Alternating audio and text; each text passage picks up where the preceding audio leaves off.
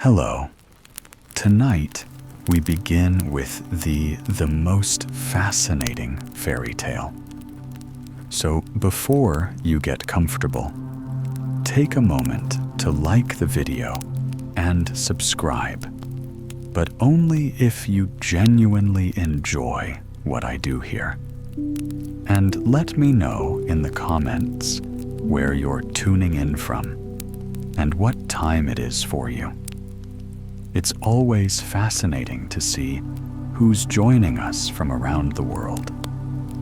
Now, dim the lights, maybe turn on a fan for that soft background hum, and let's ease into tonight's journey together. Soup from a sausage skewer. We had such an excellent dinner yesterday, said an old mouse of the female sex to another who had not been present at the feast. I sat number 21 below the Mouse King, which was not a bad place. Shall I tell you what we had? Everything was first-rate. Moldy bread, tallow candle, and sausage. And then, when we had finished that course, the same came on all over again. It was as good as 2 feasts. We were very sociable, and there was as much joking and fun as if we had been all of one family circle. Nothing was left but the sausage skewers, and this formed a subject of conversation, till at last it turned to the proverb, soup from sausage skins, or, as the people in the neighboring country call it, soup from a sausage skewer. Everyone had heard the proverb, but no one had ever tasted the soup, much less prepared it. A capital toast was drunk to the inventor of the soup, and someone said he ought to be made a relieving officer to the poor.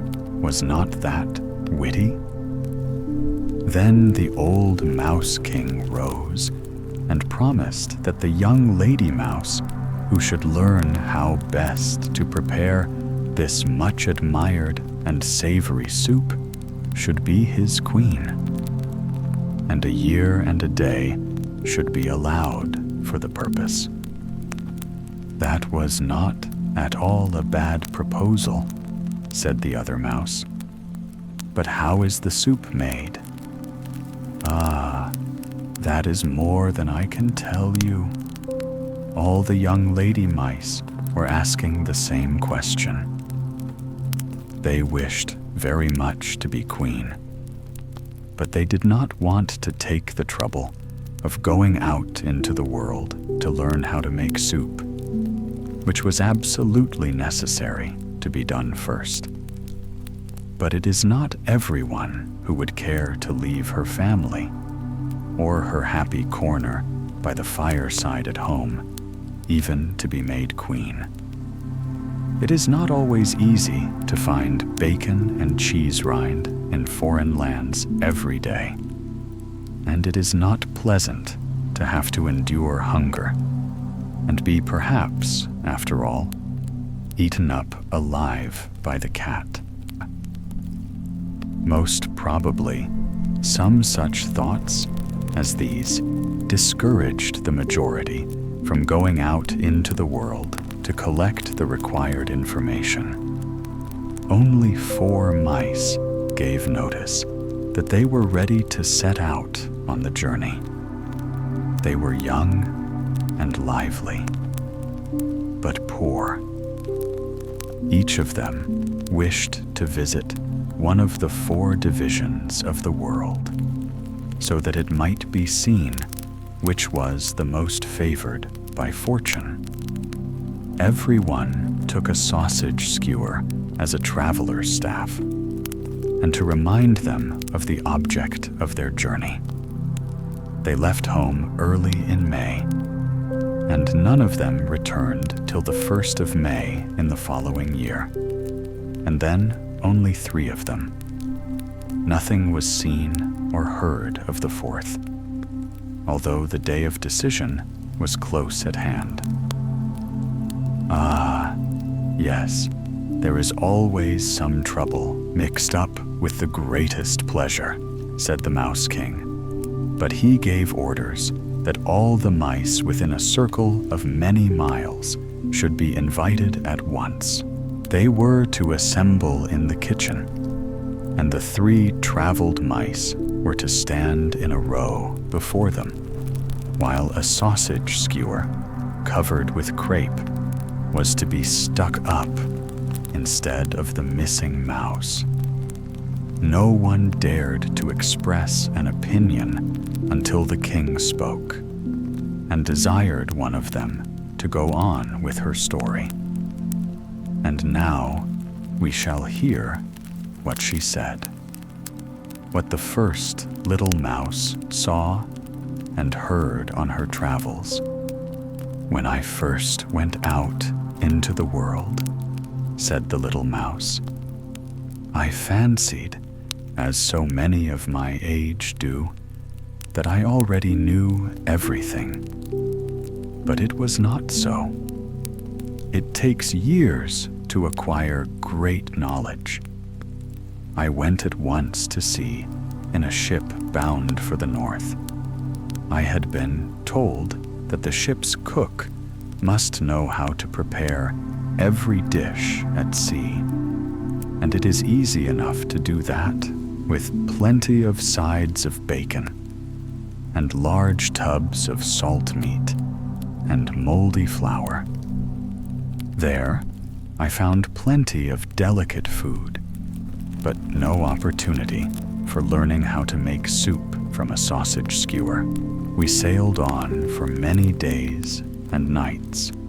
The ship rocked fearfully, and we did not escape without a wetting. As soon as we arrived at the port to which the ship was bound, I left it and went on shore at a place far towards the north.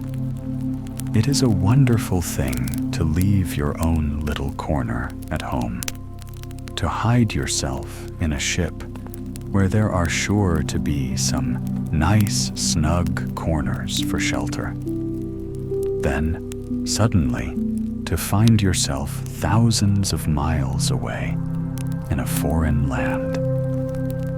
I saw large, pathless forests of pine and birch trees, which smelt so strong that I sneezed and thought of sausage. There were great lakes, also, which looked as black as ink at a distance, but were quite clear when I came close to them. Large swans were floating upon them, and I thought at first they were only foam. They lay so still. But when I saw them walk and fly, I knew what they were directly. They belong to the goose species. One can see that by their walk. No one can attempt to disguise family descent. I kept with my own kind and associated with the forest and field mice, who, however, knew very little, especially about what I wanted to know, and which had actually made me travel abroad. The idea that soup could be made from a sausage skewer was to them such an out-of-the-way, unlikely thought, that it was repeated from one to another through the whole forest. They declared that the problem would never be solved, that the thing was an impossibility. How little I thought that in this place, on the very first night, I should be initiated into the manner of its preparation. It was the height of summer, which the mice told me was the reason that the forest smelt so strong, and that the herbs were so fragrant, and the lakes with the white swimming swans, so dark and yet so clear. On the margin of the wood, near to 3 or 4 houses, a pole as large as the mainmast of a ship had been erected, and from the summit hung wreaths of flowers and fluttering ribbons. It was the maypole.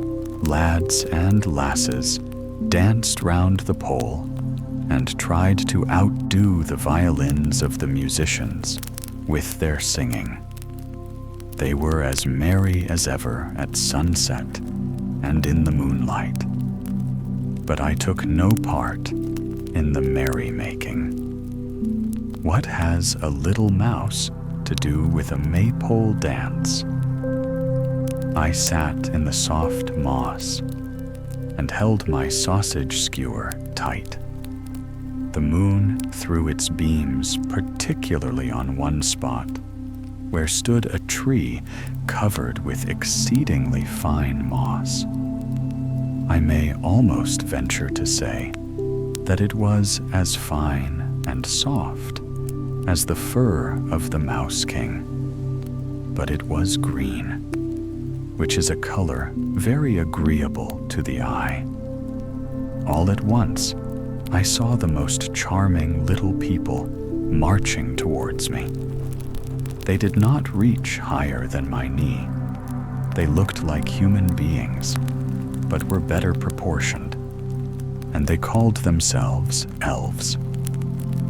Their clothes were very delicate and fine, for they were made of the leaves of flowers, trimmed with the wings of flies and gnats, which had not a bad effect. By their manner, it appeared as if they were seeking for something. I knew not what, till at last one of them espied me and came towards me, and the foremost pointed to my sausage skewer and said, "There, that is just what we want. See, it is pointed at the top. Is it not capital?" And the longer he looked at my pilgrim's staff, the more delighted he became. "I will lend it to you," said I, "but not to keep." "Oh no, we won't keep it," they all cried. And then they seized the skewer, which I gave up to them, and danced with it to the spot where the delicate moss grew, and set it up in the middle of the green. They wanted a maypole, and the one they now had seemed cut out on purpose for them. Then they decorated it so beautifully that it was quite dazzling to look at. Little spiders spun golden threads around it, and then it was hung with fluttering veils and flags so delicately white that they glittered like snow in the moonshine. After that, they took colors from the butterfly's wing and sprinkled them over the white drapery, which gleamed as if covered with flowers and diamonds, so that I could not recognize my sausage skewer at all. Such a maypole had never been seen in all the world as this. Then came a great company of real elves. Nothing could be finer than their clothes, and they invited me to be present at the feast. But I was to keep at a certain distance, because I was too large for them. Then commenced such music that it sounded like 1,000 glass bells, and was so full and strong that I thought it must be the song of the swans.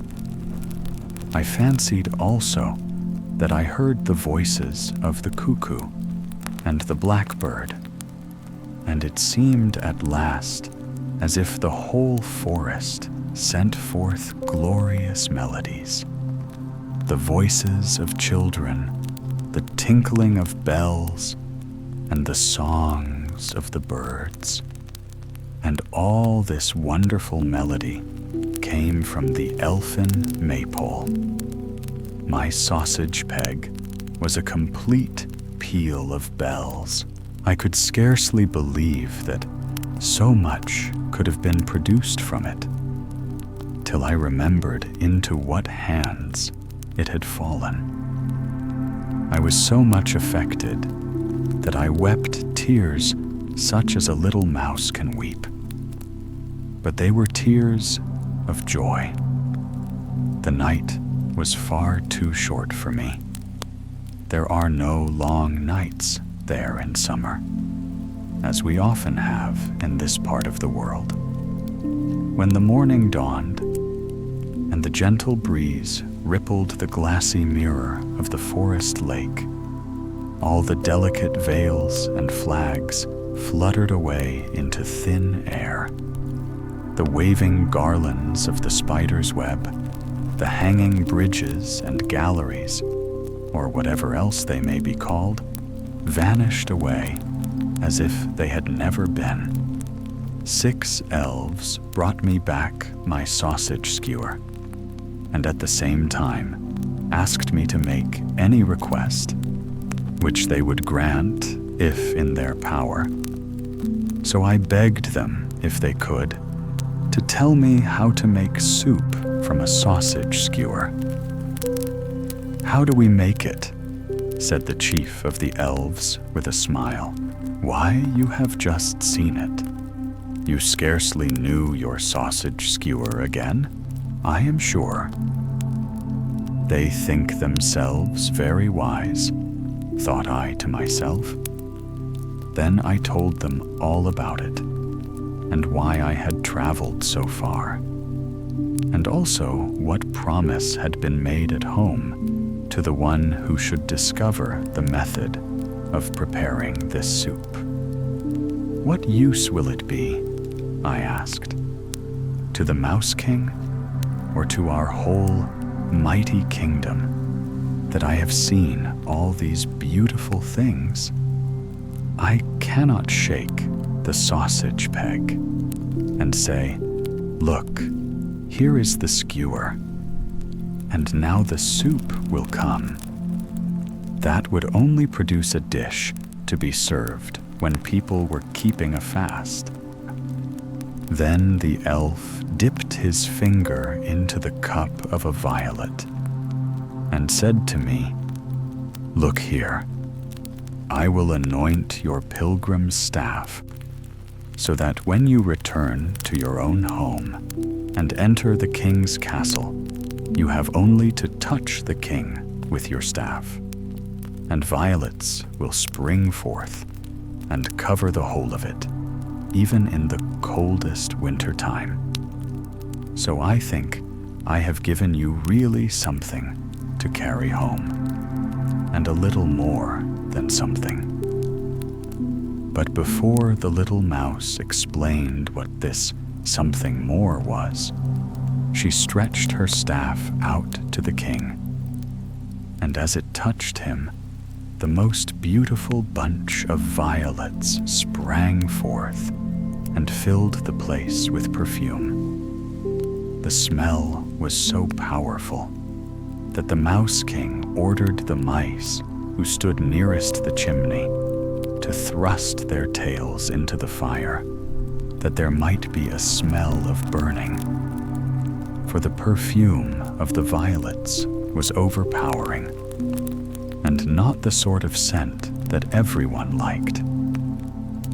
"But what was the something more of which you spoke just now?" asked the Mouse King. "Why," answered the little mouse, "I think it is what they call effect." And thereupon she turned the staff round, and behold, not a single flower was to be seen upon it. She now only held the naked skewer, and lifted it up as a conductor lifts his baton at a concert. Violets, the elf told me, continued the mouse, are for the sight, the smell, and the touch. So we have only now to produce the effect of hearing and tasting. And then, as the little mouse beat time with her staff, there came sounds of music. Not such music as was heard in the forest at the elfin feast, but such as is often heard in the kitchen. The sounds of boiling and roasting. It came quite suddenly, like wind rushing through the chimneys, and seemed as if every pot and kettle were boiling over. The fire shovel clattered down on the brass fender, and then, quite as suddenly, all was still. Nothing could be heard but the light, vapory song of the tea kettle, which was quite wonderful to hear. For no one could rightly distinguish whether the kettle was just beginning to boil or going to stop. And the little pot steamed, and the great pot simmered, but without any regard for each. Indeed, there seemed no sense in the pots at all. And as the little mouse waved her baton still more wildly, the pots foamed and threw up bubbles and boiled over, while again the wind roared and whistled through the chimney. And at last there was such a terrible hubbub that the little mouse let her stick fall. "That is a strange sort of soup," said the Mouse King. "Shall we not now hear about the preparation?" "That is all," answered the little mouse, with a bow. "That all," said the Mouse King. "Then we shall be glad to hear what information the next may have to give us." What the second mouse had to tell: "I was born in the library, at a castle," said the second mouse. "Very few members of our family ever had the good fortune to get into the dining room, much less the storeroom. On my journey, and here today, are the only times I have ever seen a kitchen. We were often obliged to suffer hunger in the library, but then we gained a great deal of knowledge. The rumor reached us of the royal prize offered to those who should be able to make soup from a sausage skewer. Then my old grandmother sought out a manuscript, which, however, she could not read, but had heard it read. And in it was written, 'Those who are poets can make soup of sausage skewers.' She then asked me if I was a poet. I felt myself quite innocent of any such pretensions. Then she said I must go out and make myself a poet. I asked again what I should be required to do, for it seemed to me quite as difficult as to find out how to make soup of a sausage skewer. My grandmother had heard a great deal of reading in her day, and she told me 3 principal qualifications were necessary: understanding, imagination, and feeling. If you can manage to acquire these 3, you will be a poet, and the sausage skewer soup will be quite easy to you. So I went forth into the world and turned my steps towards the west that I might become a poet. Understanding is the most important matter in everything. I knew that for the two other qualifications are not thought much of. So I went first to seek for understanding. Where was I to find it? Go to the ant and learn wisdom, said the great Jewish king.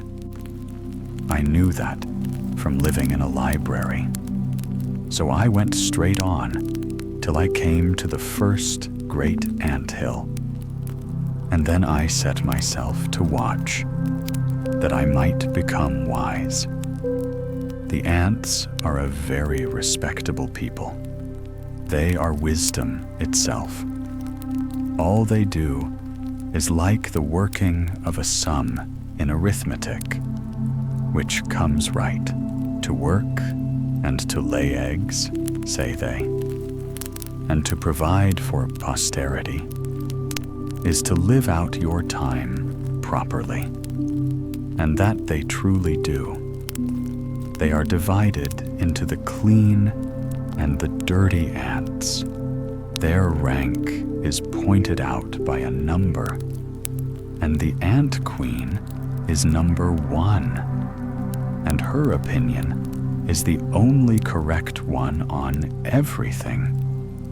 She seems to have the whole wisdom of the world in her, which was just the important matter I wished to acquire.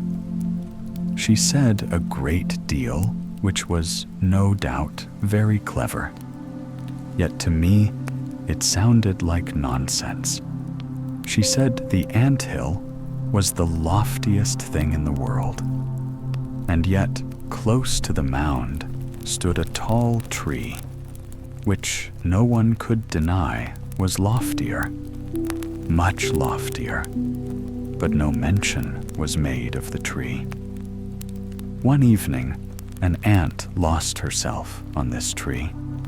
She had crept up the stem, not nearly to the top, but higher than any ant had ever ventured.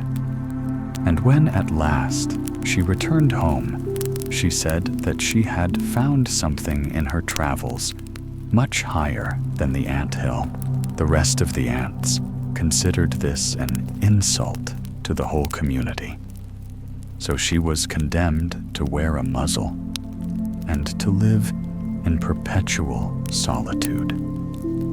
A short time afterwards, another ant got on the tree and made the same journey and the same discovery. But she spoke of it cautiously and indefinitely. And as she was one of the superior ants and very much respected, they believed her. And when she died, they erected an eggshell as a monument to her memory, for they cultivated a great respect for science. I saw, said the little mouse, that the ants were always running to and fro with her burdens on their backs. Once, I saw one of them drop her load. She gave herself a great deal of trouble in trying to raise it again, but she could not succeed. Then 2 others came up and tried with all their strength to help her, till they nearly dropped their own burdens in doing so. Then they were obliged to stop for a moment in their help, for everyone must think of himself first. And the ant queen remarked that their conduct that day showed that they possessed kind hearts and good understanding. These 2 qualities, she continued, place us ants in the highest degree above all other reasonable beings. Understanding must therefore be seen among us in the most prominent manner, and my wisdom is greater than all. And so saying, she raised herself on her 2 hind legs that no one else might be mistaken for her. I could not, therefore, make an error, so I ate her up. We are to go to the ants to learn wisdom, and I had got the queen. I now turned and went nearer to the lofty tree already mentioned, which was an oak. It had a tall trunk with a wide spreading top, and was very old. I knew that a living being dwelt here, a dryad, as she is called, who is born with the tree and dies with it. I had heard this in the library, and here was just such a tree, and in it an oak maiden. She uttered a terrible scream when she caught sight of me so near to her. Like many women, she was very much afraid of mice, and she had more real cause for fear than they have, for I might have gnawed through the tree on which her life depended. I spoke to her in a kind and friendly manner, and begged her to take courage. At last she took me up in her delicate hand, and then I told her what had brought me out into the world. And she promised me that perhaps on that very evening she should be able to obtain for me one of the 2 treasures for which I was seeking. She told me that Phantasus was her very dear friend, that he was as beautiful as the god of love, that he remained often for many hours with her under the leafy boughs of the tree, which then rustled and waved more than ever over them both. He called her his dryad, she said, and the tree his tree, for the grand old oak with its gnarled trunk was just to his taste, the root spreading deep into the earth, the top rising high in the fresh air, knew the value of the drifted snow, the keen wind, and the warm sunshine, as it ought to be known. Yes, continued the dryad, the birds sing up above in the branches and talk to each other about the beautiful fields they have visited in foreign lands. And on one of the withered boughs, a stork has built his nest. It is beautifully arranged, and besides, it is pleasant to hear a little about the land of the pyramids. All this pleases Phantasus, but it is not enough for him.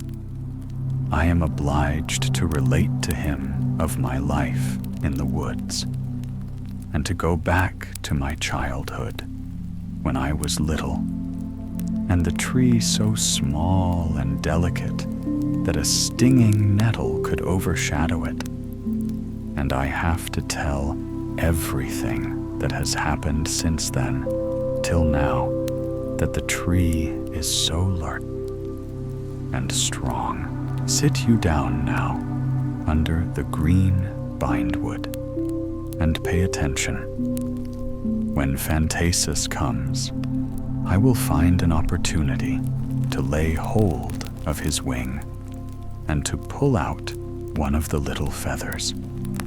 That feather you shall have. A better was never given to any poet. It will be quite enough for you.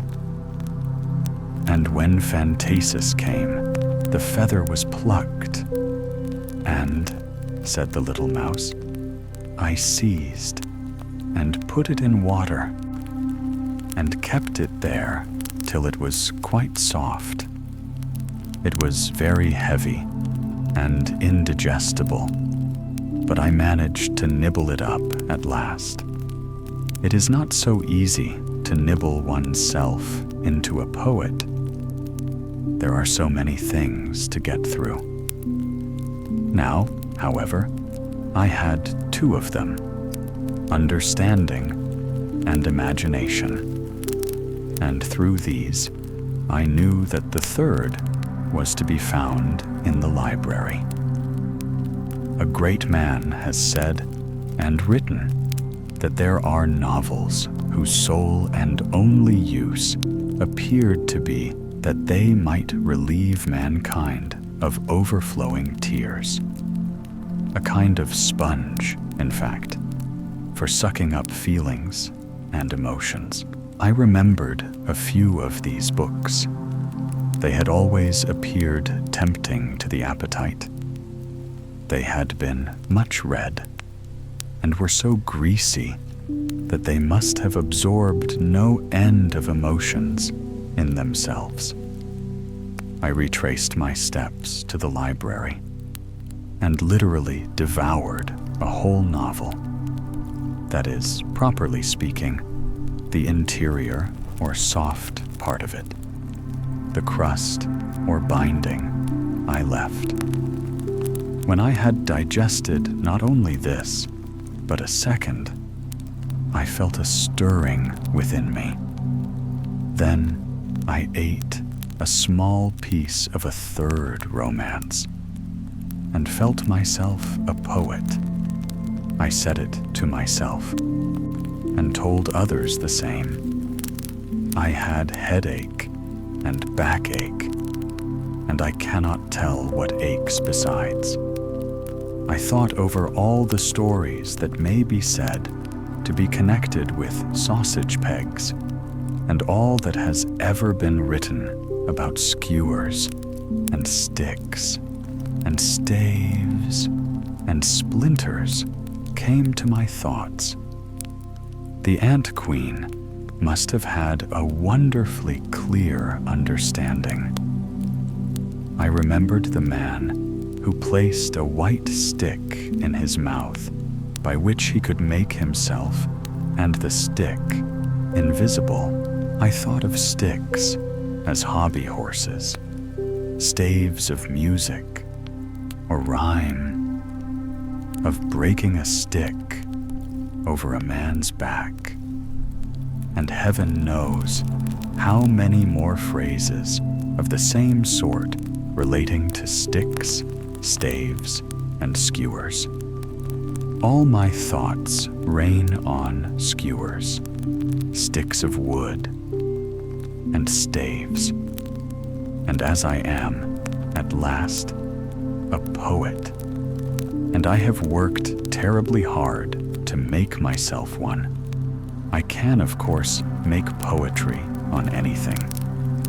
I shall therefore be able to wait upon you every day in the week with a poetical history of a skewer. And that is my soup. In that case, said the Mouse King, we will hear what the third mouse has to say.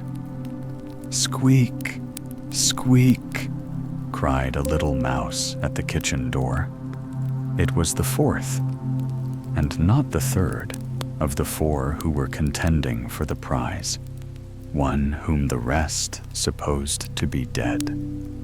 She shot in like an arrow and overturned the sausage peg that had been covered with crepe. She had been running day and night.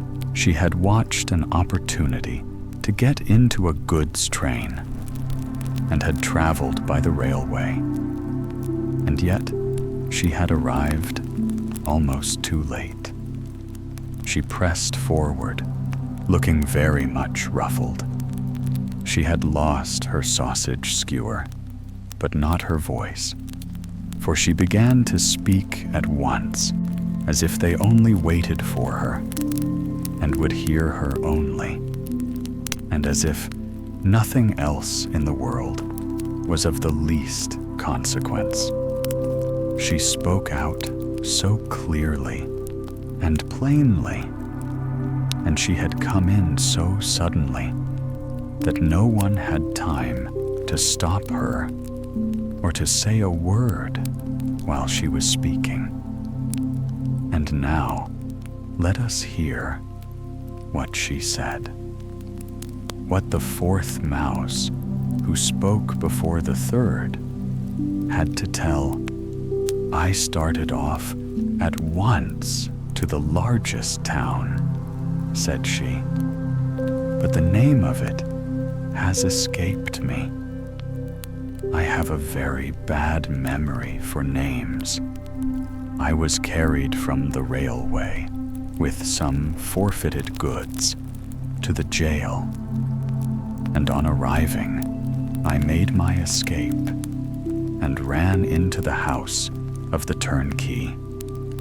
The turnkey was speaking of his prisoners, especially of one who had uttered thoughtless words. These words had given rise to other words, and at length they were written down and registered. The whole affair is like making soup of sausage skewers, said he, but the soup may cost him his neck. Now this raised in me an interest for the prisoner, continued the little mouse, and I watched my opportunity and slipped into his apartment, for there is a mouse hole to be found behind every closed door. The prisoner looked pale. He had a great beard and large, sparkling eyes. There was a lamp burning, but the walls were so black that they only looked the blacker for it. The prisoner scratched pictures and verses with white chalk on the black walls, but I did not read the verses. I think he found his confinement wearisome, so that I was a welcome guest. He enticed me with breadcrumbs, with whistling, and with gentle words, and seemed so friendly towards me that by degrees I gained confidence in him, and we became friends. He divided his bread and water with me, gave me cheese and sausage, and I really began to love him. Altogether, I must own that it was a very pleasant intimacy. He let me run about on his hand, and on his arm, and into his sleeve, and I even crept into his beard, and he called me his little friend. I forgot what I had come out into the world for, forgot my sausage skewer, which I had laid in a crack in the floor. It is lying there still. I wished to stay with him always where I was, for I knew that if I went away, the poor prisoner would have no one to be his friend, which is a sad thing. I stayed, but he did not. He spoke to me so mournfully for the last time, gave me double as much bread and cheese as usual, and kissed his hand to me. Then he went away and never came back. I know nothing more of his history. Ciao. The jailer took possession of me now. He said something about soup from a sausage skewer, but I could not trust him. He took me in his hand, certainly, but it was to place me in a cage, like a treadmill. Oh, how dreadful it was. I had to run round and round without getting any farther in advance, and only to make everybody laugh. The jailer's granddaughter was a charming little thing. She had curly hair, like the brightest gold, merry eyes, and such a smiling mouth. "You poor little mouse," said she, one day, as she peeped into my cage. "I will set you free." She then drew forth the iron fastening, and I sprang out on the windowsill, and from thence to the roof. Free, free. That was all I could think of, not of the object of my journey. It grew dark, and as night was coming on, I found a lodging in an old tower where dwelt a watchman and an owl. I had no confidence in either of them, least of all in the owl, which is like a cat and has a great failing, for she eats mice. One may, however, be mistaken sometimes, and so was I, for this was a respectable and well-educated old owl, who knew more than the watchman, and even as much as I did myself. The young owls made a great fuss about everything, but the only rough words she would say to them were, "You had better go and make some soup from sausage skewers." She was very indulgent and loving to her children. Her conduct gave me such confidence in her that from the crack where I sat, I called out, "Squeak!" This confidence of mine pleased her so much that she assured me she would take me under her own protection, and that not a creature should do me harm. The fact was, she wickedly meant to keep me in reserve for her own eating in winter, when food would be scarce. Yet she was a very clever lady owl. She explained to me that the watchman could only hoot with the horn that hung loose at his side. And then she said he is so terribly proud of it that he imagines himself an owl in the tower, wants to do great things, but only succeeds in small. All soup on a sausage skewer. Then I begged the owl to give me the recipe for this soup. "Soup from a sausage skewer," said she, "is only a proverb amongst mankind, and may be understood in many ways. Each believes his own way the best, and after all, the proverb signifies nothing." "Nothing!" I exclaimed. I was quite struck. Truth is not always agreeable, but truth is above everything else, as the old owl said.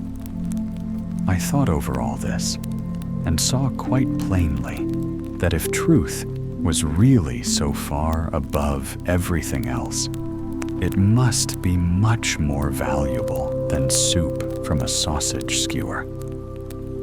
So I hastened to get away, that I might be home in time, and bring what was highest and best, and above everything, namely, the truth. The mice are an enlightened people, and the Mouse King is above them all. He is therefore capable of making me queen for the sake of truth. "Your truth is a falsehood," said the mouse, who had not yet spoken. "I can prepare the soup, and I mean to do so." How it was prepared. "I did not travel," said the third mouse. I stayed in this country. That was the right way. One gains nothing by traveling. Everything can be acquired here quite as easily. So I stayed at home. I have not obtained what I know from supernatural beings. I have neither swallowed it nor learnt it from conversing with owls. I have got it all from my reflections and thoughts. Will you now set the kettle on the fire? So, now pour the water in, quite full up to the brim. Place it on the fire. Make up a good blaze. Keep it burning, that the water may boil. It must boil over and over. There, now I throw in the skewer. Will the Mouse King be pleased now to dip his tail into the boiling water and stir it round with the tail? The longer the king stirs it, the stronger the soup will become. Nothing more is necessary, only to stir it. Can no one else do this? Asked the king. No, said the mouse. Only in the tail of the Mouse King is this power contained. And the water boiled and bubbled. As the Mouse King stood close beside the kettle, it seemed rather a dangerous performance, but he turned round and put out his tail, as mice do in a dairy, when they wish to skim the cream from a pan of milk with their tails and afterwards lick it off. But the Mouse King's tail had only just touched the hot steam when he sprang away from the chimney in a great hurry, exclaiming, "Oh, certainly, by all means, you must be my queen. And we will let the soup question rest till our golden wedding, 50 years hence, so that the poor in my kingdom, who are then to have plenty of food, will have something to look forward to for a long time, with great joy." And very soon, the wedding took place.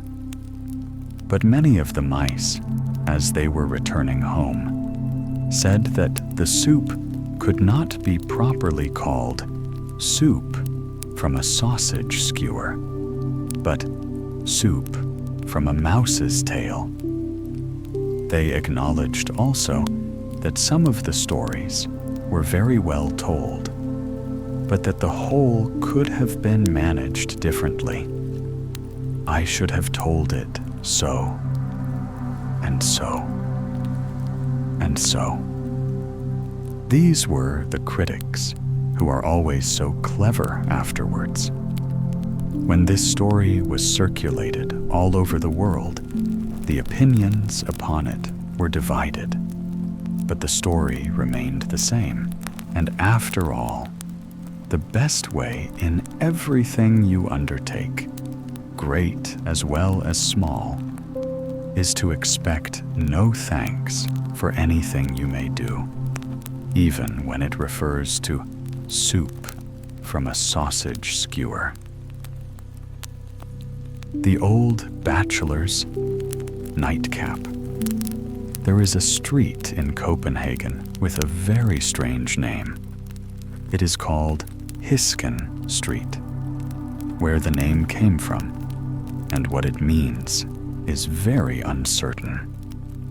It is said to be German, but that is unjust to the Germans, for it would then be called Hauschen, not Hisken. Hauschen means a little house, and for many years it consisted only of a few small houses, which were scarcely larger than the wooden booths we see in the marketplaces at fair time. They were perhaps a little higher and had windows, but the panes consisted of horn or bladder skins, for glass was then too dear to have glazed windows in every house. This was a long time ago, so long indeed that our grandfathers, and even great-grandfathers, would speak of those days as olden times. Indeed, many centuries have passed since then. The rich merchants in Bremen and Lübeck, who carried on trade in Copenhagen, did not reside in the town themselves, but sent their clerks, who dwelt in the wooden booths in the Hauschen Street, and sold beer and spices. The German beer was very good, and there were many sorts, from Bremen, Prussia, and Brunswick, and quantities of all sorts of spices, saffron, aniseed, ginger, and especially pepper. Indeed, pepper was almost the chief article sold here. So it happened at last that the German clerks in Denmark got their nickname of pepper gentry. It had been made a condition with these clerks that they should not marry, so that those who lived to be old had to take care of themselves, to attend to their own comforts, and even to light their own fires when they had any to light.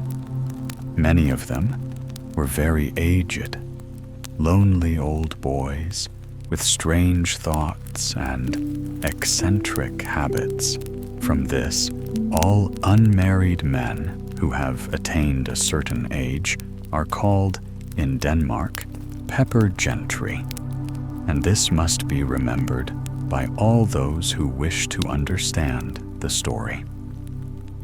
These pepper gentlemen, or as they are called in England, old bachelors, are often made a butt of ridicule.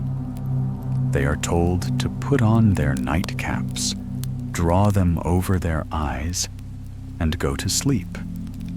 The boys in Denmark make a song of it, thus: "Poor old bachelor, cut your wood.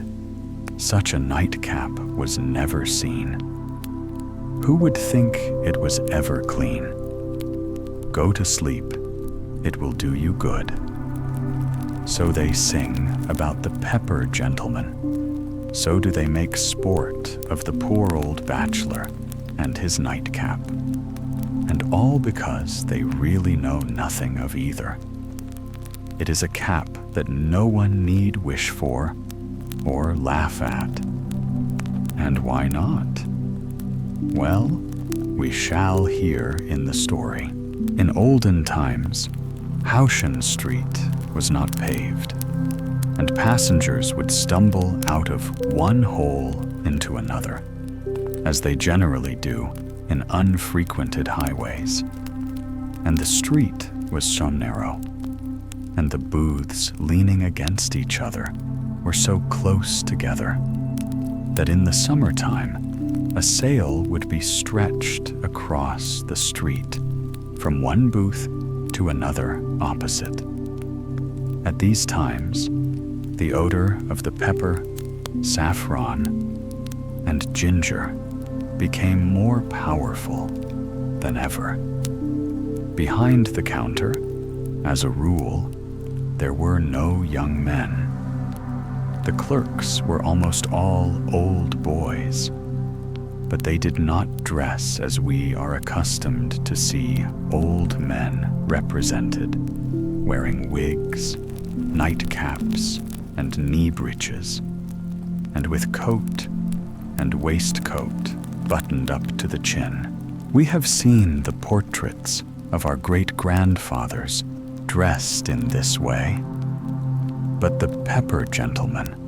had no money to spare to have their portraits taken, though one of them would have made a very interesting picture for us now, if taken as he appeared standing behind his counter, or going to church, or on holidays. On these occasions, they wore high-crowned, broad-brimmed hats, and sometimes a younger clerk would stick a feather in his. The woolen shirt was concealed by a broad linen collar. The close jacket was buttoned up to the chin, and the cloak hung loosely over it. The trousers were tucked into the broad, tipped shoes, for the clerks wore no stockings. They generally stuck a table knife and spoon in their girdles, as well as a larger knife, as a protection to themselves. And such a weapon was often very necessary.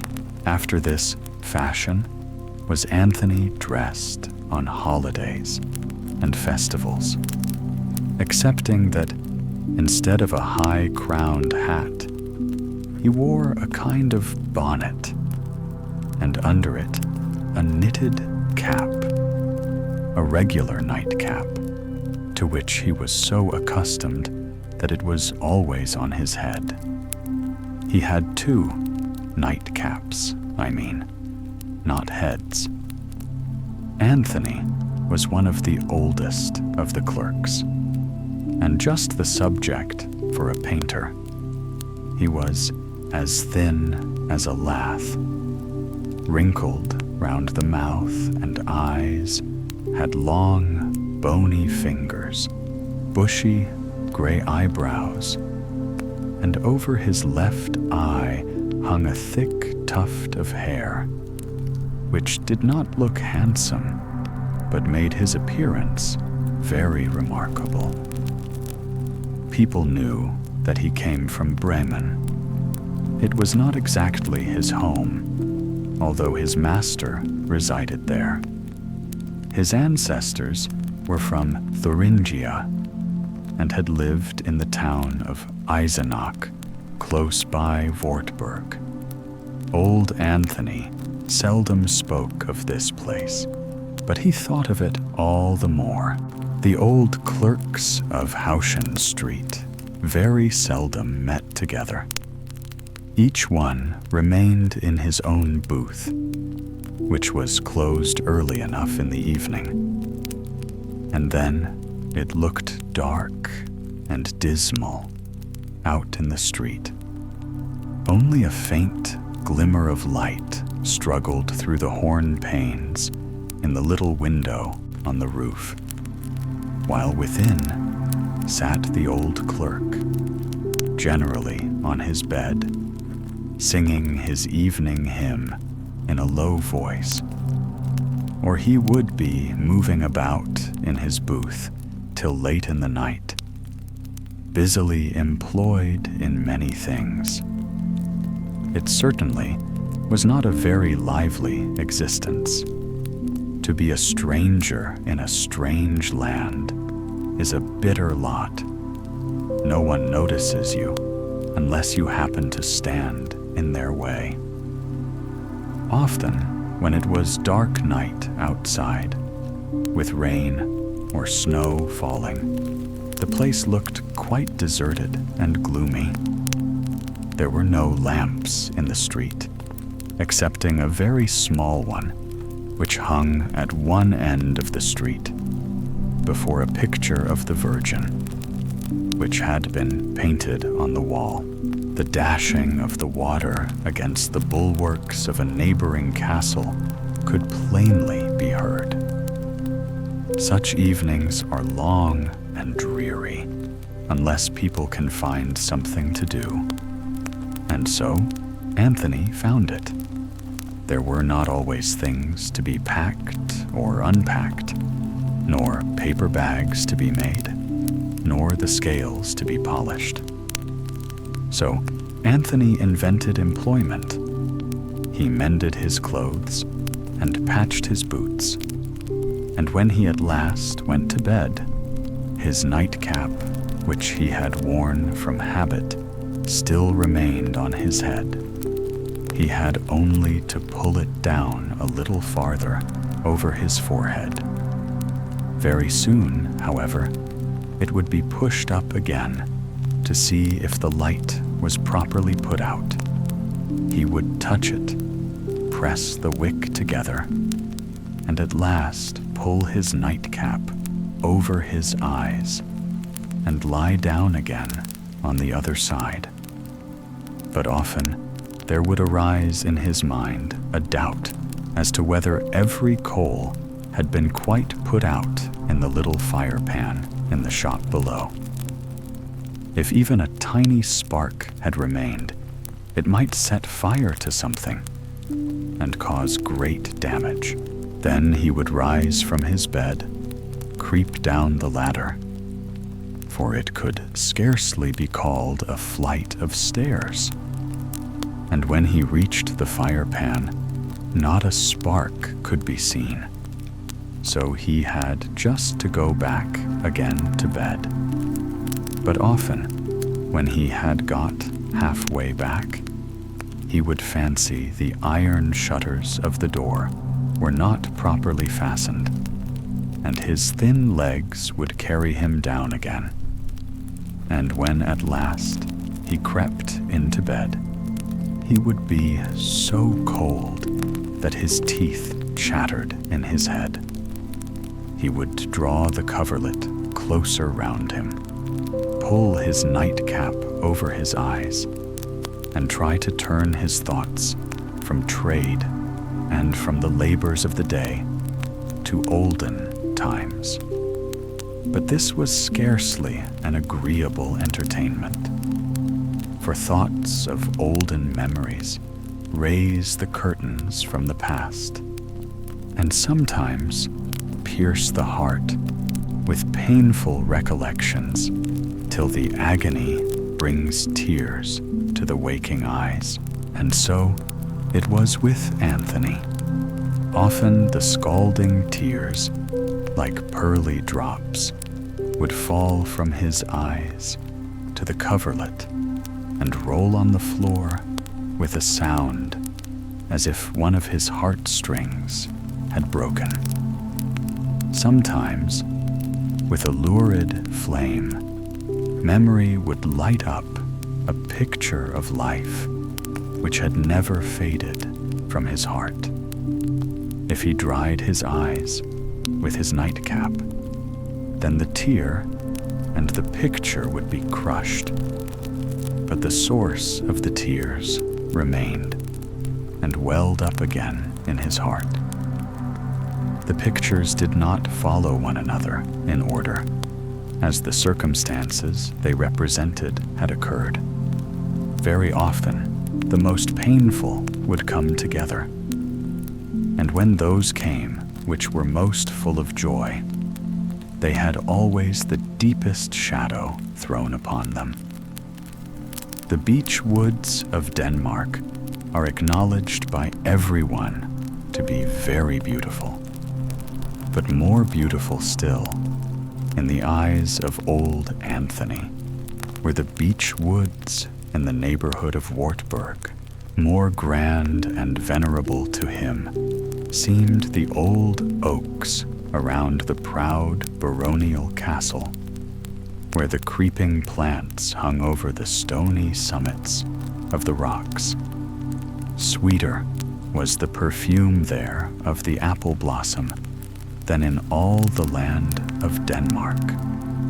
How vividly were represented to him, in a glittering tear that rolled down his cheek, two children at play, a boy and a girl.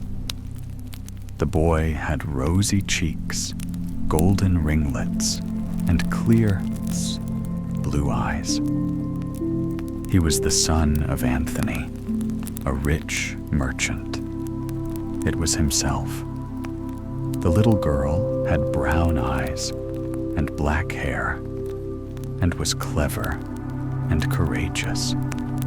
She was the mayor's daughter, Molly. The children were playing with an apple. They shook the apple and heard the pips rattling in it. Then they cut it in two, and each of them took half. They also divided the pips and ate all but one, which the little girl proposed should be placed in the ground. "You will see what will come out," she said. "Something you don't expect. A whole apple tree will come out, but not directly." Then they got a flower pot, filled it with earth, and were soon both very busy and eager about it.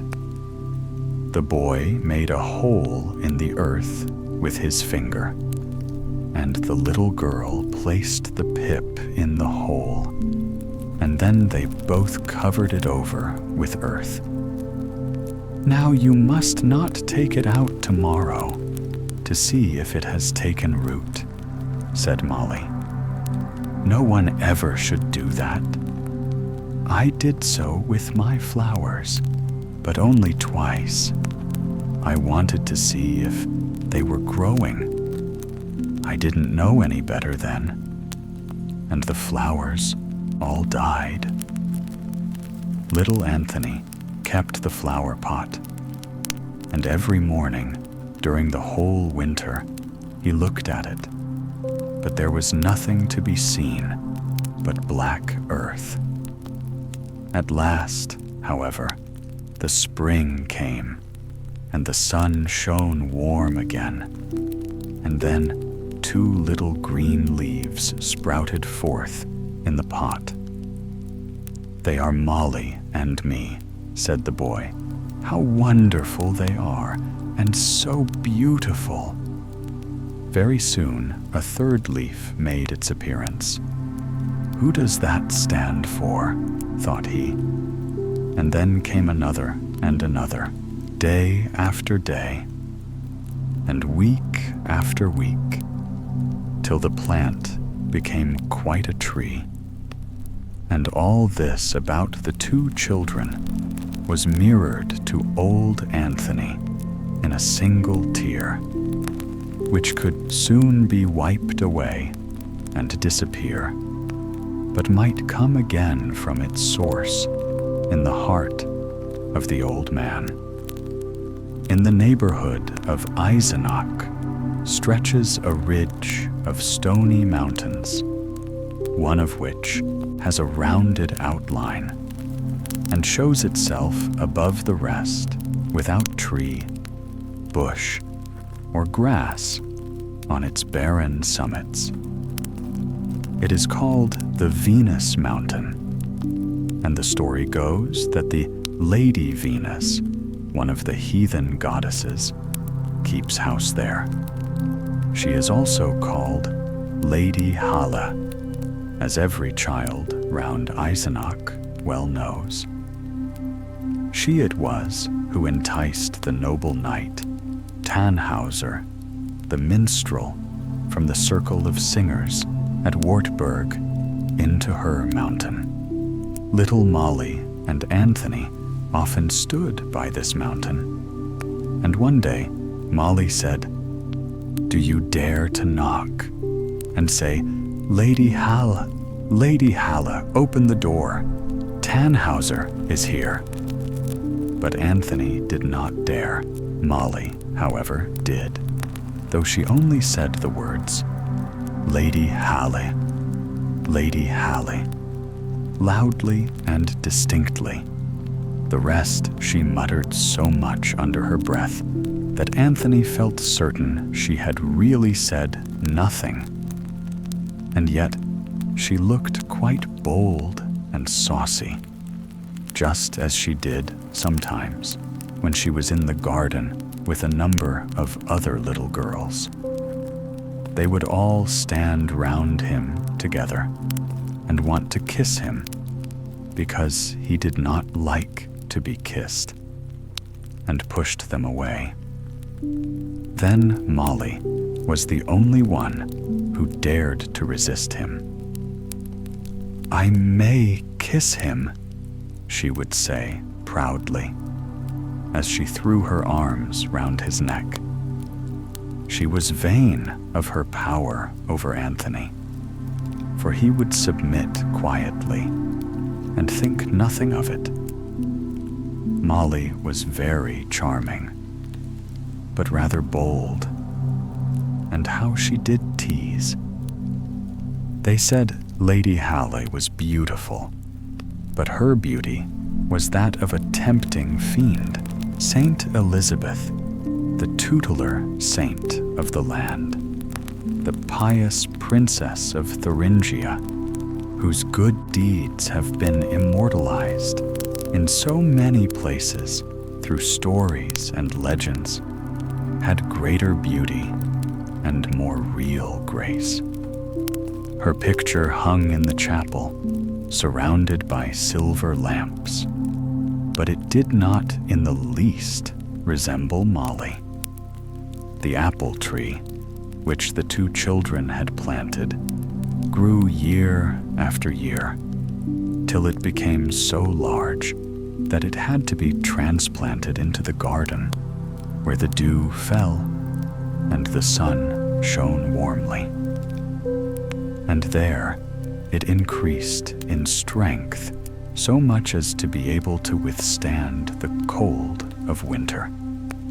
And after passing through the severe weather, it seemed to put forth its blossoms in spring for very joy that the cold season had gone. In autumn, it produced 2 apples, one for Molly and one for Anthony. It could not well do less. The tree after this grew very rapidly, and Molly grew with the tree. She was as fresh as an apple blossom, but Anthony was not to behold this flower for long. All things change. Molly's father left his old home, and Molly went with him far away. In our time, it would be only a journey of a few hours, but then it took more than a day and a night to travel so far eastward from Eisenbach to a town still called Weimar, on the borders of Thuringia. And Molly and Anthony both wept, but these tears all flowed together into one tear, which had the rosy shimmer of joy. Molly had told him that she loved him more than all the splendors of Weimar. 1, 2, 3 years went by, and during the whole time he received only 2 letters. One came by the carrier, and the other a traveler brought.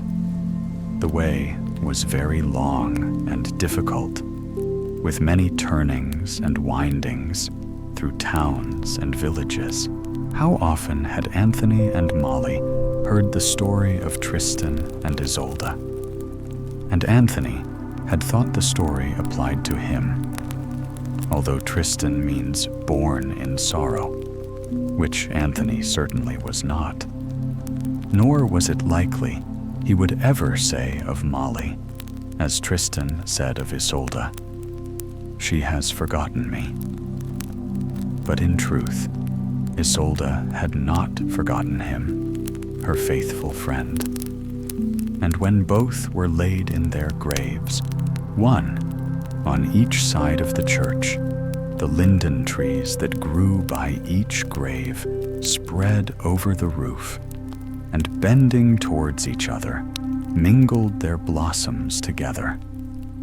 Anthony thought it a very beautiful but mournful story, yet he never feared anything so sad would happen to him and Molly.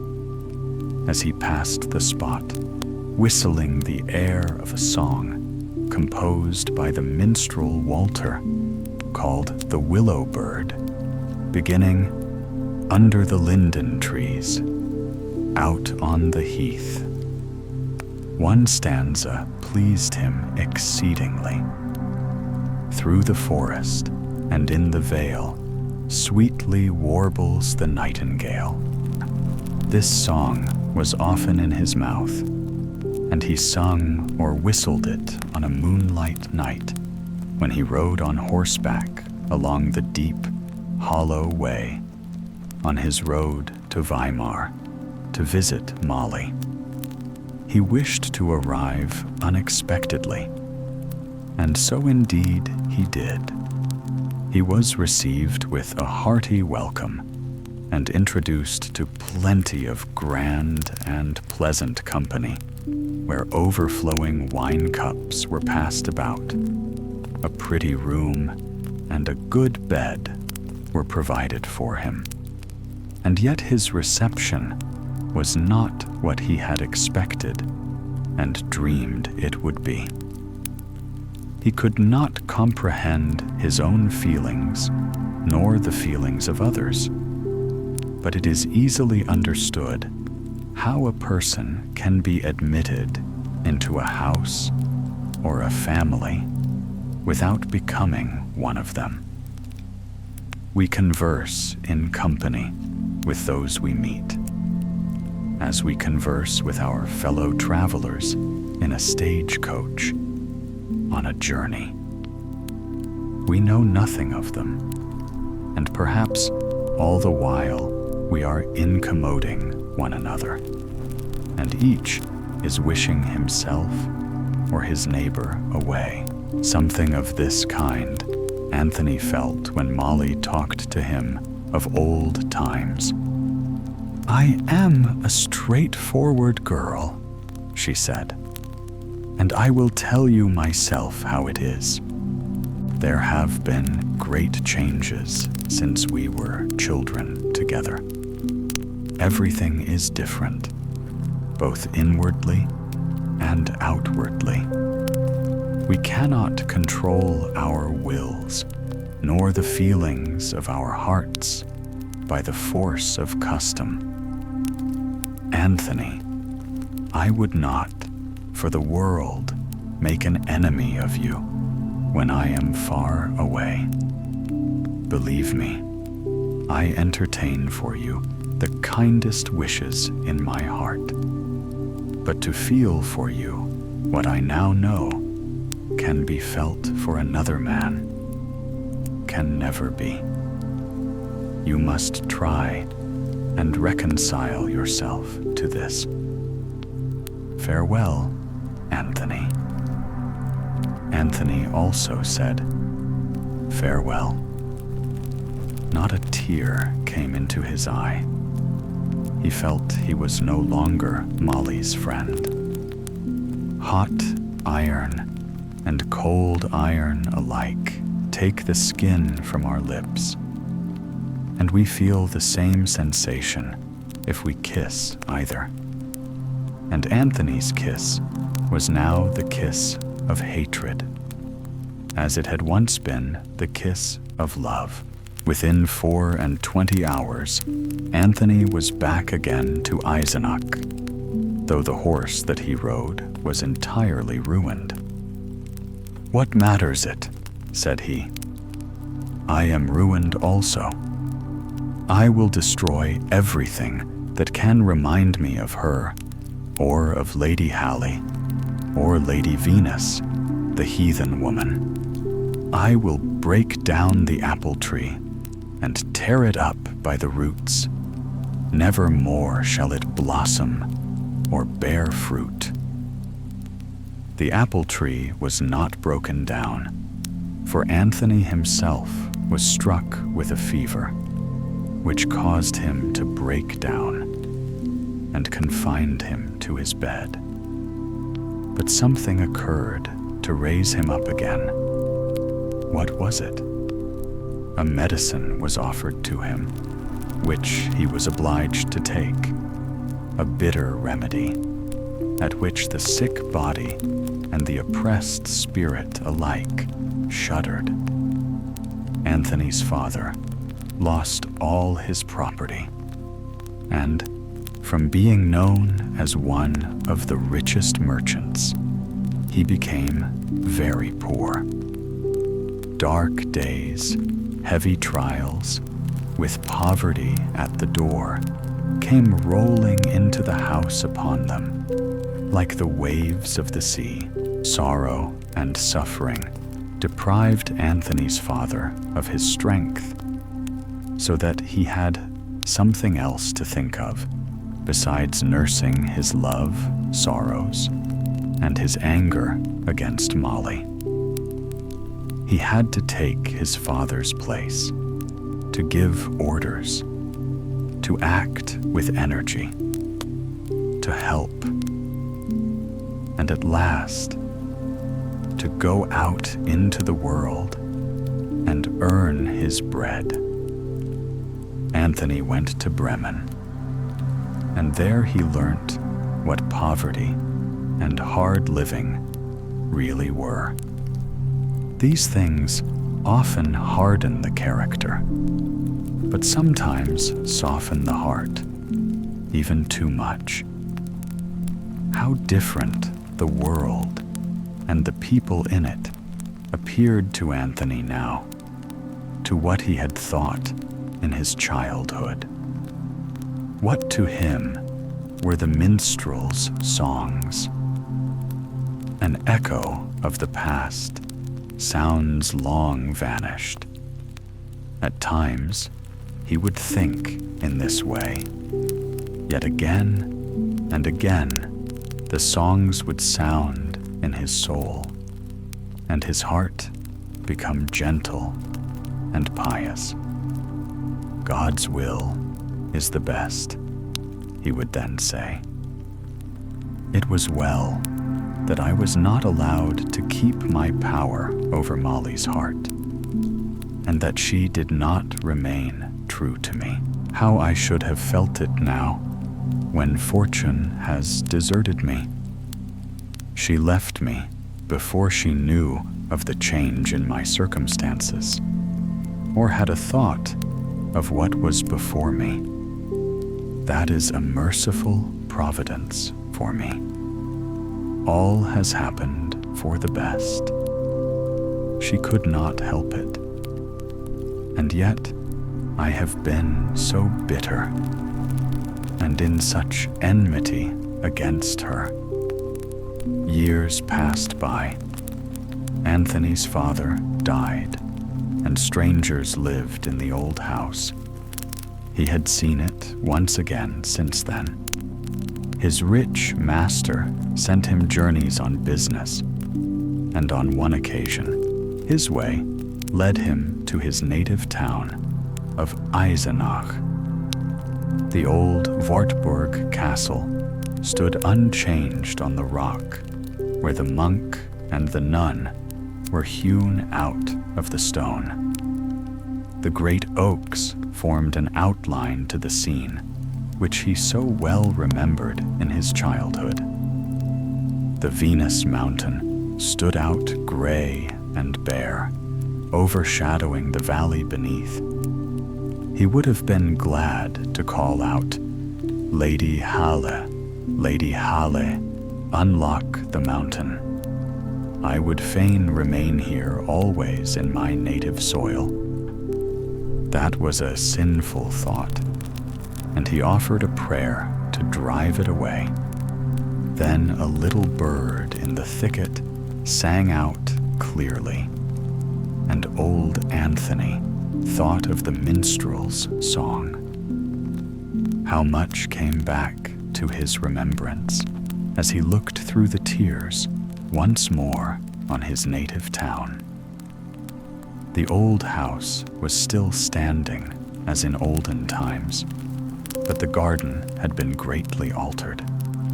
A pathway led through a portion of the ground, and outside the garden, and beyond the path, stood the old apple tree. which he had not broken down, although he talked of doing so in his trouble. The sun still threw its rays upon the tree, and the refreshing dew fell upon it as of old, and it was so overloaded with fruit that the branches bent towards the earth with the weight. "That flourishes still," said he, as he gazed. One of the branches of the tree had, however, been broken. Mischievous hands must have done this in passing, for the tree now stood in a public thoroughfare. "The blossoms are often plucked," said Anthony. "The fruit is stolen, and the branches broken, without a thankful thought of their profusion and beauty." It might be said of a tree, as it has been said of some men. It was not predicted at his cradle that he should come to this. How brightly began the history of this tree, and what is it now?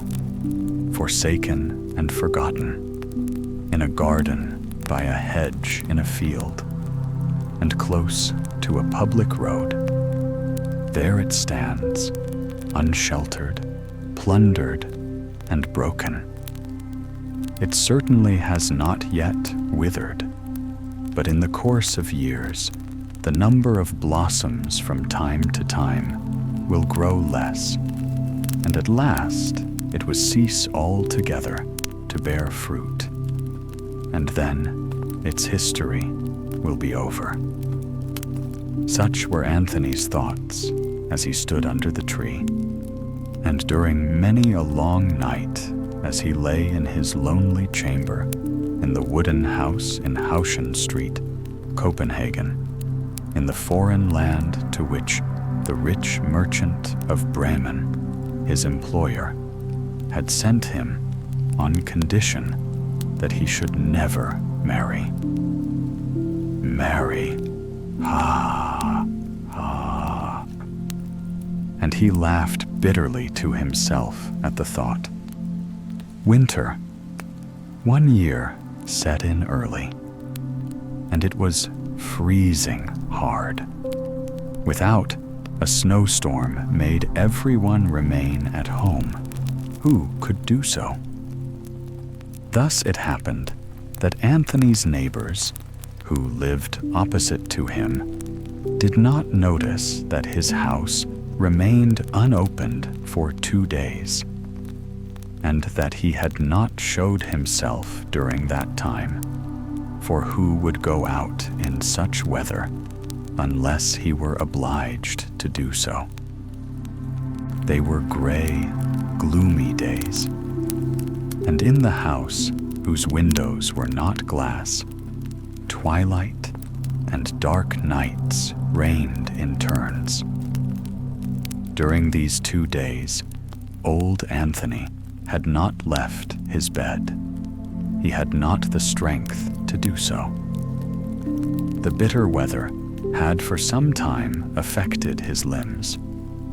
There lay the old bachelor, forsaken by all, and unable to help himself. He could scarcely reach the water jug that he had placed by his bed, and the last drop was gone. It was not fever, nor sickness, but old age that had laid him low. In the little corner where his bed lay, he was overshadowed, as it were, by perpetual night. A little spider, which he could, however, not see, busily and cheerfully spun its web above him, so that there should be a kind of little banner waving over the old man when his eyes closed. The time passed slowly and painfully. He had no tears to shed, and he felt no pain, no thought of Molly came into his mind. He felt as if the world was now nothing to him, as if he were lying beyond it, with no one to think of him. Now and then, he felt slight sensations of hunger and thirst, but no one came to him. No one tended him. He thought of all those who had once suffered from starvation, of Saint Elizabeth, who once wandered on the earth, the saint of his home and his childhood, the noble Duchess of Thuringia, that highly esteemed lady who visited the poorest villages, bringing hope and relief to the sick inmates. The recollection of her pious deeds was as light to the soul of poor Anthony. He thought of her as she went about speaking words of comfort, binding up the wounds of the afflicted and feeding the hungry, although often blamed for it by her stern husband. He remembered a story told of her, that on one occasion, when she was carrying a basket full of wine and provisions, her husband, who had watched her footsteps, stepped forward and asked her angrily what she carried in her basket. Whereupon, with fear and trembling, she answered, "Roses, which I have plucked from the garden." Then he tore away the cloth which covered the basket. And what could equal the surprise of the pious woman to find that by a miracle everything in her basket, the wine, the bread, had all been changed into roses. In this way, the memory of the kind lady dwelt in the calm mind of Anthony. She was as a living reality in his little dwelling in the Danish land. He uncovered his face that he might look into her gentle eyes, while everything around him changed from its look of poverty and want to a bright rose tint. The fragrance of roses spread through the room, mingled with the sweet smell of apples. He saw the branches of an apple tree spreading above him. It was the tree which he and Molly had planted together. The fragrant leaves of the tree fell upon him and cooled his burning brow. Upon his parched lips, they seemed like refreshing bread and wine. And as they rested on his breast, a peaceful calm stole over him, and he felt inclined to sleep. "I shall sleep now," he whispered to himself. "Sleep will do me good. In the morning, I shall be upon my feet again, strong and well. Glorious, wonderful, that apple tree planted in love now appears before me in heavenly beauty." And he slept. The following day, the third day during which his house had been closed, the snowstorm ceased. Then his opposite neighbor stepped over to the house in which old Anthony lived, for he had not yet showed himself.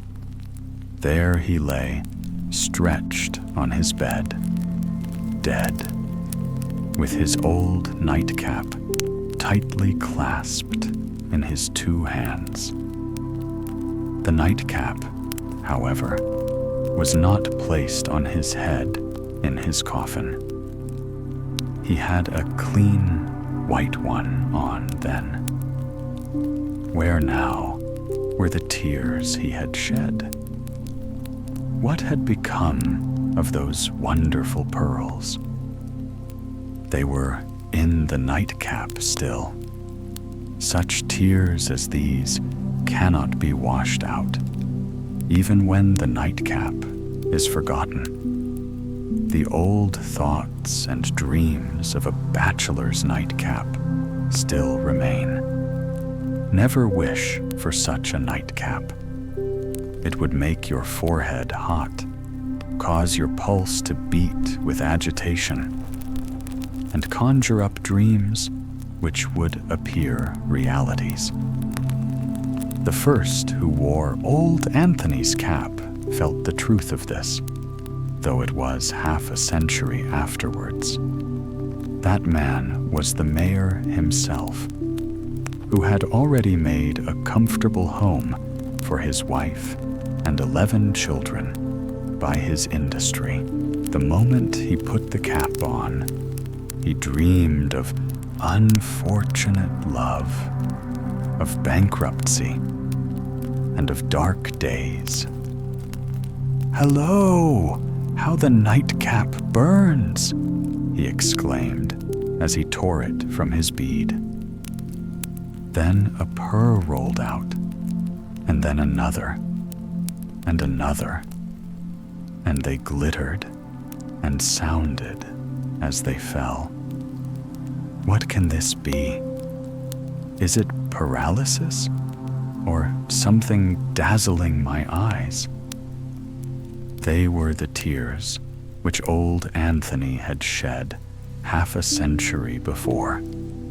To everyone who afterwards put this cap on his head came visions and dreams which agitated him not a little. His own history was changed into that of Anthony, till it became quite a story. And many stories might be made by others, so we will leave them to relate their own. We have told the first, and our last word is, don't wish for a bachelor's nightcap. Something. I mean to be somebody and do something useful in the world, said the eldest of 5 brothers. I don't care how humble my position is, so that I can only do some good, which will be something. I intend to be a brick maker. Bricks are always wanted, and I shall be really doing something. Your something is not enough for me, said the second brother. What you talk of doing is nothing at all. It is journeyman's work, or might even be done by a machine. No, I should prefer to be a builder at once. There is something real in that. A man gains a position. He becomes a citizen, has his own sign, his own house of call for his workmen. So I shall be a builder. If all goes well, in time I shall become a master and have my own journeyman, and my wife will be treated as a master's wife. This is what I call something. I call it all nothing, said the third. Not in reality any position. There are many in a town far above a master builder in position. You may be an upright man, but even as a master, you will only be ranked among common men. I know better what to do than that. I will be an architect, which will place me among those who possess riches and intellect, and who speculate in art. I shall certainly have to rise by my own endeavors from a bricklayer's laborer, or as a carpenter's apprentice, a lad wearing a paper cap, although I now wear a silk hat. I shall have to fetch beer and spirits for the journeymen, and they will call me thou, which will be an insult. I shall endure it, however, for I shall look upon it all as a mere representation, a masquerade, a mummery, which tomorrow, that is, when I myself, as a journeyman, shall have served my time, will vanish, and I shall go my way, and all that has passed will be nothing to me. Then I shall enter the academy and get instructed in drawing and be called an architect. I may even attain to rank and have something placed before or after my name, and I shall build as others have done before me. By this, there will be always something to make me remembered. And is not that worth living for? Not in my opinion, said the fourth. I will never follow the lead of others, and only imitate what they have done. I will be a genius, and become greater than all of you together. I will create a new style of building, and introduce a plan for erecting houses suitable to the climate, with material easily obtained in the country, and thus suit national feeling and the developments of the age, besides building a story for my own genius. But supposing the climate and the material are not good for much, said the fifth brother, that would be very unfortunate for you, and have an influence over your experiments. Nationality may assert itself until it becomes affectation, and the developments of a century may run wild, as youth often does. I see clearly that none of you will ever really be anything worth notice, however you may now fancy it. But do as you like, I shall not imitate you. I mean to keep clear of all these things and criticize what you do. In every action, something imperfect may be discovered, something not right, which I shall make it my business to find out and expose. That will be something, I fancy. And he kept his word and became a critic. People said of this fifth brother, there is something very precise about him. He has a good headpiece, but he does nothing.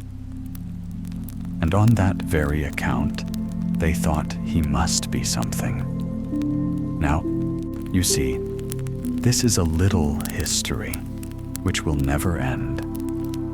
As long as the world exists, there will always be men like these 5 brothers. And what became of them? Were they each nothing or something? You shall hear. It is quite a history. The eldest brother, he who fabricated bricks, soon discovered that each brick, when finished, brought him in a small coin, if only a copper one, and many copper pieces, if placed one upon another, can be changed into a shining shilling. And at whatever door a person knocks, who has a number of these in his hands, whether it be the baker's, the butcher's, or the tailor's, the door flies open, and he can get all he wants. So you see the value of bricks. Some of the bricks, however, crumbled to pieces or were broken, but the elder brother found a use for even these. On the high bank of earth, which formed a dike on the seacoast, a poor woman named Margaret wished to build herself a house. So all the imperfect bricks were given to her, and a few whole ones with them. For the eldest brother was a kind-hearted man, although he never achieved anything higher than making bricks. The poor woman built herself a little house. It was small and narrow, and the window was quite crooked, the door too low, and the straw roof might have been better thatched. But still, it was a shelter.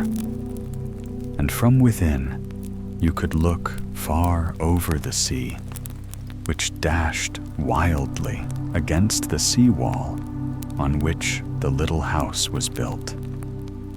The salt waves sprinkled their white foam over it, but it stood firm and remained long after he who had given the bricks to build it was dead and buried.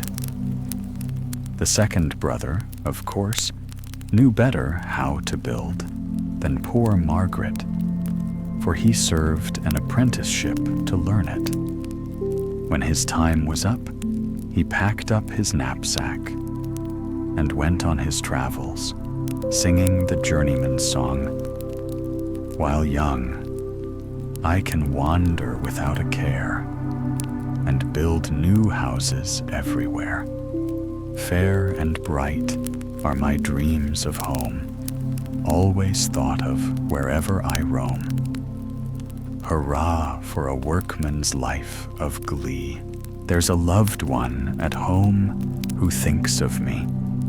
Home and friends I can ne'er forget. And I mean to be a master yet. And that is what he did. On his return home, he became a master builder, built one house after another in the town, till they formed quite a street, which, when finished, became really an ornament to the town. These houses built a house for him in return, which was to be his own. But how can houses build a house? If the houses were asked, they could not answer, but the people would understand and say, certainly, the street built his house for him. It was not very large, and the floor was of lime. But when he danced with his bride on the lime-covered floor, it was to him white and shining.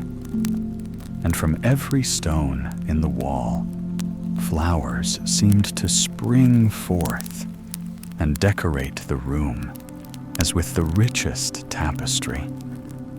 It was really a pretty house, and in it were a happy pair.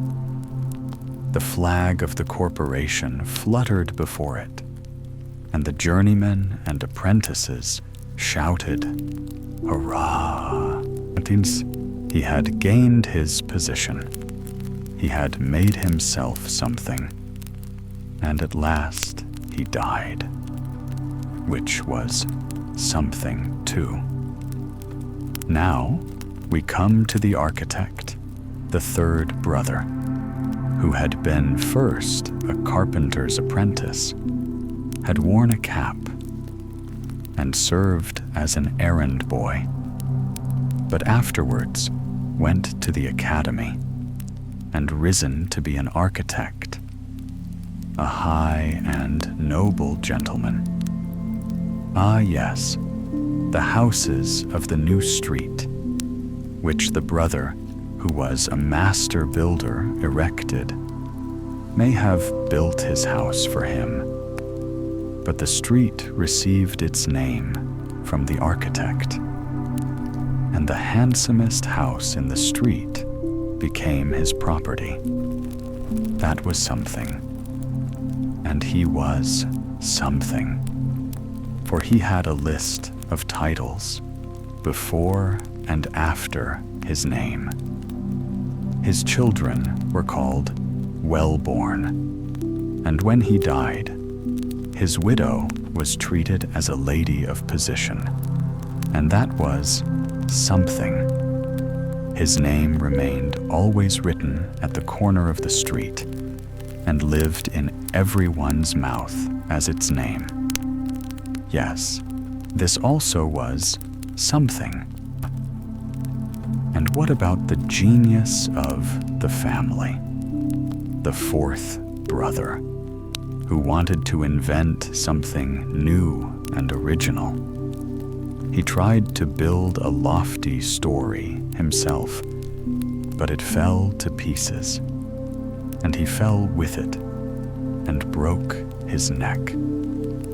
However, he had a splendid funeral, with the city flags and music in the procession. Flowers were strewn on the pavement, and 3 orations were spoken over his grave, each one longer than the other.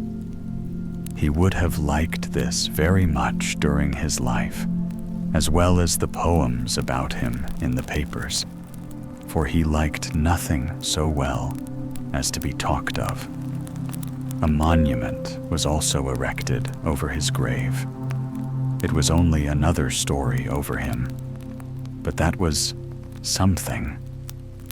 Now he was dead, like the 3 other brothers. The youngest, the critic, outlived them all, which was quite right for him.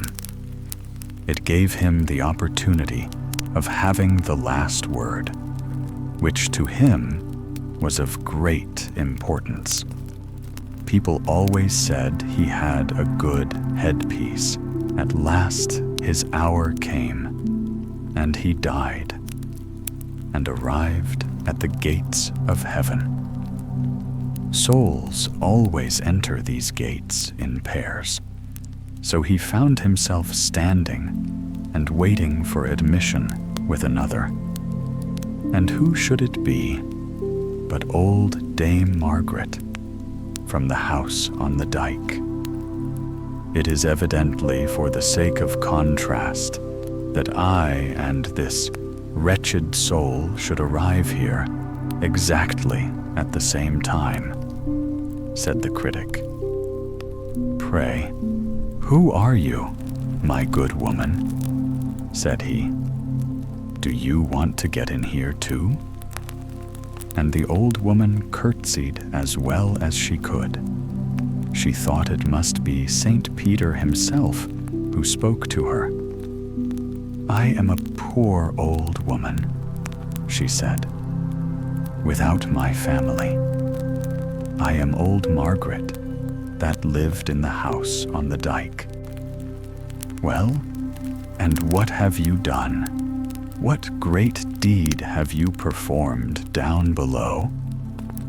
I have done nothing at all in the world that could give me a claim to have these doors open for me, she said. It would be only through mercy that I can be allowed to slip in through the gate. In what manner did you leave the world? He asked, just for the sake of saying something, for it made him feel very weary to stand there and wait. How I left the world, she replied. Why, I can scarcely tell you. During the last years of my life, I was sick and miserable, and I was unable to bear creeping out of bed suddenly into the frost and cold. Last winter was a hard winter, but I have got over it all now. There were a few mild days, as your honor, no doubt, knows. The ice lay thickly on the lake, as far one could see. The people came from the town and walked upon it and they say there were dancing and skating upon it, I believe, and a great feasting. The sound of beautiful music came into my poor little room where I lay. Towards evening, when the moon rose beautifully, though not yet in her full splendor, I glanced from my bed over the wide sea, and there, just where the sea and sky met, rose a curious white cloud. I lay looking at the cloud till I observed a little black spot in the middle of it, which gradually grew larger and larger. And then I knew what it meant. I am old and experienced, and although this token is not often seen, I knew it, and a shuddering seized me. Twice in my life had I seen this same thing, and I knew that there would be an awful storm with a spring tide, which would overwhelm the poor people who were now out on the ice, drinking, dancing, and making merry. Young and old, the whole city were there. Who was to warn them if no one noticed the sign or knew what it meant as I did? I was so alarmed that I felt more strength and life than I had done for some time. I got out of bed and reached the window. I could not crawl any farther from weakness and exhaustion, but I managed to open the window.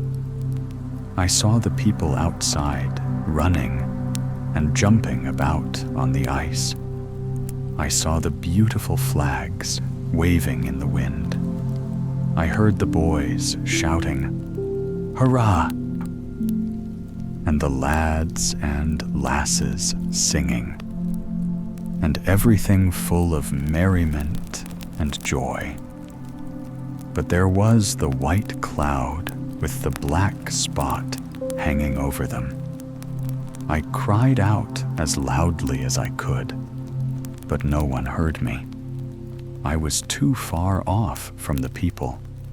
Soon would the storm burst, the ice break, and all who were on it be irretrievably lost. They could not hear me, and to go to them was quite out of my power. Oh, if I could only get them safe on land. Then came the thought, as if from heaven, that I would rather set fire to my bed and let the house be burnt down than that so many people should perish miserably. I got a light, and in a few moments, the red flames leaped up as a beacon to them. I escaped, fortunately, as far as the threshold of the door, but there I fell down and remained. I could go no farther. The flames rushed out towards me, flickered on the window, and rose high above the roof. The people on the ice became aware of the fire and ran as fast as possible to help a poor sick woman who, as they thought, was being burnt to death. There was not one who did not run. I heard them coming, and I also, at the same time, was conscious of a rush of air and a sound like the roar of heavy artillery. The spring flood was lifting the ice covering, which brake into 1,000 pieces. But the people had reached the seawall where the sparks were flying round. I had saved them all, but I suppose I could not survive the cold and fright. So I came up here to the gates of paradise, I am told they are open to poor creatures such as I am, and I have now no house left on earth. But I do not think that will give me a claim to be admitted here." Then the gates were opened, and an angel led the old woman in. She had dropped one little straw out of her straw bed when she set it on fire to save the lives of so many. It had been changed into the purest gold, into gold that constantly grew and expanded into flowers and fruit of immortal beauty. "See," said the angel, pointing to the wonderful straw. "This is what the poor woman has brought. What dost thou bring? I know thou hast accomplished nothing, not even made a single brick. Even if thou couldst return, and at least produce so much, very likely, when made, the brick would be useless, unless done with a good will, which is always something. But thou canst not return to earth, and I can do nothing for thee."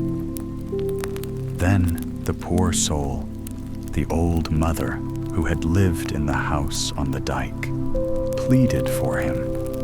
She said, "His brother made all the stone and bricks and sent them to me to build my poor little dwelling, which was a great deal to do for a poor woman like me.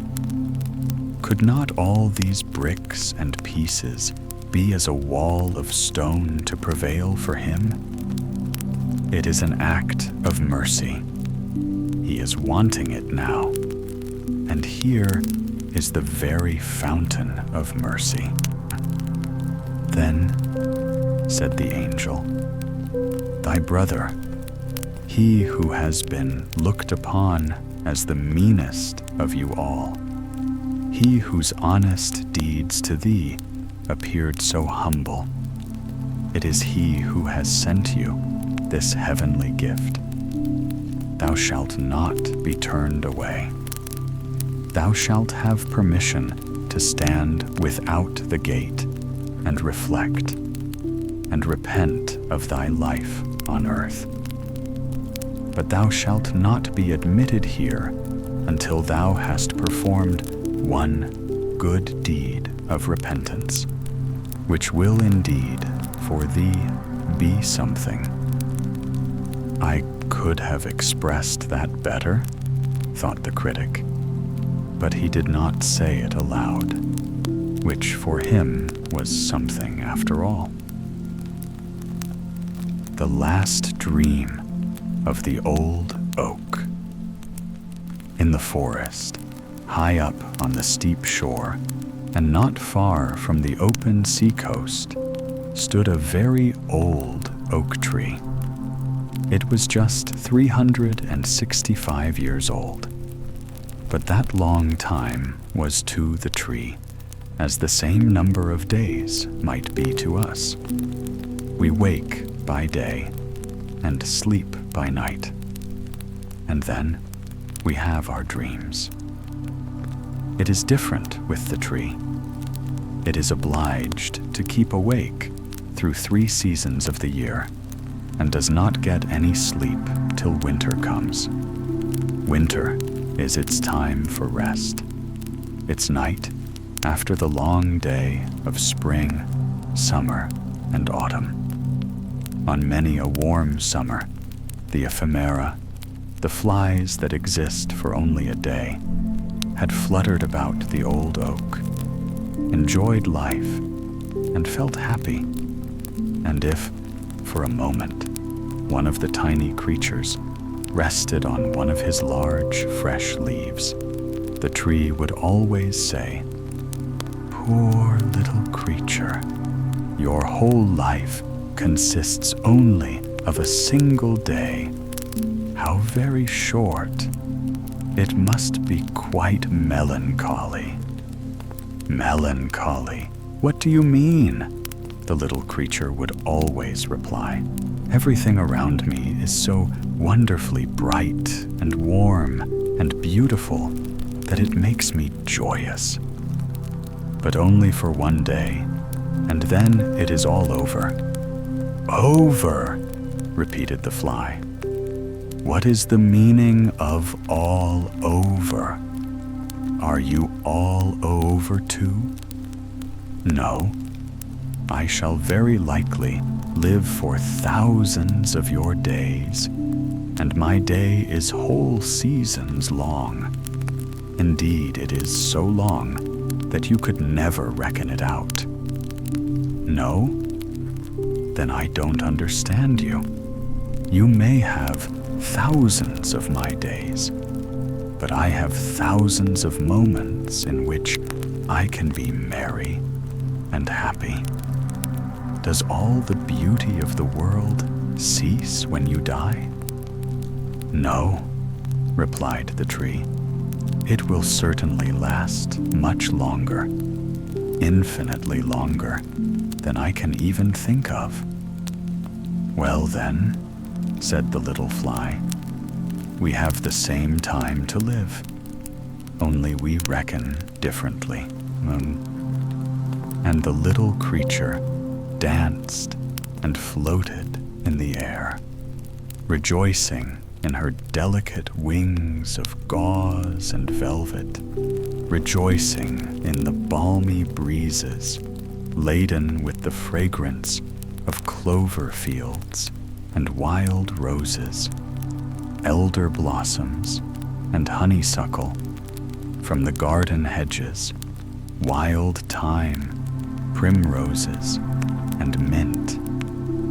And the scent of all these was so strong that the perfume almost intoxicated the little fly. The long and beautiful day had been so full of joy and sweet delights that when the sun sank low, it felt tired of all its happiness and enjoyment.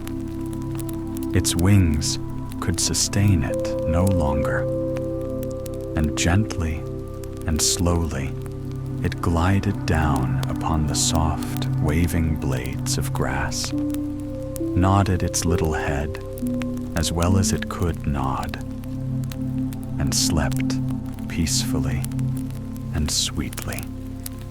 The fly was dead. Poor little ephemera, said the oak. What a terribly short life. And so, on every summer day, the dance was repeated, the same questions asked, and the same answers given. The same thing was continued through many generations of ephemera. All of them felt equally merry and equally happy. The oak remained awake through the morning of spring, the noon of summer, and the evening of autumn. Its time of rest, its night drew nigh. Winter was coming. Already the storms were singing, "Good night, good night." Here fell a leaf, and there fell a leaf. We will rock you and lull you. Go to sleep, go to sleep. We will sing you to sleep and shake you to sleep, and it will do your old twigs good. They will even crackle with pleasure. Sleep sweetly, sleep sweetly. It is your 365th night. Correctly speaking, you are but a youngster in the world. Sleep sweetly. The clouds will drop snow upon you, which will be quite a coverlid, warm and sheltering to your feet. Sweet sleep to you, and pleasant dreams. And there stood the oak, stripped of all its leaves, left to rest during the whole of a long winter, and to dream many dreams of events that had happened in its life, as in the dreams of men. The great tree had once been small.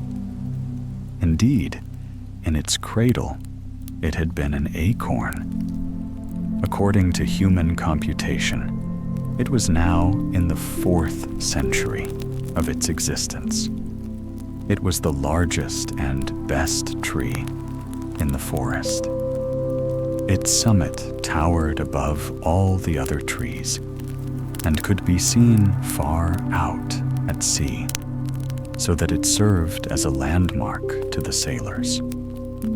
It had no idea how many eyes looked eagerly for it. In its topmost branches, the wood pigeon built her nest, and the cuckoo carried out his usual vocal performances, and his well-known notes echoed amid the boughs. And in autumn, when the leaves looked like beaten copper plates, the birds of passage would come and rest upon the branches before taking their flight across the sea. But now it was winter. The tree stood leafless, so that everyone could see how crooked and bent were the branches that sprang forth from the trunk. Crows and rooks came by turns and sat on them, and talked of the hard times which were beginning, and how difficult it was in winter to obtain food. It was just about Holy Christmas time that the tree dreamed a dream. The tree had, doubtless, a kind of feeling that the festive time had arrived, and in his dream fancied he heard the bells ringing from all the churches round. And yet it seemed to him to be a beautiful summer's day, mild and warm. His mighty summits was crowned with spreading fresh green foliage. The sunbeams played among the leaves and branches, and the air was full of fragrance from herb and blossom. Painted butterflies chased each other. The summer flies danced around him, as if the world had been created merely for them to dance and be merry in. All that had happened to the tree during every year of his life seemed to pass before him, as in a festive procession. He saw the knights of olden times and noble ladies ride by through the wood on their gallant steeds, with plumes waving in their hats and falcons on their wrists. The hunting horn sounded, and the dogs barked. He saw hostile warriors in colored dresses and glittering armor, with spear and halberd, pitching their tents and anon striking them. The watchfires again blazed, and men sang and slept under the hospitable shelter of the tree. He saw lovers meet in quiet happiness near him in the moonshine, and carve the initials of their names in the grayish-green bark on his trunk. Once, but long years had intervened since then. Guitars and Aeolian harps had been hung on his boughs by merry travelers. Now they seemed to hang there again, and he could hear their marvelous tones. The wood pigeons cooed as if to explain the feelings of the tree, and the cuckoo called out to tell him how many summer days he had yet to live. Then it seemed as if new life was thrilling through every fiber of root and stem and leaf, rising even to the highest branches. The tree felt itself stretching and spreading out, while through the root beneath the earth ran the warm vigor of life. As he grew higher and still higher, with increased strength, his topmost boughs became broader and fuller, and in proportion to his growth, so was his self-satisfaction increased, and with it arose a joyous longing to grow higher and higher, to reach even to the warm, bright Zeus itself. Already had his topmost branches pierced the clouds, which floated beneath them like troops of birds of passage, or large white swans. Every leaf seemed gifted with sight, as if it possessed eyes to see. The stars became visible in broad daylight, large and sparkling like clear and gentle eyes. They recalled to the memory the well-known look in the eyes of a child, or in the eyes of lovers who had once met beneath the branches of the old oak. These were wonderful and happy moments for the old tree, full of peace and joy. And yet, amidst all this happiness, the tree felt a yearning, longing desire that all the other trees, bushes, herbs, and flowers beneath him might be able also to rise higher, as he had done, and to see all this splendor and experience the same happiness. The grand, majestic oak could not be quite happy in the midst of his enjoyment, while all the rest, both great and small, were not with him. And this feeling of yearning trembled through every branch, through every leaf, as warmly and fervently as if they had been the fibers of a human heart. The summit of the tree waved to and fro, and bent downwards as if in his silent longing he sought for something. Then there came to him the fragrance of thyme, followed by the more powerful scent of honeysuckle and violets, and he fancied he heard the note of the cuckoo. At length his longing was satisfied. Up through the clouds came the green summits of the forest trees, and beneath him the oak saw them rising and growing higher and higher. Bush and herb shot upward, and some even tore themselves up by the roots to rise more quickly. The birch tree was the quickest of all. Like a lightning flash, the slender stem shot upwards in a zigzag line, the branches spreading around it like green gauze and banners. Every native of the wood, even to the brown and feathery rushes, grew with the rest, while the birds ascended with the melody of song.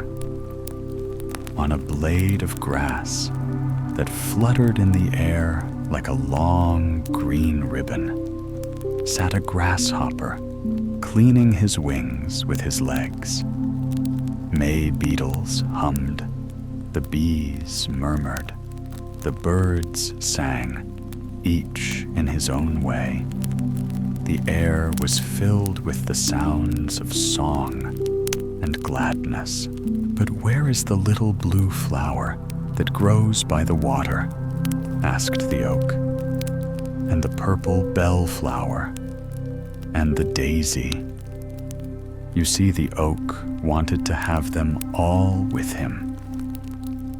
"Here we are here," sounded in voice and song. "But the beautiful time of last summer, where is that? And the lilies of the valley, which last year covered the earth with their bloom, and the wild apple tree with its lovely blossoms, and all the glory of the wood, which has flourished year after year, even what may have but now sprouted forth, could be with us here. We are here, sounded voices higher in the air, as if they had flown there beforehand. "Why, this is beautiful, too beautiful to be believed," said the oak in a joyful tone. "I have them all here, both great and small. Not one has been forgotten. Can such happiness be imagined?" It seemed almost impossible. In heaven, with the eternal God, it can be imagined, and it is possible, sounded the reply through the air. And the old tree, as it still grew upwards and onwards, felt that his roots were loosening themselves from the earth. "It is right so, it is best," said the tree. "No fetters hold me now. I can fly up to the very highest point in light and glory. And all I love are with me, both small and great. All are here." Such was the dream of the old oak. And while he dreamed, a mighty storm came rushing over land and sea at the holy Christmas time. The sea rolled in great billows towards the shore. There was a cracking and crushing heard in the tree. The root was torn from the ground just at the moment when, in his dream, he fancied it was being loosened from the earth. He fell. His 365 years were passed as the single day of the ephemera. On the morning of Christmas Day, when the sun rose, the storm had ceased.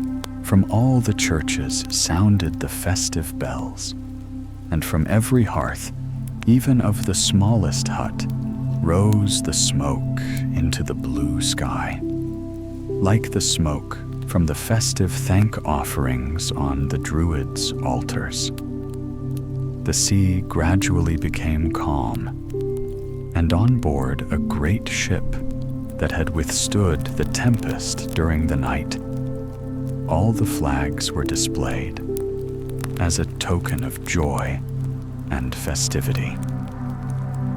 The tree is down, the old oak, our landmark on the coast, exclaimed the sailors. It must have fallen in the storm of last night. Who can replace it? Alas, no one. This was a funeral oration over the old tree, short but well meant. There it lay, stretched on the snow-covered shore, and over it sounded the notes of a song from the ship, a song of Christmas joy and of the redemption of the soul of man and of eternal life through Christ's atoning blood. Sing aloud on the happy morn, all is fulfilled, for Christ is born. With songs of joy, let us loudly sing, hallelujahs to Christ our King. Thus sounded the old Christmas carol, and everyone on board the ship felt his thoughts elevated through the song and the prayer, even as the old tree had felt lifted up in its beautiful dream on that Christmas morn. The ABC Book. Once there was a man who had written some new rhymes for the ABC Book. 2 lines for each letter, just as in the old ABC Book. He believed the old rhymes were too antiquated, that something new was needed, and he thought well indeed of his own rhymes. His new ABC Book was still only in handwriting, and already it had been placed beside the old printed one in the great bookcase where there stood many books, both of knowledge and for amusement.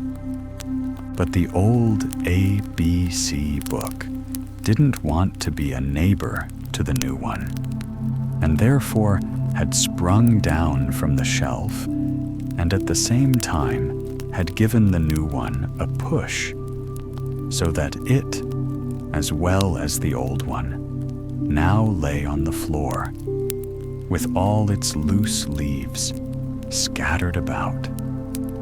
The old ABC Book lay open at the first page, and that is the most important page, for there all the letters, large and small, are displayed. That one page contains on it the essence of all the books that ever were written. It contains the alphabet, that wonderful army of signs which rules the world. Truly a marvelous power they have. Everything depends on the order in which they are commanded to stand. They have the power to give life or to kill, to gladden and to sadden. Separately, they mean nothing, but marshaled and ranked in word formations. What can they not accomplish? Yes, when God put them into man's thoughts, human strength became inferior to that which lay in the alphabet, and we yielded with a deep bow. There, then, they lay now, facing upward, and the cock which was pictured at the big A of the alphabet gleamed with feathers of red, blue, and green.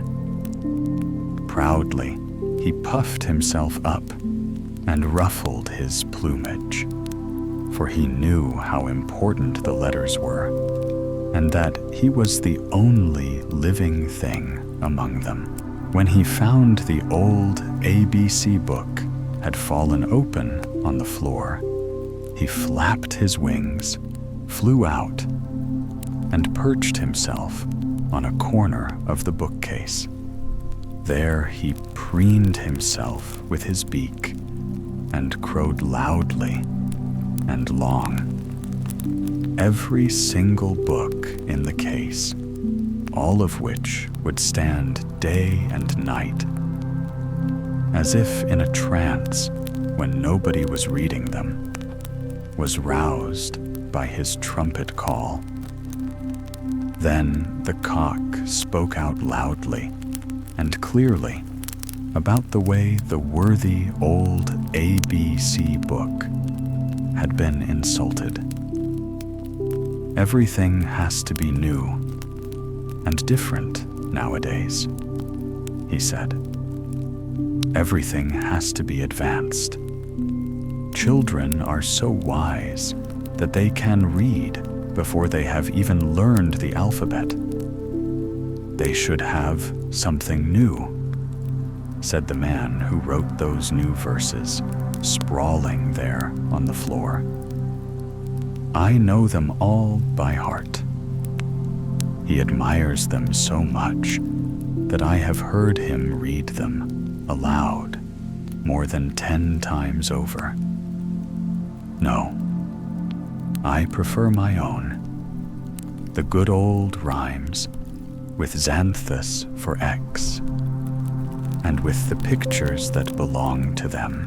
I'll fight for them and crow for them. Every book in the case here knows them very well. Now I'll read aloud these new rhymes. I'll try to read them patiently, and I know we'll all agree they're worthless. A. Adam had. Adam obeyed, he'd not have had to leave the garden where first dwelt he and Eve. B. Bank. B. The bank is a place where you put your money. The bee is an insect that gathers honey. Now that verse I find profoundly insipid, said the cock. But I'll read on. C. Columbus.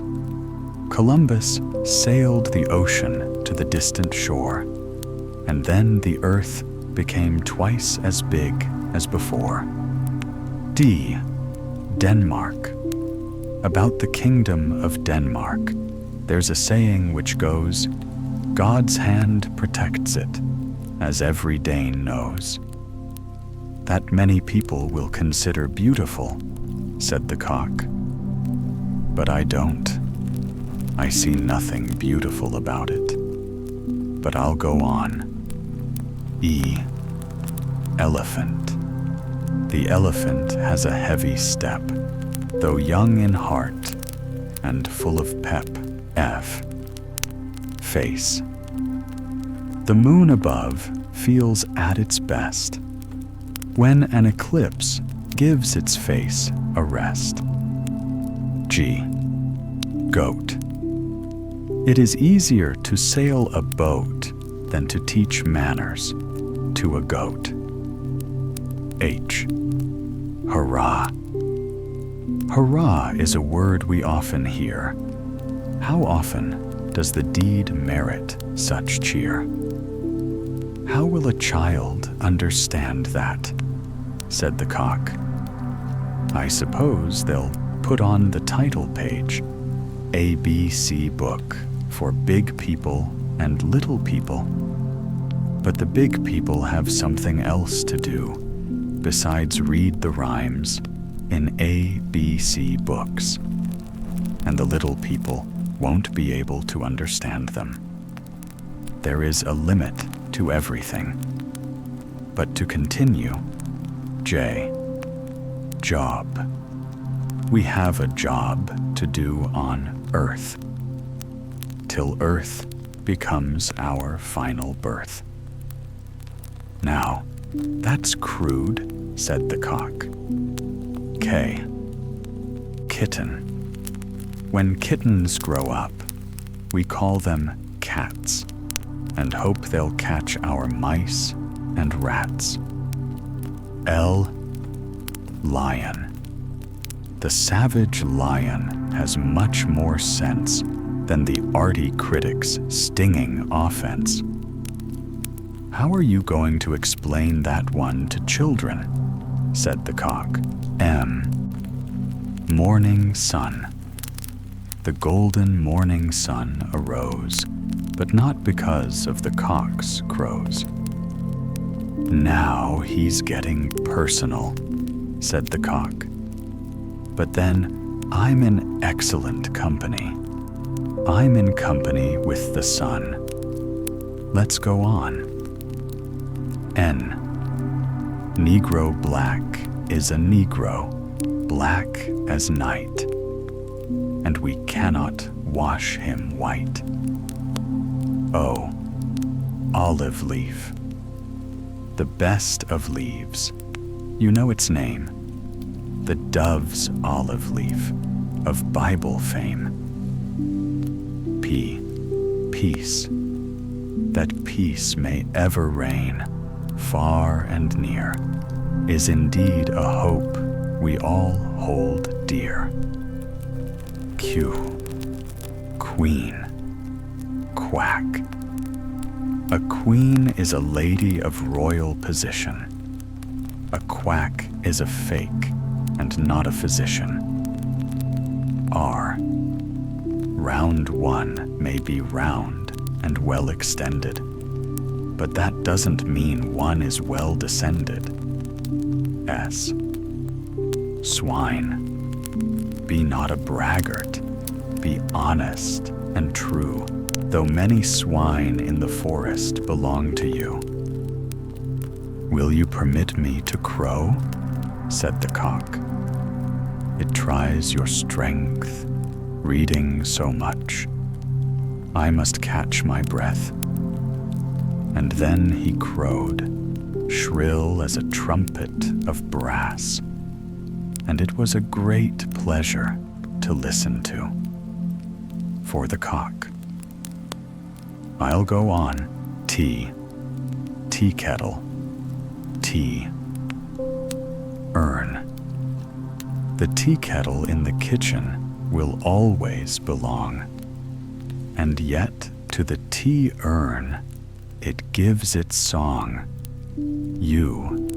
Universe. Our universe will always be, through ages to eternity.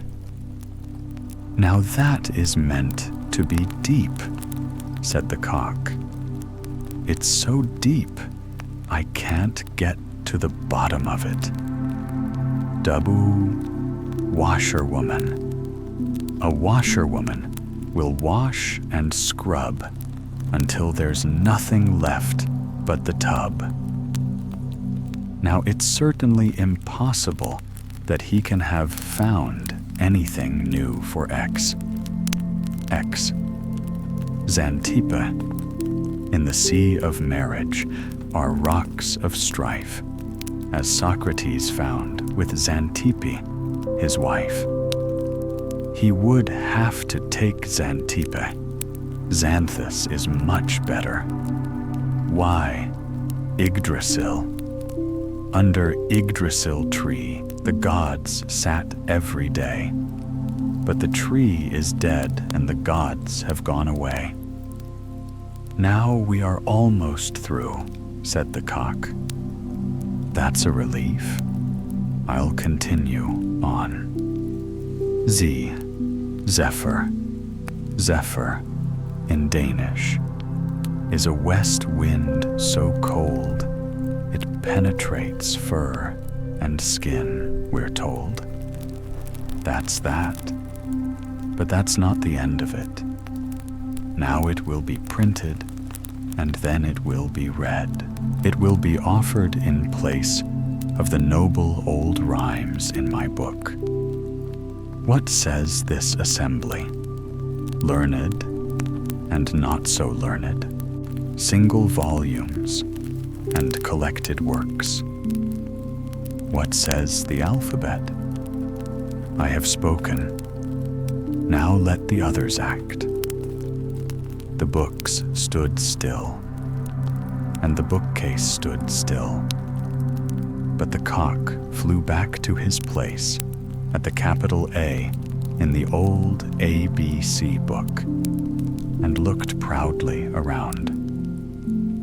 I have spoken well, and I have crowed well.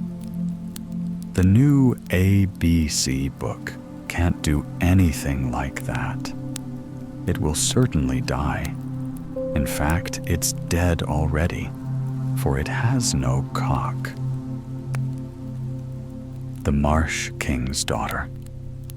The storks relate to their little ones a great many stories, and they are all about moors and reed banks, and suited to their age and capacity. The youngest of them are quite satisfied with cribble, crabble, or such nonsense, and think it very grand. But the elder ones want something with a deeper meaning, or at least something about their own family. We are only acquainted with one of the two longest and oldest stories which the storks relate. It is about Moses, who was exposed by his mother on the banks of the Nile, and was found by the king's daughter, who gave him a good education, and he afterwards became a great man. But where he was buried is still unknown. Everyone knows this story, but not the second. Very likely because it is quite an inland story. It has been repeated from mouth to mouth, from one stork mama to another, for thousands of years. And each has told it better than the last. And now we mean to tell it better than all. The first stork pair who related it lived at the time it happened, and had their summer residence on the rafters of the Viking's house, which stood near the wild moorlands of whimsical. That is, to speak more correctly, the great moor heath, high up in the north of Jutland, by the Skewer peak. This wilderness is still an immense wild heath of marshy ground, about which we can read in the official directory. It is said that in olden times the place was a lake, the ground of which had heaved up from beneath, and now the moorland extends for miles in every direction, and is surrounded by damp meadows, trembling, undulating swamps, and marshy ground covered with turf, on which grow bilberry bushes and stunted trees. Mists are almost always hovering over this region, which 70 years ago was overrun with wolves. It may well be called the Wild Moor, and one can easily imagine, with such a wild expanse of marsh and lake, how lonely and dreary it must have been 1,000 years ago. Many things may be noticed now that existed then. The reeds grow to the same height and bear the same kind of long, purple-brown leaves with their feathery tips. There still stands the birch, with its white bark and its delicate, loosely hanging leaves.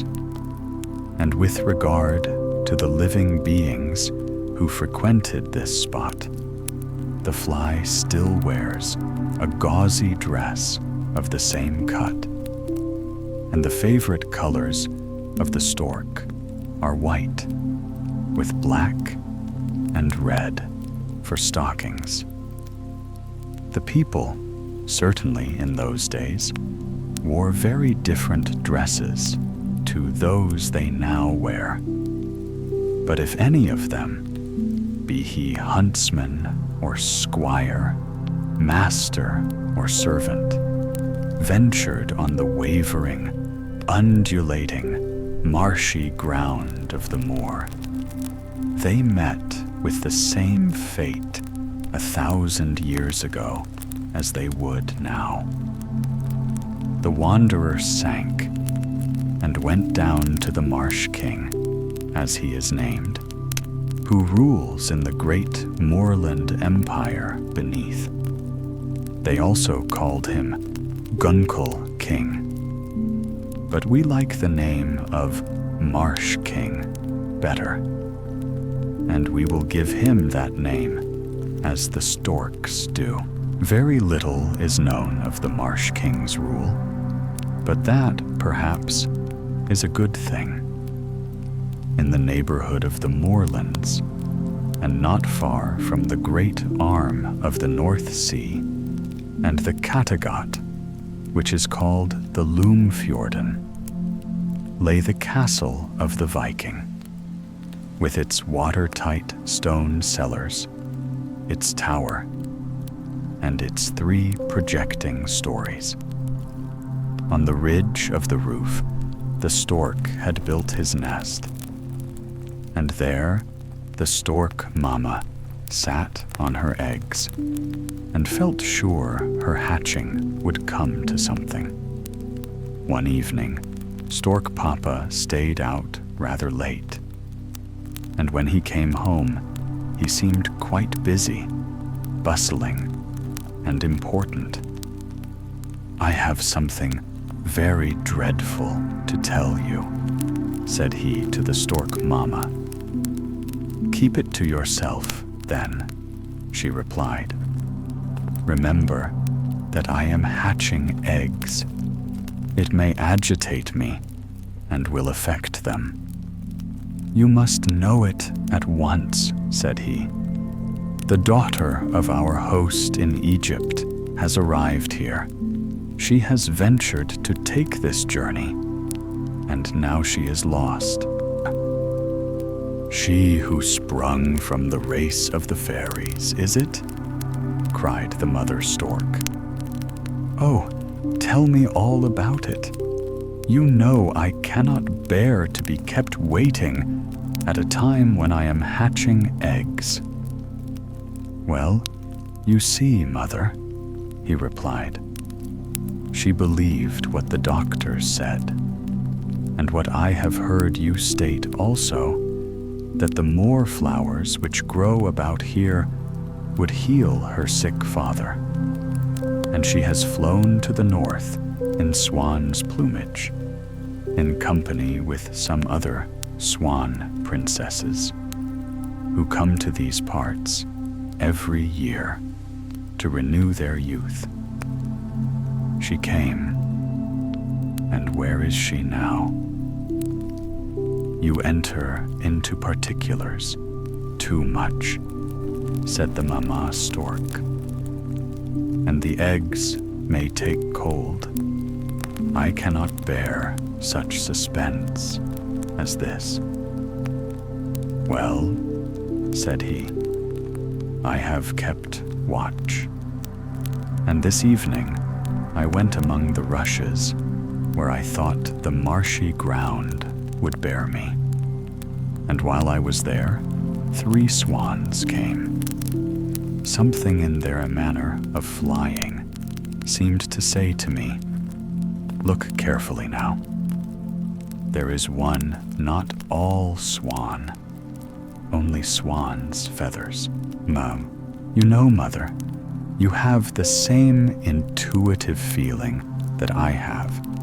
You know whether a thing is right or not immediately." "Yes, of course," said she. "But tell me about the princess. I am tired of hearing about the swan's feathers." "Well, you know that in the middle of the moor there is something like a lake," said the stork papa. "You can see the edge of it if you raise yourself a little. Just there, by the reeds and the green banks, lay the trunk of an elder tree. Upon this, the 3 swans stood flapping their wings and looking about them. One of them threw off her plumage, and I immediately recognized her as one of the princesses of our home in Egypt. There she sat, without any covering but her long black hair. I heard her tell the 2 others to take great care of the swan's plumage, while she dipped down into the water to pluck the flowers, which she fancied she saw there. The others nodded and picked up the feather dress and took possession of it I wonder what will become of it, thought I. And she most likely asked herself the same question. If so, she received an answer, a very practical one. For the two swans rose up and flew away with her swan's plumage. "Dive down now," they cried. "Thou shalt never more fly in the swan's plumage. Thou shalt never again see Egypt. Here, on the moor, thou wilt remain." So saying, they tore the swan's plumage into 1,000 pieces. The feathers drifted about like a snow shower. And then the two deceitful princesses flew away. "Why, that is terrible," said the stork mama. "I feel as if I could hardly bear to hear any more. But you must tell me what happened next." The princess wept and lamented aloud. Her tears moistened the elder stump, which was really not an elder stump, but the Marsh King himself, he who in marshy ground lives and rules. I saw myself how the stump of the tree turned round, and was a tree no more, while long, clammy branches like arms were extended from it. Then the poor child was terribly frightened and started up to run away. She hastened to cross the green, slimy ground, but it will not bear any weight, much less hers. She quickly sank, and the elder stump dived immediately after her. In fact, it was he who drew her down. Great black bubbles rose up out of the moor slime, and with these, every trace of the two vanished. And now, the princess is buried in the wild marsh. She will never now carry flowers to Egypt to cure her father. It would have broken your heart, mother, had you seen it. "You ought not to have told me," said she. "At such a time as this, the eggs might suffer. But I think the princess will soon find help. Someone will rise up to help her. Ah, if it had been you or I, or one of our people, it would have been all over with us. I mean to go every day," said he, "to see if anything comes to pass." And so he did. A long time went by, but at last he saw a green stalk shooting up out of the deep, marshy ground. As it reached the surface of the marsh, a leaf spread out and unfolded itself broader and broader, and close to it came forth a bud. One morning, when the stork papa was flying over the stem, he saw that the power of the sun's rays had caused the bud to open, and in the cup of the flower lay a charming child, a little maiden, looking as if she had just come out of a bath. The little one was so like the Egyptian princess that the stork, at the first moment, thought it must be the princess herself. But after a little reflection, he decided that it was much more likely to be the daughter of the princess and the Marsh King. And this explained also her being placed in the cup of a water lily. "But she cannot be left to lie here," thought the stork. "And in my nest there are already so many. But stay, I have thought of something. The wife of the Viking has no children, and how often she has wished for a little one. People always say, the stork brings the little ones. I will do so in earnest this time. I shall fly with the child to the Viking's wife. What rejoicing there will be. And then the stork lifted the little girl out of the flower cup, flew to the castle, picked a hole with his beak in the bladder-covered window, and laid the beautiful child in the bosom of the Viking's wife. Then he flew back quickly to the stork mama and told her what he had seen and done. And the little storks listened to it all, for they were then quite old enough to do so. So you see, he continued, that the princess is not dead, for she must have sent her little one up here, and now I have found a home for her. Ah, I said it would be so from the first, replied the stork mama. But now think a little of your own family. Our traveling time draws near, and I sometimes feel a little irritation already under the wings.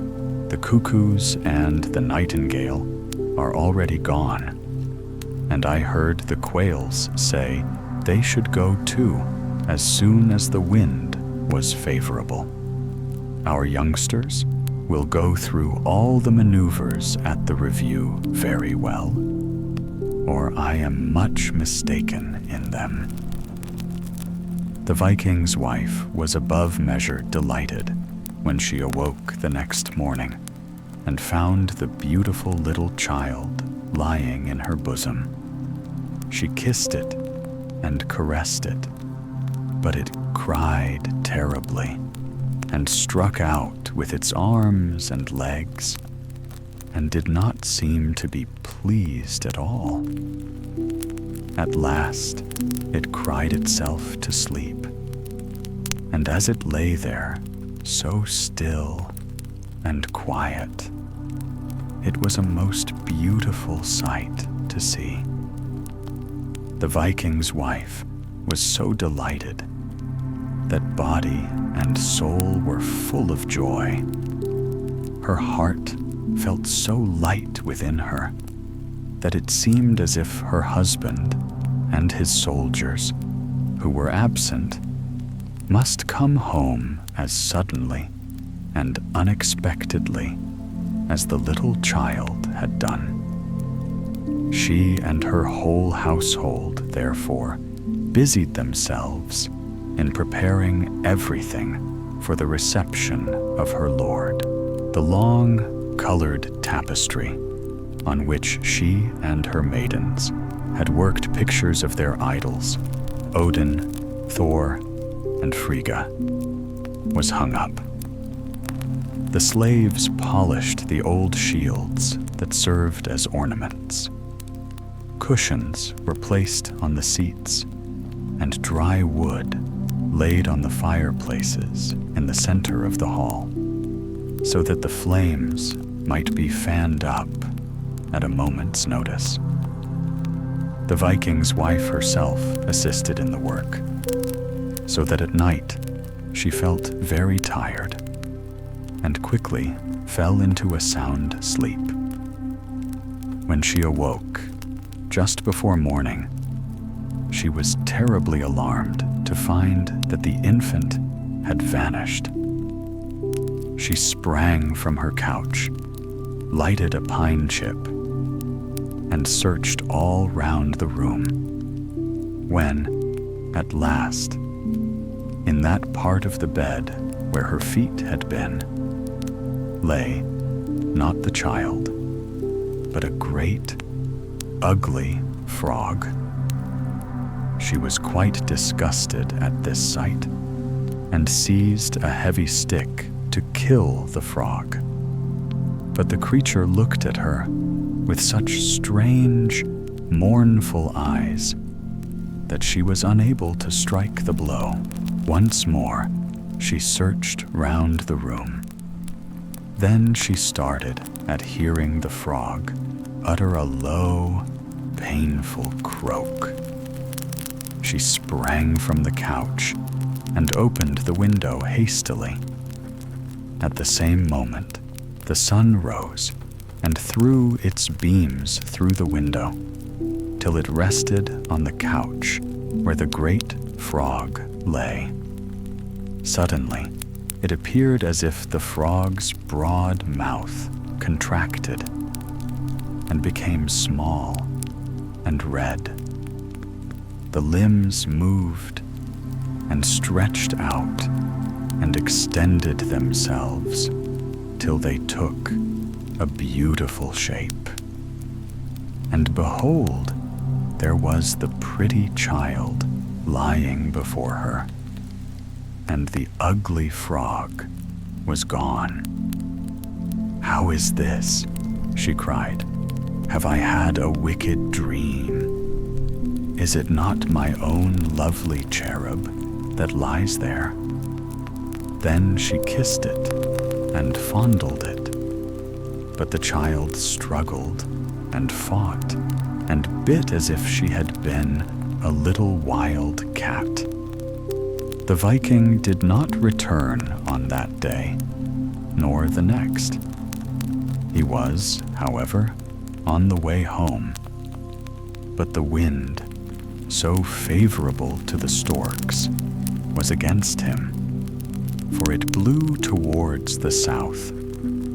A wind in favor of one is often against another. After 2 or 3 days had passed, it became clear to the Viking's wife how matters stood with the child. It was under the influence of a powerful sorcerer. By day, it was charming in appearance as an angel of light, but with a temper wicked and wild, while at night, in the form of an ugly frog, it was quiet and mournful, with eyes full of sorrow. Here were 2 natures, changing inwardly and outwardly with the absence and return of sunlight. And so it happened that by day, the child, with the actual form of its mother, possessed the fierce disposition of its father. At night, on the contrary, its outward appearance plainly showed its descent on the father's side, while inwardly it had the heart and mind of its mother. Who would be able to loosen this wicked charm which the sorcerer had worked upon it? The wife of the Viking lived in constant pain and sorrow about it. Her heart clung to the little creature, but she could not explain to her husband the circumstances in which it was placed. He was expected to return shortly, and were she to tell him, he would very likely, as was the custom at that time, expose the poor child in the public highway and let anyone take it away who would. The good wife of the Viking could not let that happen, and she therefore resolved that the Viking should never see the child excepting by daylight. One morning, there sounded a rushing of storks' wings over the roof. More than 100 pair of storks had rested there during the night to recover themselves after their excursion, and now they soared aloft and prepared for the journey southward. "All the husbands are here and ready," they cried. "Wives and children also." "How light we are," screamed the young storks in chorus. "Something pleasant seems creeping over us, even down to our toes." as if we were full of live frogs. Ah, how delightful it is to travel into foreign lands. Hold yourselves properly in the line with us, cried Papa and Mama. Do not use your beaks so much. It tries the lungs. And then the storks flew away. About the same time sounded the clang of the warriors' trumpets across the heath. The Viking had landed with his men. They were returning home, richly laden with spoil from the Gallic coast, where the people, as did also the inhabitants of Britain, often cried in alarm, "Deliver us from the wild Northmen." Life and noisy pleasure came with them into the castle of the Viking on the moorland.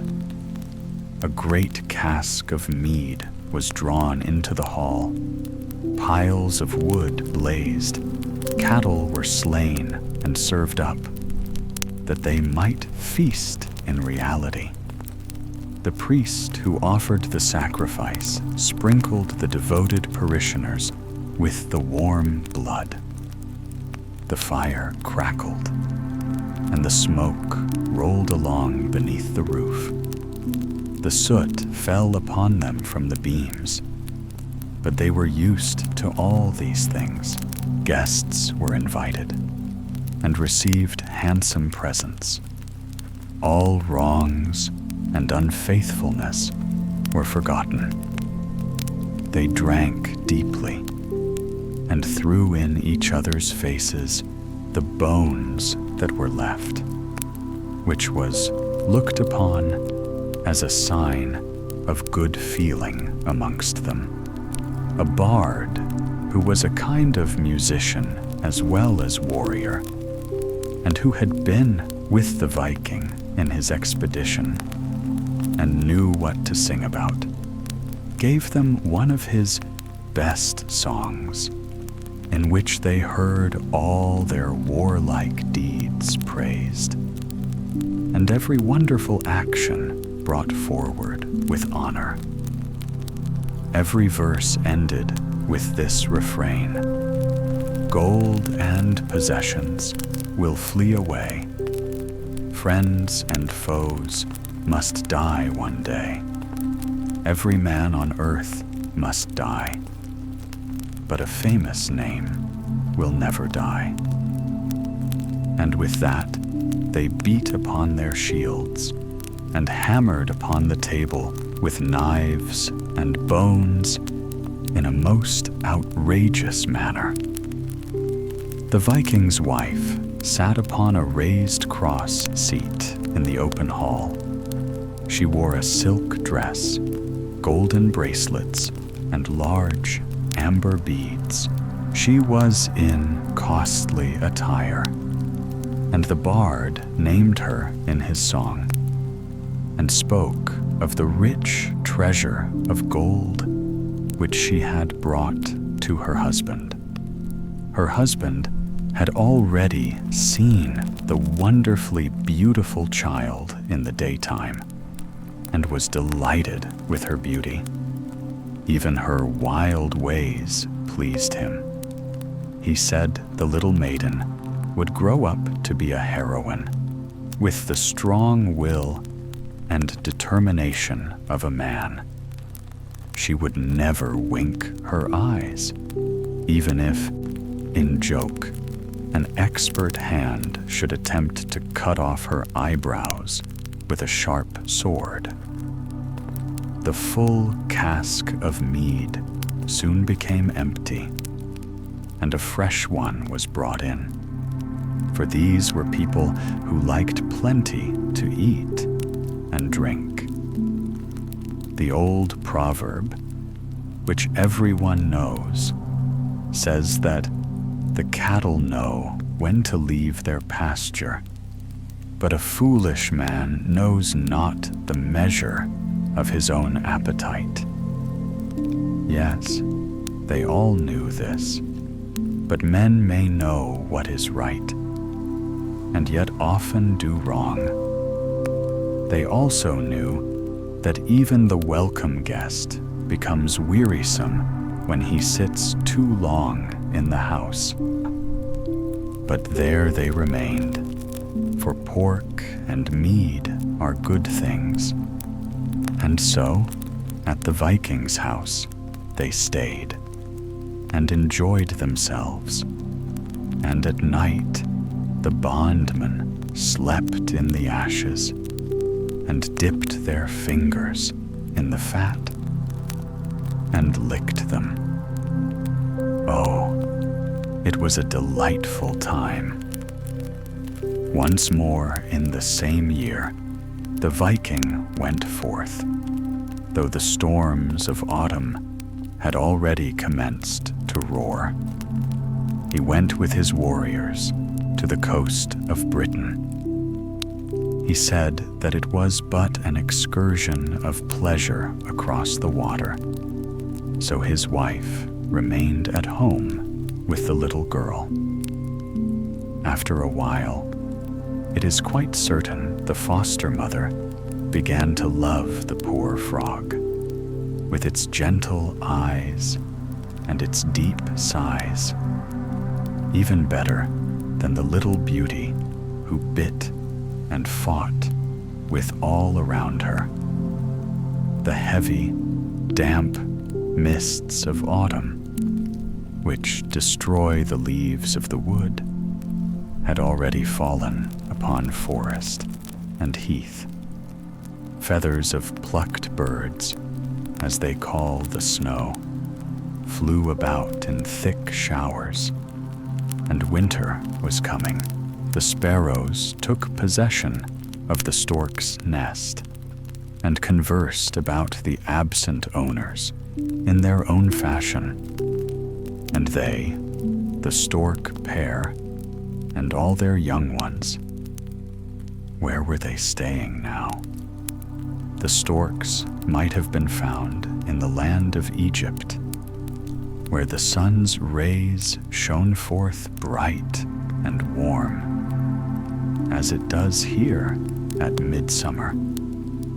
Tamarinds and acacias were in full bloom all over the country. The crescent of Mahomet glittered brightly from the cupolas of the mosques, and on the slender pinnacles sat many of the storks, resting after their long journey. Swarms of them took divided possession of the nests which lay close to each other between the venerable columns, and crowded the arches of temples in forgotten cities.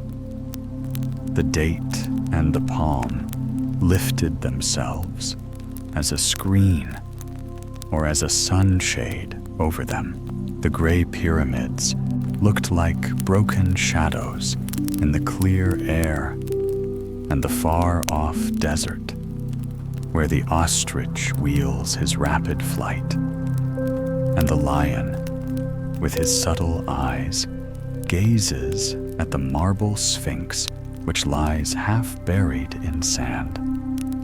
The waters of the Nile had retreated, and the whole bed of the river was covered with frogs, which was a most acceptable prospect for the stork families.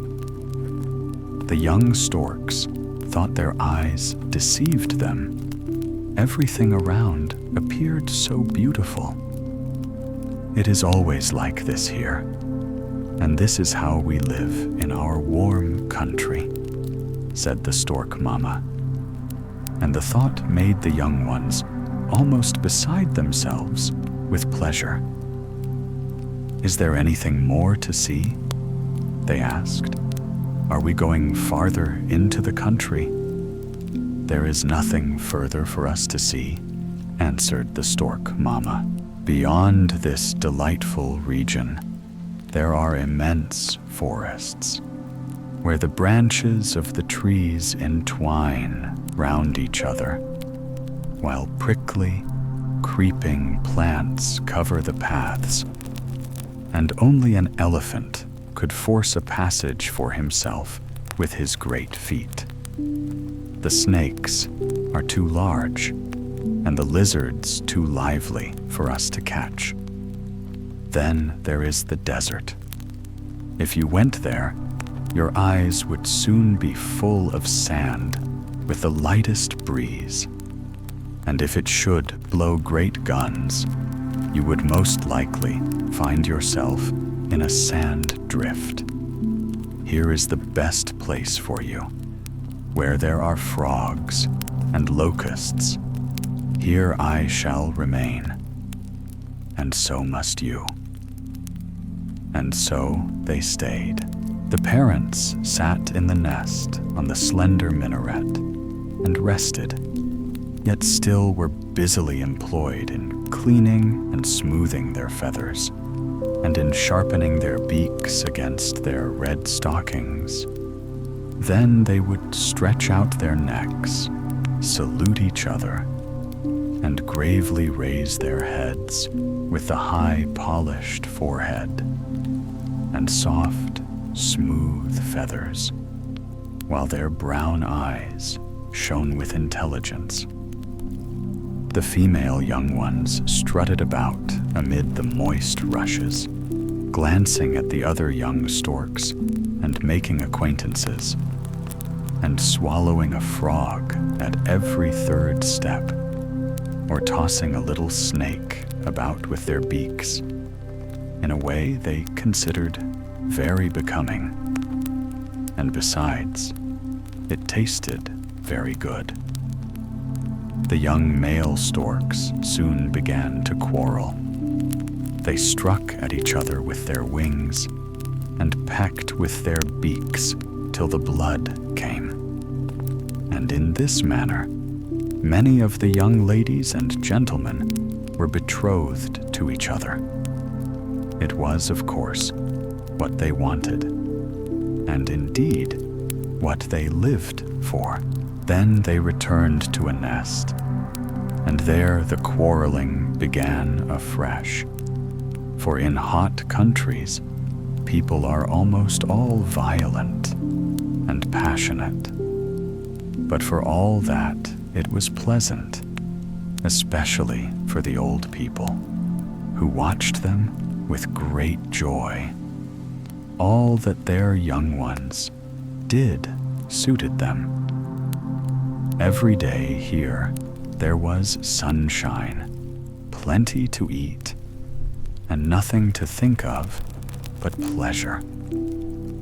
But in the rich castle of their Egyptian host, as they called him, pleasure was not to be found.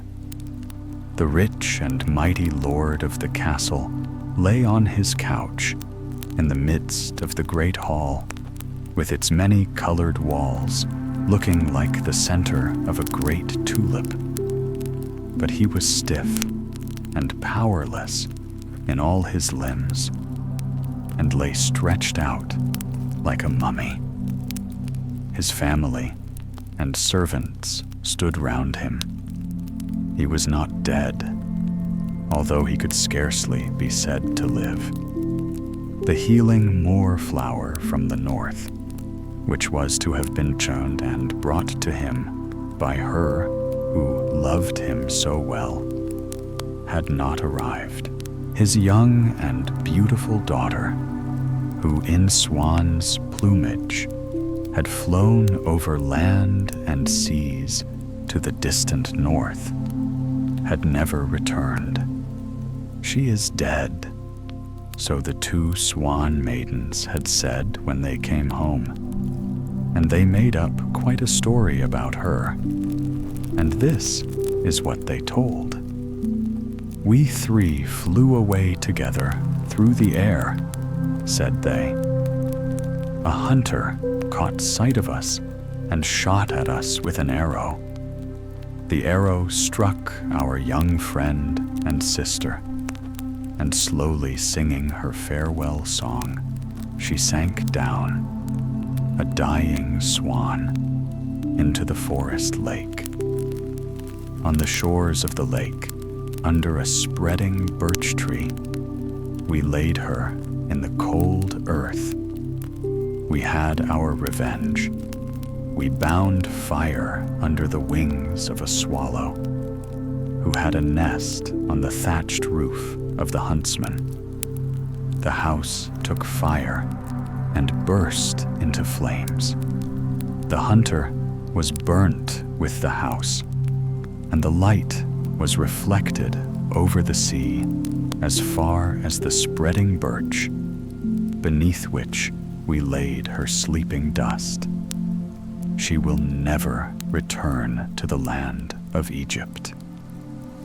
And then they both wept, and Stork Papa, who heard the story, snapped with his beak so that it might be heard a long way off. "Deceit and lies," cried he. "I should like to run my beak deep into their chests." "And perhaps break it off," said the Mama Stork. "Then what a sight you would be. Think first of yourself, and then of your family. All others are nothing to us." "Yes, I know," said the Stork Papa.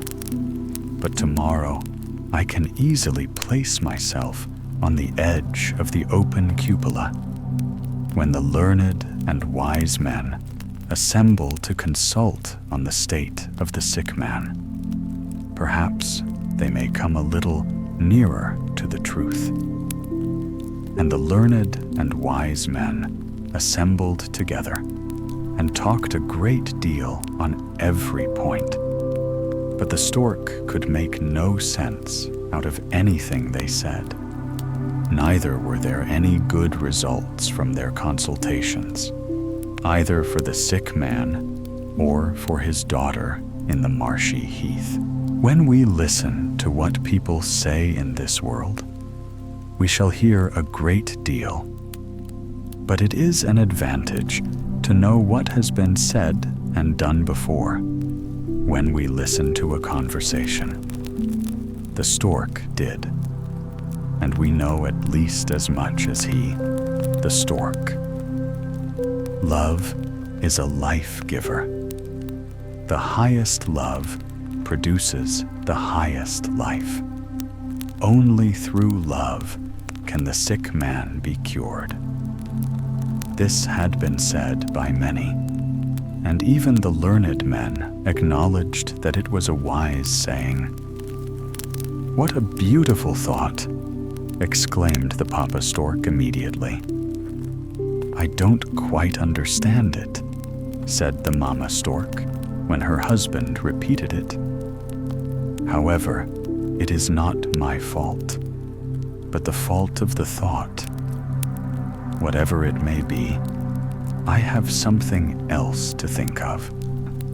Now the learned men had spoken also of love between this one and that one, of the difference of the love which we have for our neighbor, to the love that exists between parents and children, of the love of the plant for the light, and how the germ springs forth when the sunbeam kisses the ground. All these things were so elaborately and learnedly explained that it was impossible for Stork Papa to follow it, much less to talk about it. His thoughts on the subject quite weighed him down. He stood the whole of the following day on one leg, with half-shut eyes, thinking deeply. So much learning was quite a heavy weight for him to carry.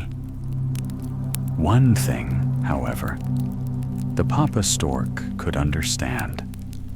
Everyone, high and low, had from their inmost hearts expressed their opinion that it was a great misfortune for so many thousands of people, the whole country indeed, to have this man so sick, with no hopes of his recovery, and what joy and blessing it would spread around if he could by any means be cured.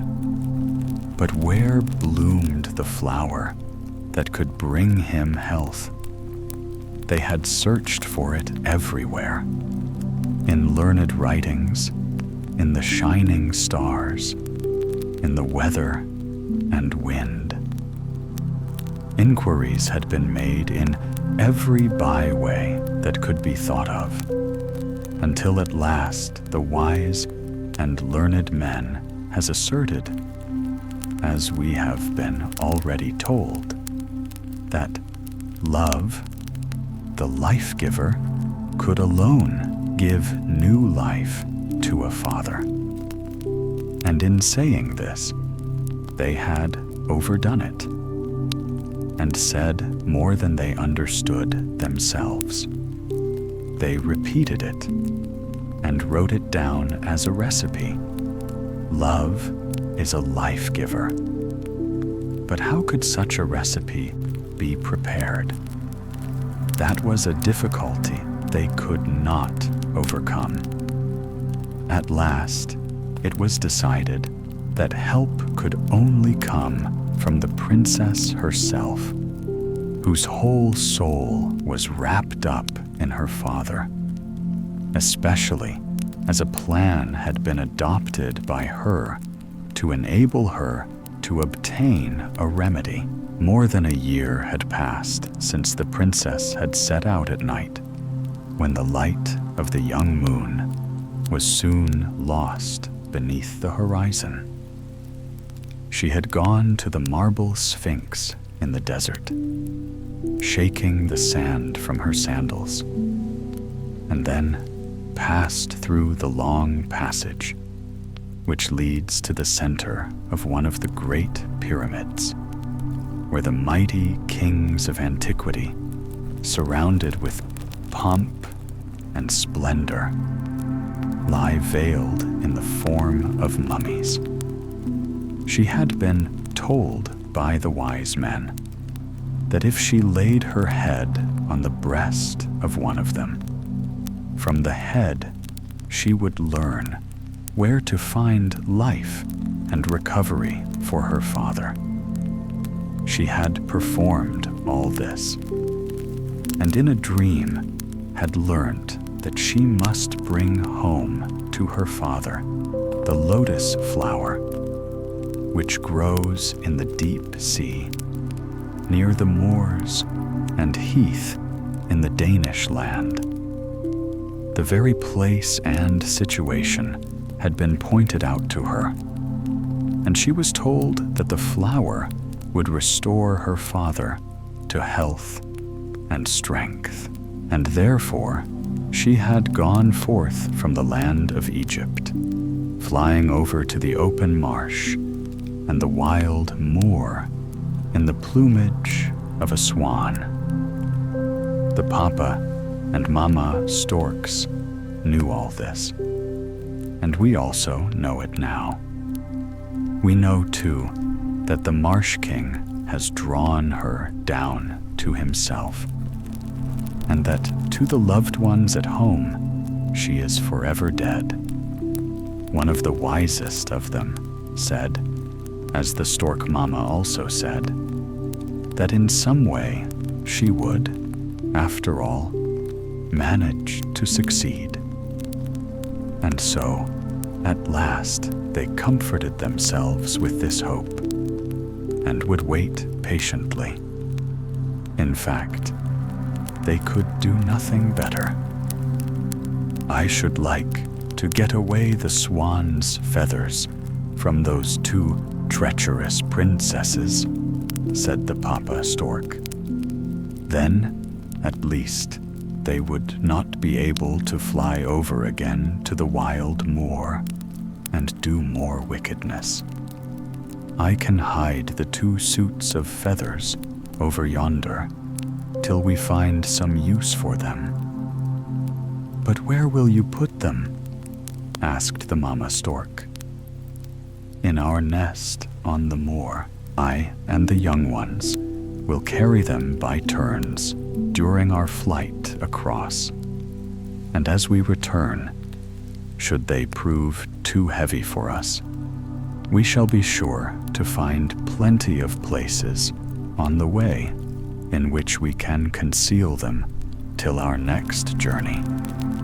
Certainly, one suit of swan's feathers would be enough for the princess, but two are always better. In those northern countries, no one can have too many traveling wrappers. No one will thank you for it, said Stork Mama, but you are master. And, excepting at breeding time, I have nothing to say. In the Vikings' castle on the wild moor, to which the storks directed their flight in the following spring, the little maiden still remained. They had named her Helga, which was rather too soft a name for a child with a temper like hers, although her form was still beautiful. Every month, this temper showed itself in sharper outlines, and in the course of years, while the storks still made the same journeys in autumn to the hill and in spring to the moors, the child grew to be almost a woman. And before anyone seemed aware of it, she was a wonderfully beautiful maiden of 16. The casket was splendid, but the contents were worthless. She was, indeed, wild and savage, even in those hard, uncultivated times. It was a pleasure to her to splash about with her white hands in the warm blood of the horse which had been slain for sacrifice. In one of her wild moods, she bit off the head of the black cock, which the priest was about to slay for the sacrifice. To her foster father, she said one day, "If thine enemy were to pull down thine house about thy ears, and thou shouldest be sleeping in unconscious security, I would not wake thee. Even if I had the power, I would never do it, for my ears still tingle with the blow that thou gavest me years ago. I have never forgotten it." But the Viking treated her words as a joke. He was, like everyone else, bewitched with her beauty, and knew nothing of the change in the form and temper of Helga at night. Without a saddle, she would sit on a horse as if she were a part of it, while it rushed along at full speed. Nor would she spring from its back, even when it quarreled with other horses and bit them. She would often leap from the high shore into the sea with all her clothes on, and swim to meet the Viking when his boat was steering home towards the shore. She once cut off a long lock of her beautiful hair and twisted it into a string for her bow. "If a thing is to be done well," said she, "I must do it myself." The Viking's wife was, for the time in which she lived, a woman of strong character and will. But compared to her daughter, she was a gentle, timid woman, and she knew that a wicked sorcerer had the terrible child in his power.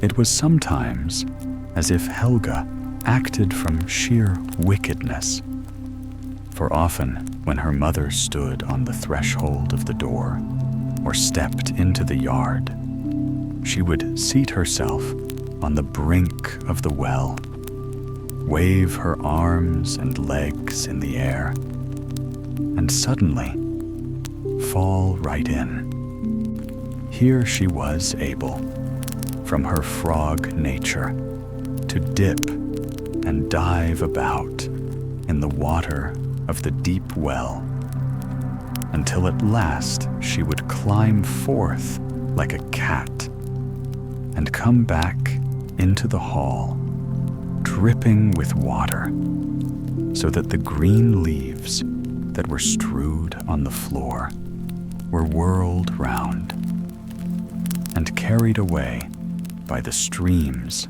that flowed from her. But there was one time of the day which placed a check upon Helga. It was the evening twilight.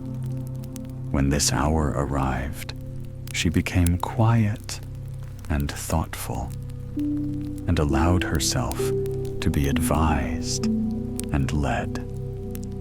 Then also, a secret feeling seemed to draw her towards her mother, and as usual, when the sun set and the transformation took place, both in body and mind, inwards and outwards, she would remain quiet and mournful, with her form shrunk together in the shape of a frog.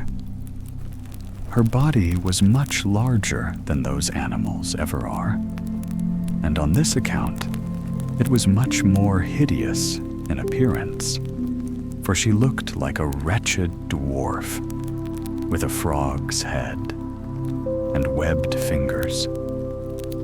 Her eyes had a most piteous expression. She was without a voice, excepting a hollow, croaking sound, like the smothered sobs of a dreaming child. Then the Viking's wife took her on her lap and forgot the ugly form as she looked into the mournful eyes, and often said, "I could wish that thou wouldst always remain my dumb frog child, for thou art too terrible when thou art clothed in a form of beauty." And the Viking woman wrote runic characters against sorcery and spells of sickness, and threw them over the wretched child, but they did no good. One can scarcely believe that she was ever small enough to lie in the cup of the water lily, said the Papa Stork. And now she is grown up, and the image of her Egyptian mother, especially about the eyes. Ah, we shall never see her again. Perhaps she has not discovered how to help herself, as you and the wise men said she would. Year after year have I flown across and across the moor, but there was no sign of her being still alive. Yes, and I may as well tell you that each year, when I arrived a few days before you to repair the nest and put everything in its place, I have spent a whole night flying here and there over the marshy lake, as if I had been an owl or a bat, but all to no purpose. The two suit of swans' plumage, which I and the young ones dragged over here from the land of the Nile, are of no use. Trouble enough it was to us to bring them here in 3 journeys, and now they are lying at the bottom of the nest. And if a fire should happen to break out, and the wooden house be burnt down, they would be destroyed. And our good nest would be destroyed too, said the Mama Stork. But you think less of that than of your plumage stuff and your Moor princess. Go and stay with her in the marsh if you like, You are a bad father to your own children, as I have told you already when I hatched my first brood.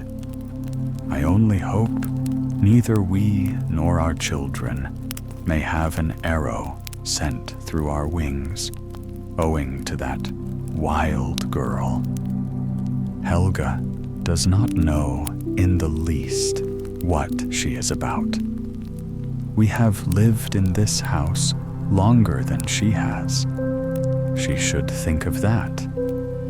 And we have never forgotten our duty. We have paid every year our toll of a feather, an egg, and a young one, as it is only right we should do.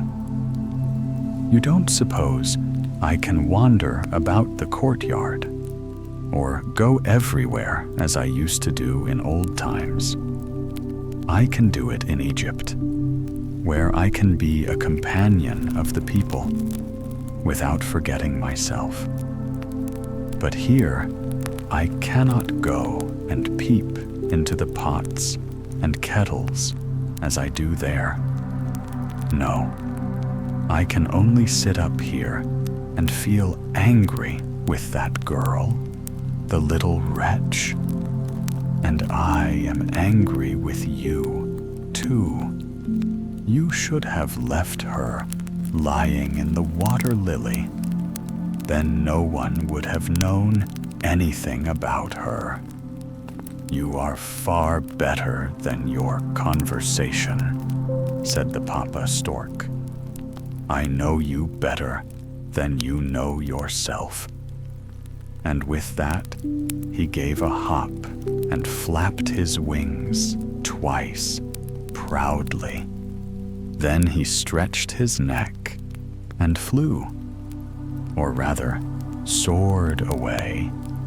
Without moving his outspread wings, he went on for some distance, and then he gave a great flap with his wings and flew on his course at a rapid rate, his head and neck bending proudly before him, while the sun's rays fell on his glossy plumage. He is the handsomest of them all, said the Mama Stork as she watched him. But I won't tell him so. Early in the autumn, the Viking again returned home laden with spoil and bringing prisoners with him. Among them was a young Christian priest, one of those who contemned the gods of the north.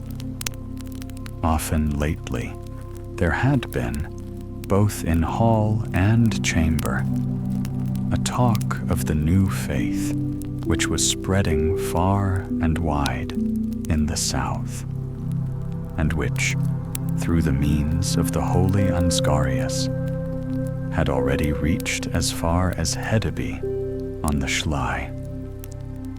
Even Helga had heard of this belief in the teachings of one who was named Christ, and who, for the love of mankind and for their redemption, had given up his life.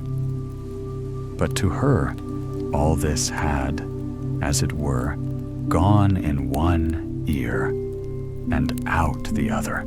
It seemed that she only understood the meaning of the word love, when in the form of a miserable frog, she crouched together in the corner of the sleeping chamber. But the Viking's wife had listened to the wonderful story and had felt herself strangely moved by it. On their return, after this voyage, the men spoke of the beautiful temples built of polished stone, which had been raised for the public worship of this holy love.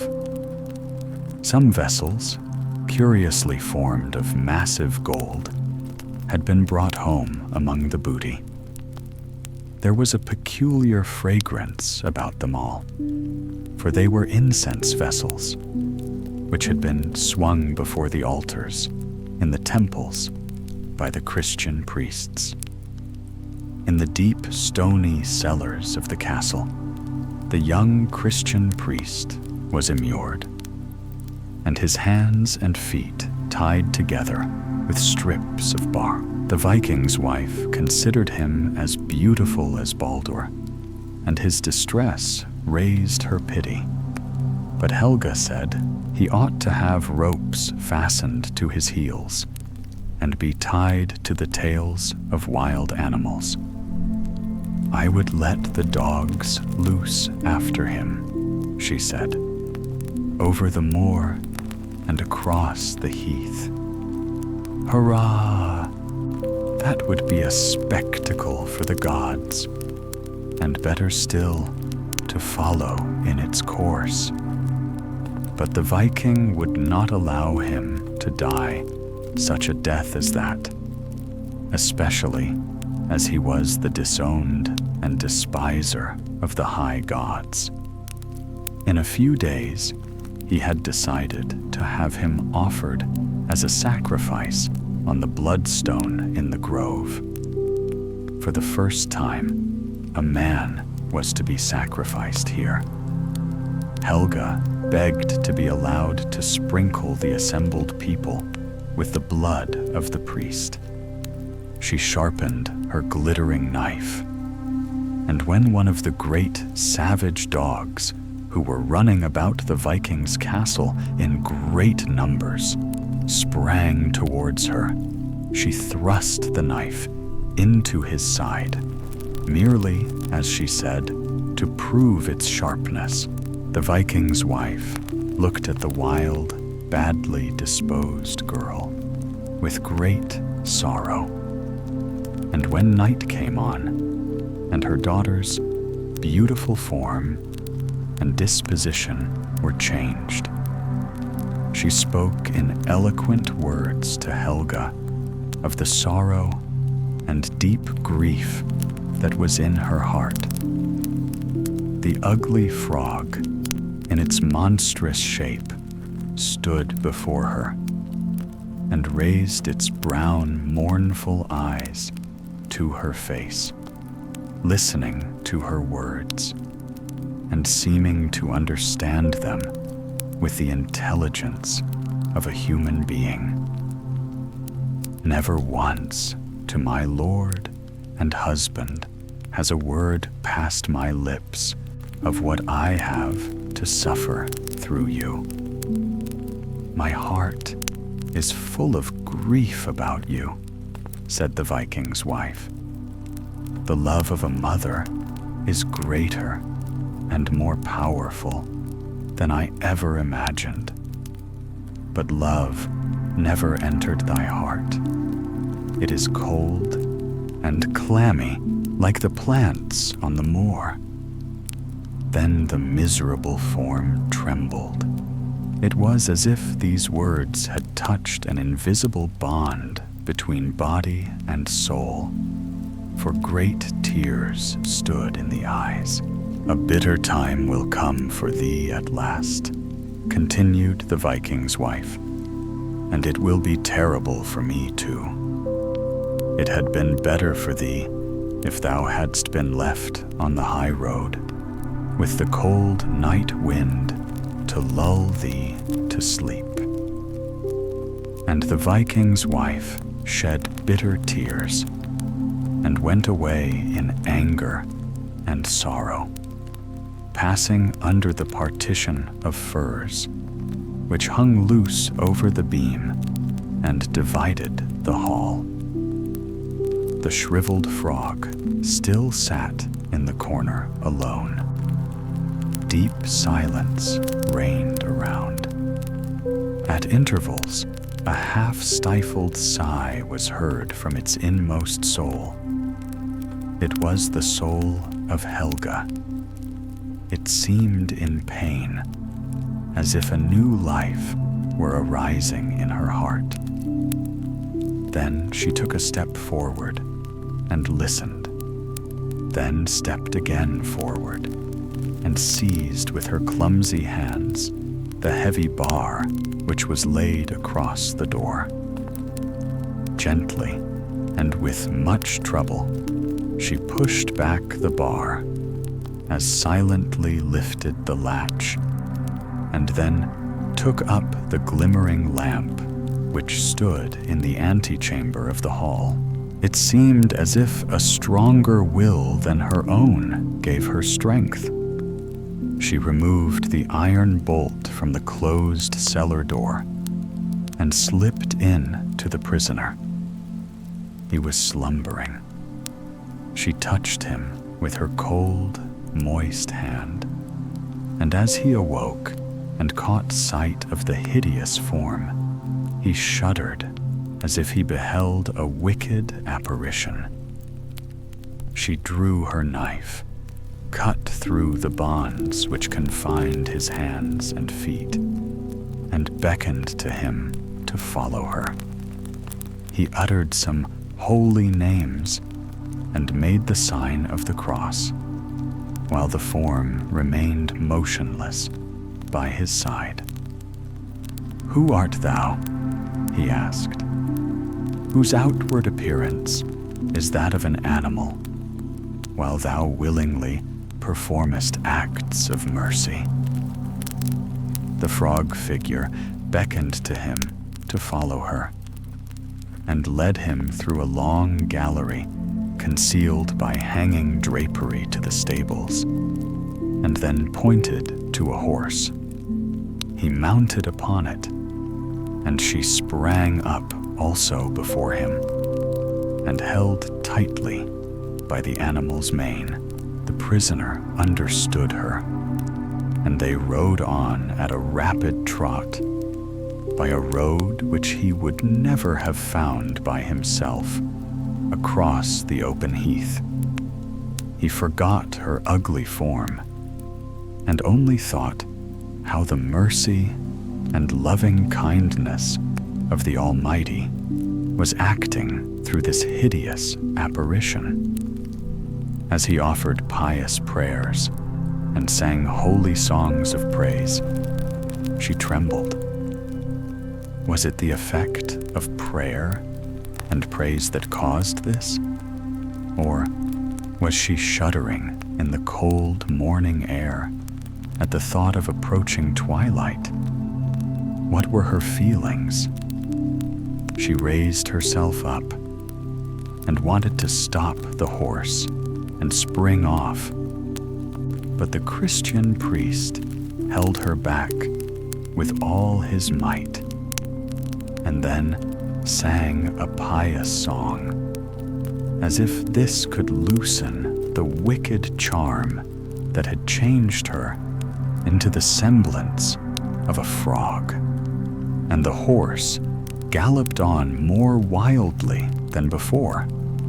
The sky painted itself red. The first sunbeam pierced through the clouds, and in the clear flood of sunlight, the frog became changed.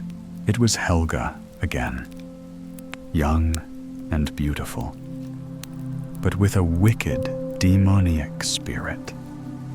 He held now a beautiful young woman in his arms, and he was horrified at the sight. He stopped the horse and sprang from its back. He imagined that some new sorcery was at work.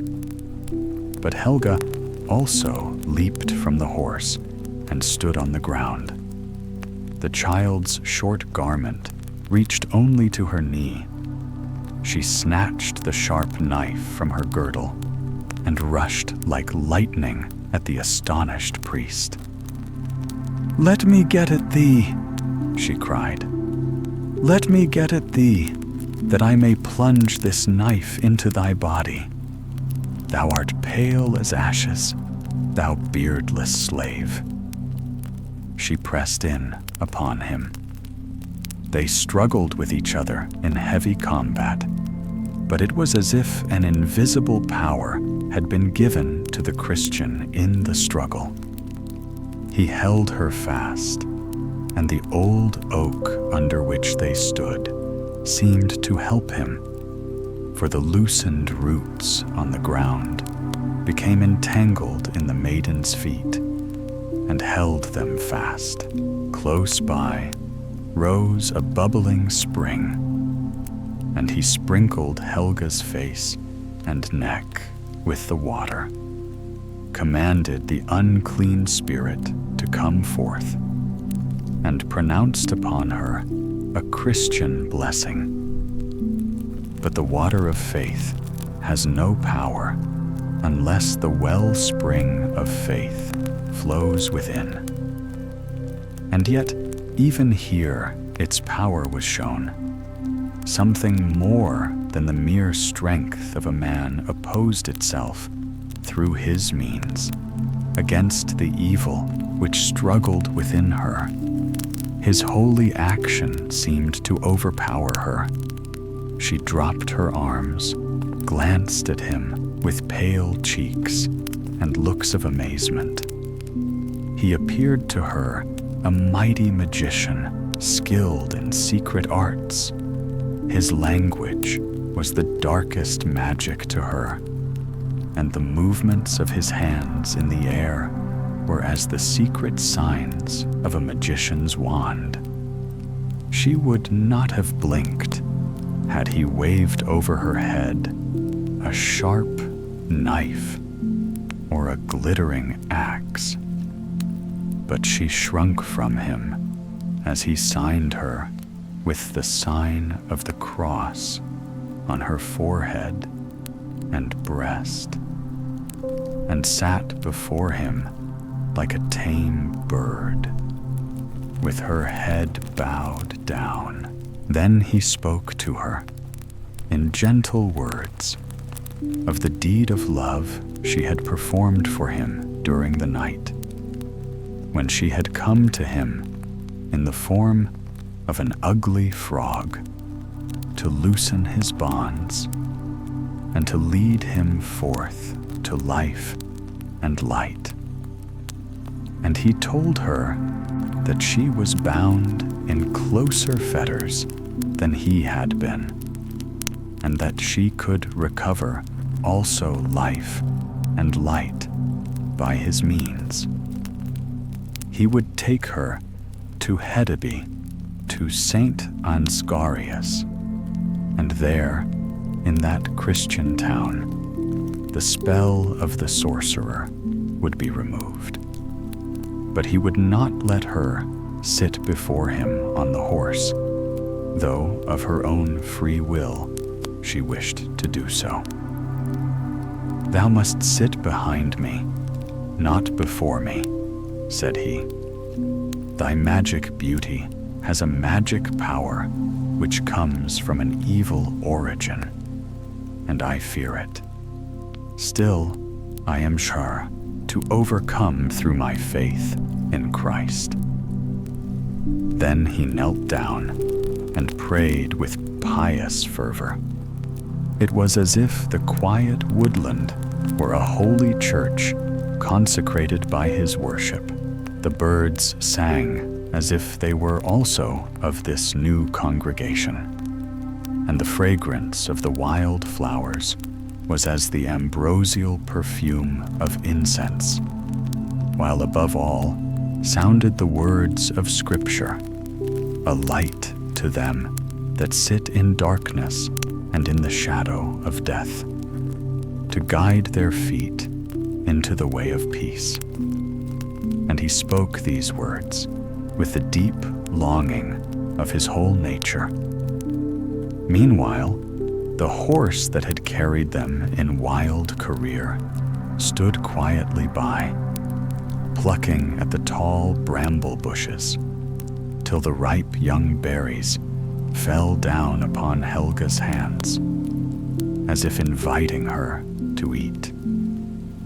Patiently, she allowed herself to be lifted on the horse, and sat there like a somnambulist, as one who walked in his sleep. The Christian bound 2 branches together with bark in the form of a cross, and held it on high as they rode through the forest.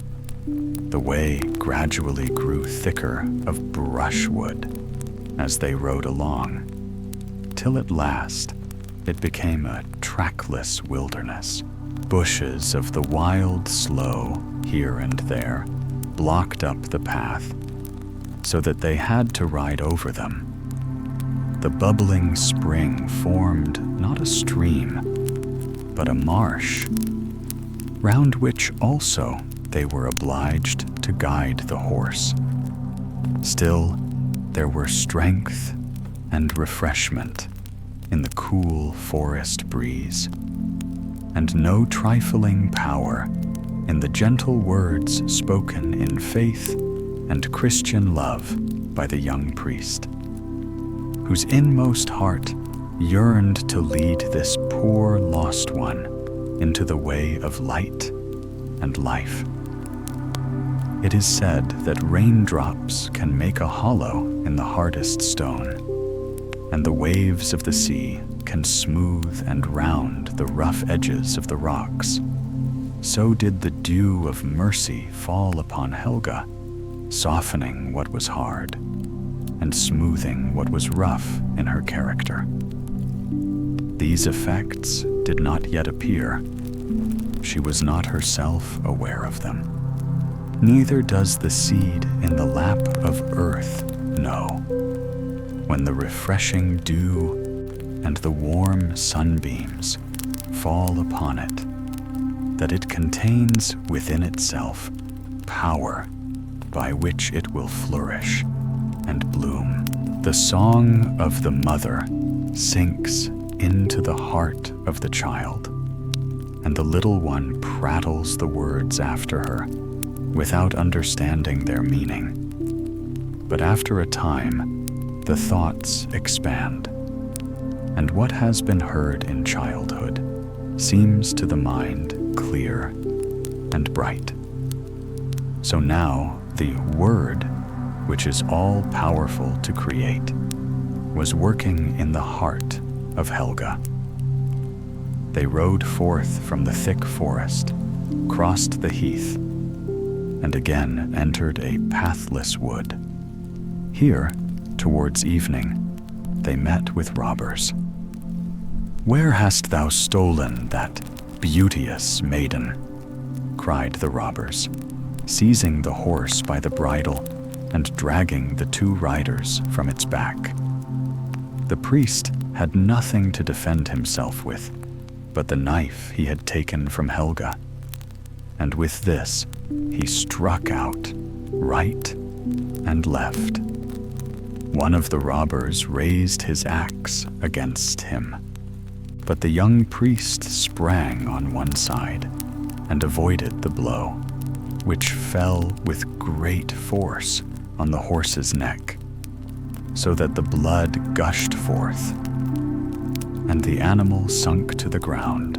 Then Helga seemed suddenly to awake from her long, deep reverie.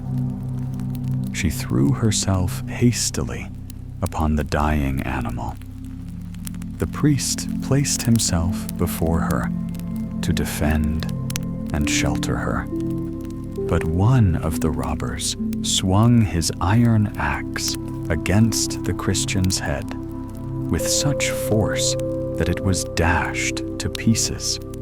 The blood and brains were scattered about, and he fell dead upon the ground. Then the robbers seized beautiful Helga by her white arms and slender waist. But at that moment, the sun went down, and as its last ray disappeared, she was changed into the form of a frog. A greenish-white mouth spread half over her face. Her arms became thin and slimy, while broad hands with webbed fingers spread themselves out like fans. Then the robbers, in terror, let her go, and she stood among them, a hideous monster. and as is the nature of frogs to do, she hopped up as high as her own size and disappeared in the thicket. Then the robbers knew that this must be the work of an evil spirit or some secret sorcery, and in a terrible fright, they ran hastily from the spot. The full moon had already risen and was shining in all her radiant splendor over the earth, when from the thicket, in the form of a frog, crept poor Helga. She stood still by the corpse of the Christian priest and the carcass of the dead horse. She looked at them with eyes that seemed to weep, and from the frog's head came forth a croaking sound, as when a child bursts into tears. She threw herself first upon one and then upon the other, brought water in her hand, which, from being webbed, was large and hollow, and poured it over them. But they were dead, and dead they would remain. She understood that at last, soon wild animals would come and tear their dead bodies. But no, that must not happen. Then she dug up the earth, as deep as she was able, that she might prepare a grave for them. She had nothing but a branch of a tree, and her 2 hands, between the fingers of which the webbed skin stretched, and they were torn by the work, while the blood ran down her hands. She saw at last that her work would be useless, more than she could accomplish. So she fetched more water and washed the face of the dead, and then covered it with fresh green leaves. She also brought large boughs and spread over him, and scattered dried leaves between the branches. Then she brought the heaviest stones that she could carry, and laid them over the dead body, filling up the crevices with moss, till she thought she had fenced in his resting place strongly enough. The difficult task had employed her the whole night, and as the sun broke forth, there stood the beautiful Helga in all her loveliness, with her bleeding hands, and for the first time, with tears on her maiden cheeks. It was, in this transformation, as if 2 natures were striving together within her. Her whole frame trembled, and she looked around her as if she had just awoke from a painful dream. She leaned for support against the trunk of a slender tree, and at last climbed to the topmost branches like a cat, and seated herself firmly upon them. She remained there the whole day, sitting alone like a frightened squirrel in the silent solitude of the wood, where the rest and stillness is as the calm of death. Butterflies fluttered around her, and close by were several ant hills, each with its hundreds of busy little creatures moving quickly to and fro. In the air danced myriads of gnats, swarm upon swarm, troops of buzzing flies, ladybirds, dragonflies with golden wings, and other little winged creatures. The worm crawled forth from the moist ground, and the moles crept out. But excepting these, all around had the stillness of death. But when people say this, they do not quite understand themselves what they mean. None noticed Helga, but a flock of magpies, which flew chattering round the top of the tree on which she sat. These birds hopped close to her on the branches with bold curiosity. A glance from her eyes was a signal to frighten them away, and they were not clever enough to find out who she was. Indeed, she hardly knew herself. When the sun was near setting, and the evening's twilight about to commence, the approaching transformation aroused her to fresh exertion. She let herself down gently from the tree, and as the last sunbeam vanished, she stood again in the wrinkled form of a frog, with the torn, webbed skin on her hands. But her eyes now gleamed with more radiant beauty than they had ever possessed in her most beautiful form of loveliness. They were now pure, mild, maidenly eyes that shone forth in the face of a frog. They showed the existence of deep feeling and a human heart, and the beauteous eyes overflowed with tears, weeping precious drops that lightened the heart.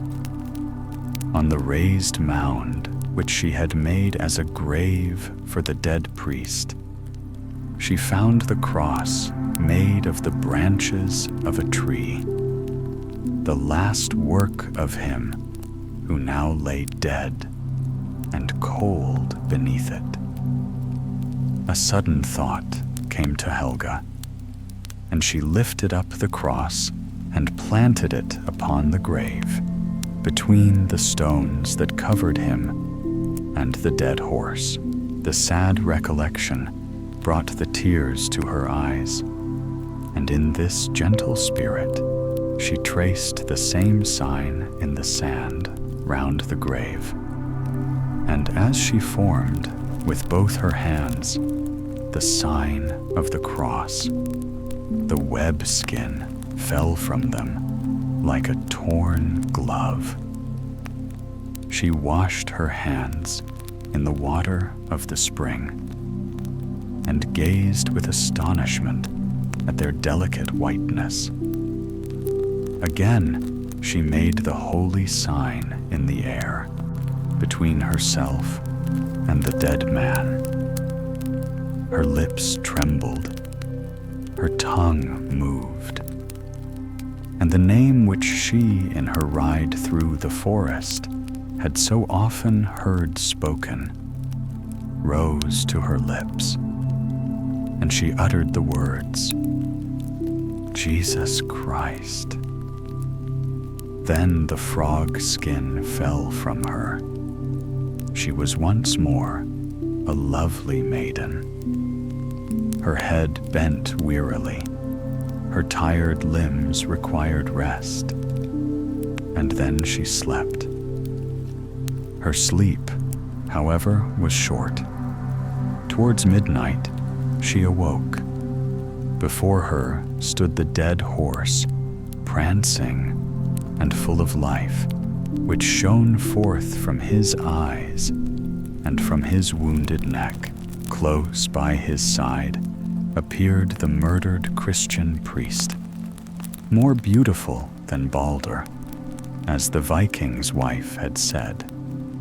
But now he came as if in a flame of fire. Such gravity, such stern justice, such a piercing glance shone from his large, gentle eyes that it seemed to penetrate into every corner of her heart. Beautiful Helga trembled at the look, and her memory returned with a power as if it had been the day of judgment. Every good deed that had been done for her, every loving word that had been said, were vividly before her mind. She understood now that love had kept her here during the day of her trial, while the creature formed of dust and clay, soul and spirit, had wrestled and struggled with evil. She acknowledged that she had only followed the impulses of an evil disposition, that she had done nothing to cure herself. Everything had been given her, and all had happened, as it were, by the ordination of Providence. She bowed herself humbly, confessed her great imperfections in the sight of Him who can read every fault of the heart. And then the priest spoke. "Daughter of the moorland, thou hast come from the swamp and the marshy earth, but from this thou shalt arise. The sunlight shining into thy inmost soul proves the origin from which thou hast really sprung, and has restored the body to its natural form. I am come to thee from the land of the dead, and thou also must pass through the valley to reach the holy mountains, where mercy and perfection dwell. I cannot lead thee to Hedeby, that thou mayest receive Christian baptism. For first, thou must remove the thick veil with which the waters of the moorland are shrouded, and bring forth from its depths the living author of thy being and thy life. Till this is done, thou canst not receive consecration." Then he lifted her on the horse and gave her a golden censer, similar to those she had already seen at the Viking's house. A sweet perfume arose from it, while the open wound in the forehead of the slain priest shone with the rays of a diamond. He took the cross from the grave and held it aloft. And now they rode through the air, over the rustling trees, over the hills where warriors lay buried, each by his dead warhorse. And the brazen, monumental figures rose up and galloped forth, and stationed themselves on the summits of the hill. The golden crescent on their foreheads, fastened with golden knots, glittered in the moonlight, and their mantles floated in the wind. The dragon that guards buried treasure lifted his head and gazed after them. The goblins and the satyrs peeped out from beneath the hills and flitted to and fro in the fields, waving blue, red, and green torches, like the glowing sparks in burning paper. Over woodland and heath, flood and fen, they flew on till they reached the wild moor, over which they hovered in broad circles. The Christian priest held the cross aloft, and it glittered like gold, while from his lips sounded pious prayers. Beautiful Helga's voice joined with his in the hymns he sung, as a child joins in her mother's song. She swung the censer, and a wonderful fragrance of incense arose from it, so powerful that the reeds and rushes of the moor burst forth into blossom. Each germ came forth from the deep ground. All that had life raised itself. Blooming water lilies spread themselves forth like a carpet of wrought flowers, and upon them lay a slumbering woman, young and beautiful. Helga fancied that it was her own image she saw reflected in the still water. But it was her mother she beheld, the wife of the Marsh king, the princess from the land of the Nile. The dead Christian priest desired that the sleeping woman should be lifted on the horse, but the horse sank beneath the load, as if he had been a funeral pall fluttering in the wind. But the sign of the cross made the airy phantom strong, and then the three rode away from the marsh to firm ground. At the same moment, the cock crew in the Viking's castle, and the dream figures dissolved and floated away in the air. But mother and daughter stood opposite to each other. Am I looking at my own image in the deep water? Said the mother. Is it myself that I see represented on a white shield? Cried the daughter. Then they came nearer to each other in a fond embrace. The mother's heart beat quickly, and she understood the quickened pulses. My child, she exclaimed, the flower of my heart, my lotus flower of the deep water. And she embraced her child again and wept. And the tears were as a baptism of new life and love for Helga. In swan's plumage I came here, said the mother, and here I threw off my feather dress. Then I sank down through the wavering ground, deep into the marsh beneath, which closed like a wall around me. I found myself, after a while, in fresher water. Still a power drew me down deeper and deeper. I felt the weight of sleep upon my eyelids. Then I slept, and dreams hovered round me. It seemed to me as if I were again in the pyramids of Egypt, and yet the waving elder trunk that had frightened me on the moor stood ever before me. I observed the clefts and wrinkles in the stem. They shone forth in strange colors and took the form of hieroglyphics. It was the mummy case on which I gazed. At last it burst, and forth stepped the 1,000-years-old king. The mummy form, black as pitch, black as the shining wood snail, or the slimy mud of the swamp.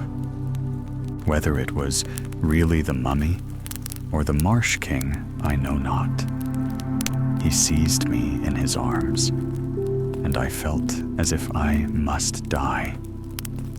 When I recovered myself, I found in my bosom a little bird, flapping its wings, twittering and fluttering. The bird flew away from my bosom, upwards towards the dark, heavy canopy above me. But a long, green band kept it fastened to me. I heard and understood the tenor of its longings. Freedom, sunlight, to my father, Then I thought of my father and the sunny land of my birth, my life and my love. Then I loosened the band and let the bird fly away to its home, to a father. Since that hour, I have ceased to dream. My sleep has been long and heavy, till in this very hour, harmony and fragrance awoke me and set me free. The green band which fastened the wings of the bird to the mother's heart, where did it flutter now? Whither had it been wafted? The stork only had seen it. The band was the green stalk, the cup of the flower, the cradle in which lay the child, that now in blooming beauty had been folded to the mother's heart. And while the two were resting in each other's arms, the old stork flew round and round them in narrowing circles, till at length he flew away swiftly to his nest, and fetched away the 2 suits of swan's feathers, which he had preserved there for many years. Then he returned to the mother and daughter, and threw the swan's plumage over them. The feathers immediately closed around them, and they rose up from the earth in the form of 2 white swans. And now we can converse with pleasure, said the stork papa. We can understand one another, although the beaks of birds are so different in shape.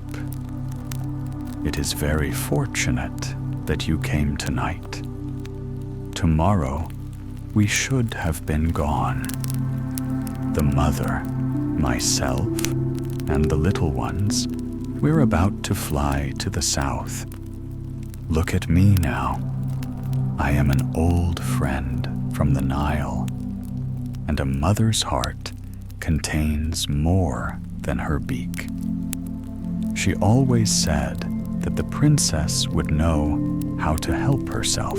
I and the young ones carried the swan's feathers over here, and I am glad of it now. And how lucky it is that I am here still. When the day dawns, we shall start with a great company of other storks. We'll fly first, and you can follow in our track, so that you cannot miss your way. I and the young ones will have an eye upon you. And the lotus flower, which I was to take with me, said the Egyptian princess, is flying here by my side, clothed in swan's feathers. The flower of my heart will travel with me. And so the riddle is solved. Now for home. Now for home. But Helga said she could not leave the Danish land without once more seeing her foster mother, the loving wife of the Viking. Each pleasing recollection, each kind word, every tear from the heart which her foster mother had wept for her, rose in her mind. And at that moment, she felt as if she loved this mother the best. Yes, we must go to the Viking's castle, said the stork. Mother and the young ones are waiting for me there. How they will open their eyes and flap their wings. My wife, you see, does not say much. She is short and abrupt in her manner, but she means well for all that. I will flap my wings at once, that they may hear us coming. Then Stork Papa flapped his wings in first-rate style, and he and the swans flew away to the Viking's castle. In the castle, everyone was in a deep sleep. It had been late in the evening before the Viking's wife retired to rest. She was anxious about Helga, who, 3 days before, had vanished with the Christian priest. Helga must have helped him in his flight, for it was her horse that was missed from the stable. But by what power had all this been accomplished? The Viking's wife thought of it with wonder, thought on the miracles which they said could be performed by those who believed in the Christian faith, and followed its teachings. These passing thoughts formed themselves into a vivid dream, and it seemed to her that she was still lying awake on her couch, while without darkness reigned. A storm arose. She heard the lake dashing and rolling from east and west, like the waves of the North Sea or the Kattegat. The monstrous snake, which, it is said, surrounds the earth in the depths of the ocean, was trembling in spasmodic convulsion. The night of the fall of the gods was come. Ragnarok, as the heathens call the judgment day, when everything shall pass away, even the high gods themselves. The war trumpet sounded. Riding upon the rainbow came the gods clad in steel to fight their last battle on the last battlefield. Before them flew the winged vampires, and the dead warriors closed up the train. The whole firmament was ablaze with the northern lights, and yet the darkness triumphed.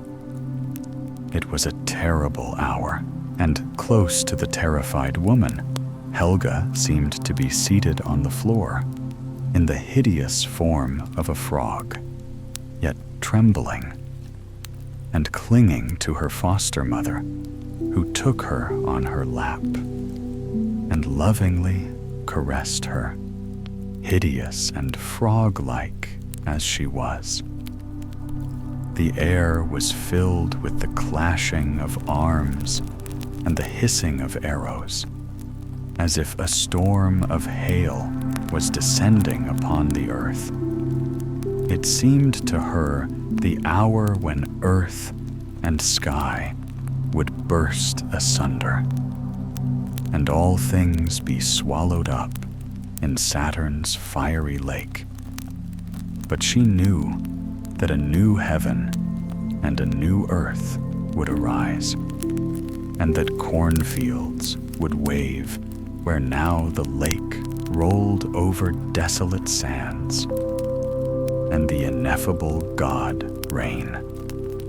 Then she saw rising from the region of the dead Baldur the gentle, the loving, and as the Viking's wife glanced upon him, she recognized his countenance.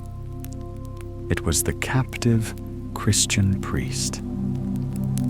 "White Christian!" she exclaimed aloud, and with the words, she pressed a kiss on the forehead of the hideous frog child. Then the frog skin fell off, and Helga stood before her in all her beauty, more lovely and gentle looking, and with eyes beaming with love. She kissed the hands of her foster mother, blessed her for all her fostering love and care during the days of her trial and misery, for the thoughts she had suggested and awoke in her heart, and for naming the name which she now repeated. Then beautiful Helga rose as a mighty swan and spread her wings with the rushing sound of troops of birds of passage flying through the air. Then the Viking's wife awoke, but she still heard the rushing sound without. She knew it was the time for the storks to depart, and that it must be their wings which she heard. She felt she should like to see them once more and bid them farewell. She rose from her couch, stepped out on the threshold, and beheld, on the ridge of the roof, a party of storks ranged side by side. Troops of the birds were flying in circles over the castle and the highest trees. But just before her, as she stood on the threshold and close to the well where Helga had so often sat and alarmed her with her wildness, now stood two swans, gazing at her with intelligent eyes. Then she remembered her dream, which still appeared to her as a reality. She thought of Helga in the form of a swan. She thought of a Christian priest, and suddenly a wonderful joy arose in her heart.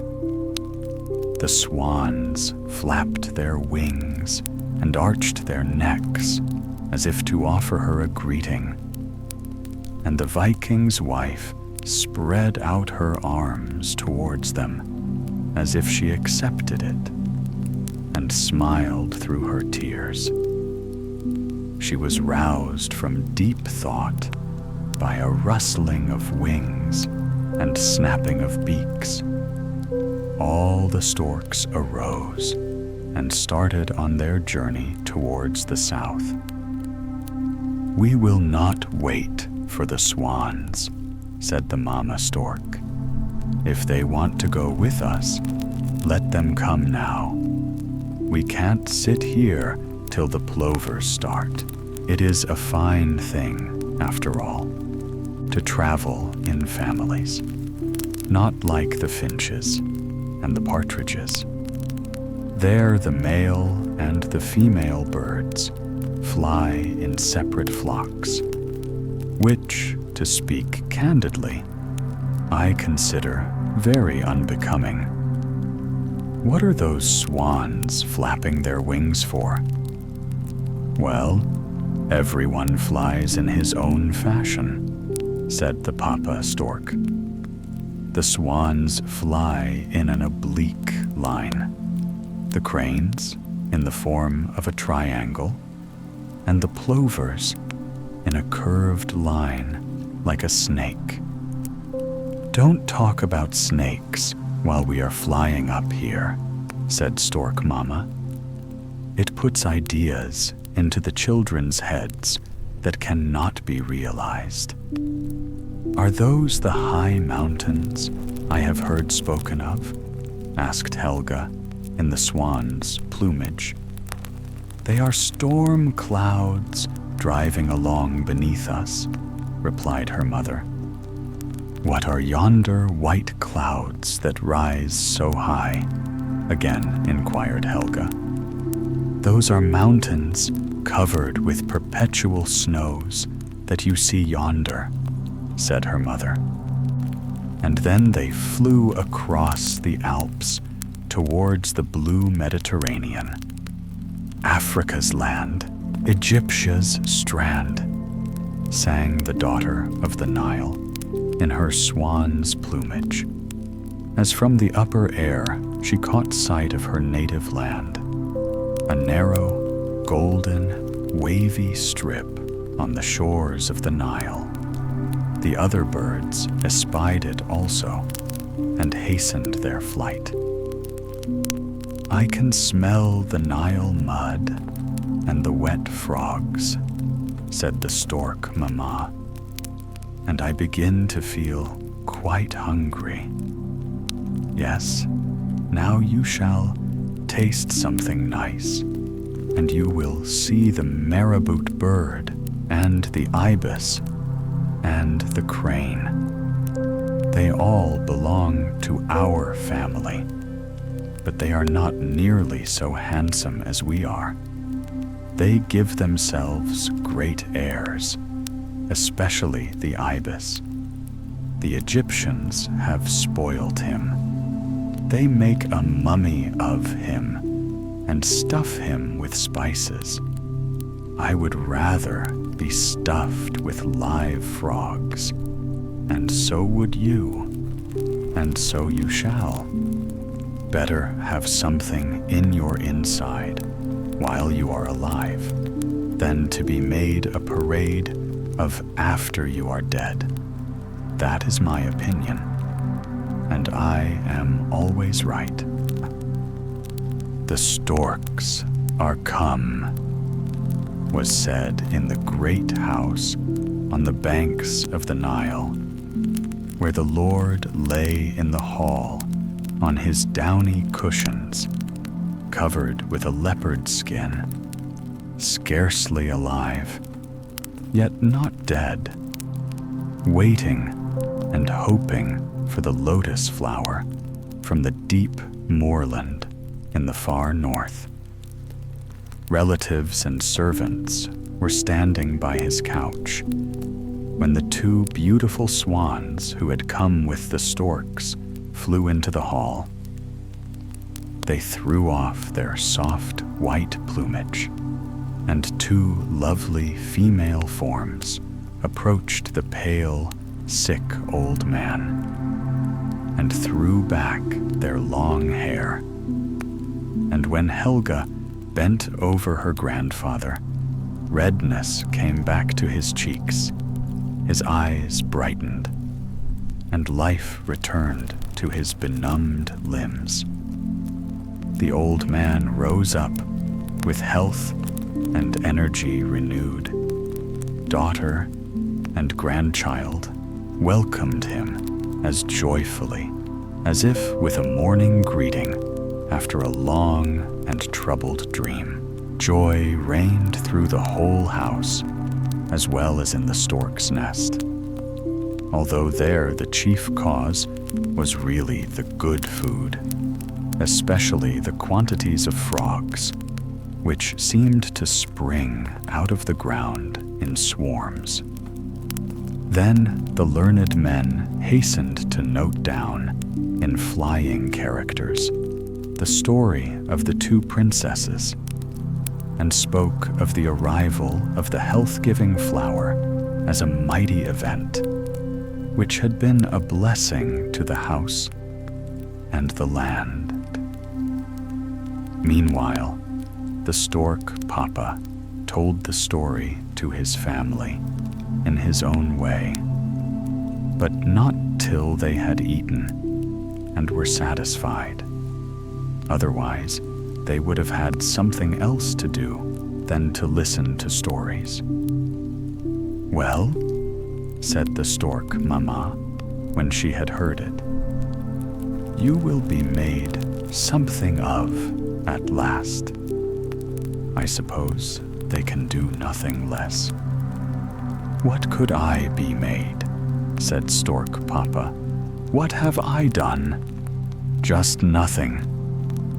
"You have done more than all the rest," she replied. "But for you and the youngsters, the two young princesses would never have seen Egypt again, and the recovery of the old man would not have been effected. You will become something. They must certainly give you a doctor's hood, and our young ones will inherit it, and their children after them, and so on. You already look like an Egyptian doctor, at least in my eyes. I cannot quite remember the words I heard when I listened on the roof, said Stork Papa, while relating the story to his family. All I know is that what the wise men said was so complicated and so learned that they received not only rank, but presents. Even the head cook at the great house was honored with a mark of distinction, most likely for the soup.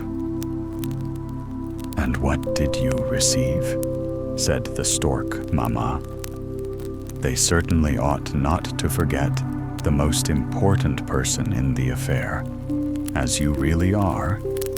The learned men have done nothing at all but use their tongues.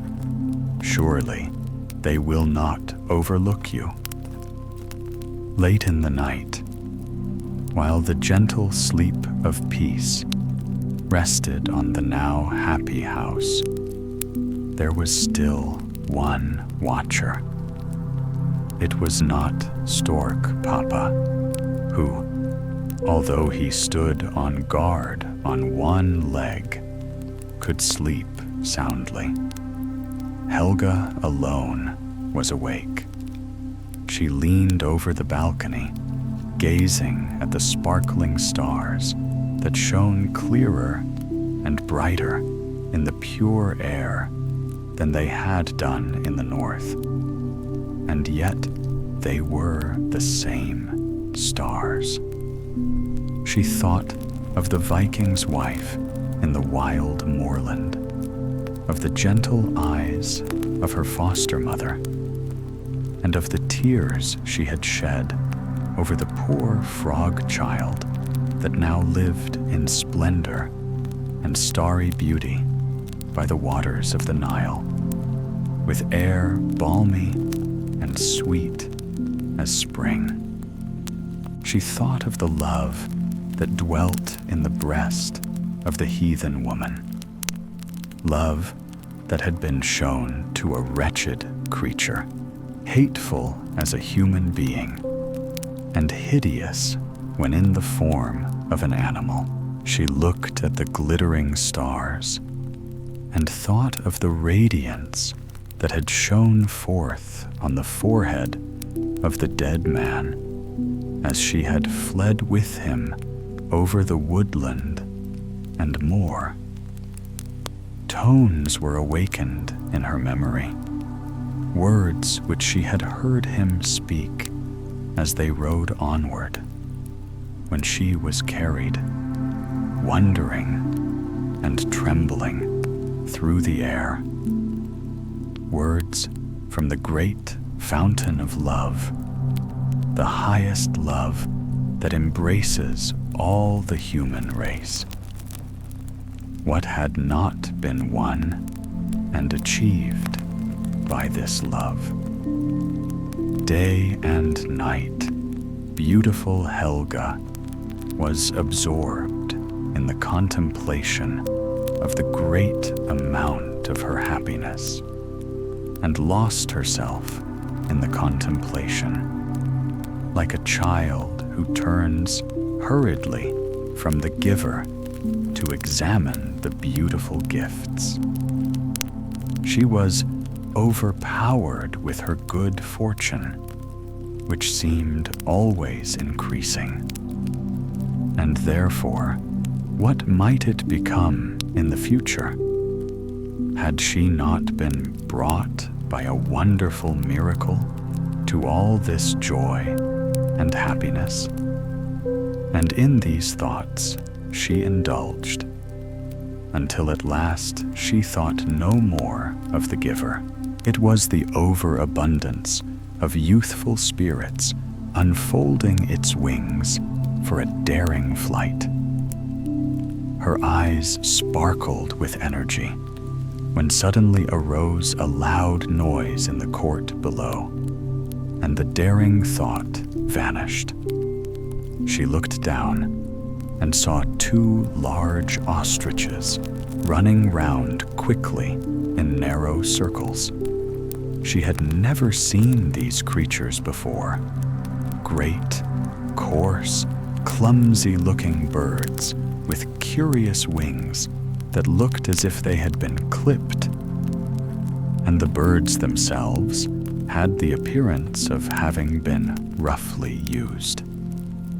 She inquired about them, and for the first time heard the legend which the Egyptians relate respecting the ostrich.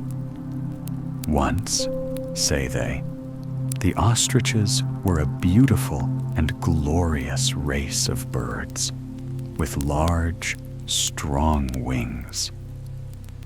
One evening, the other large birds of the forest said to the ostrich, "Brother, shall we fly to the river tomorrow morning to drink, God willing?" And the ostrich answered, "I will."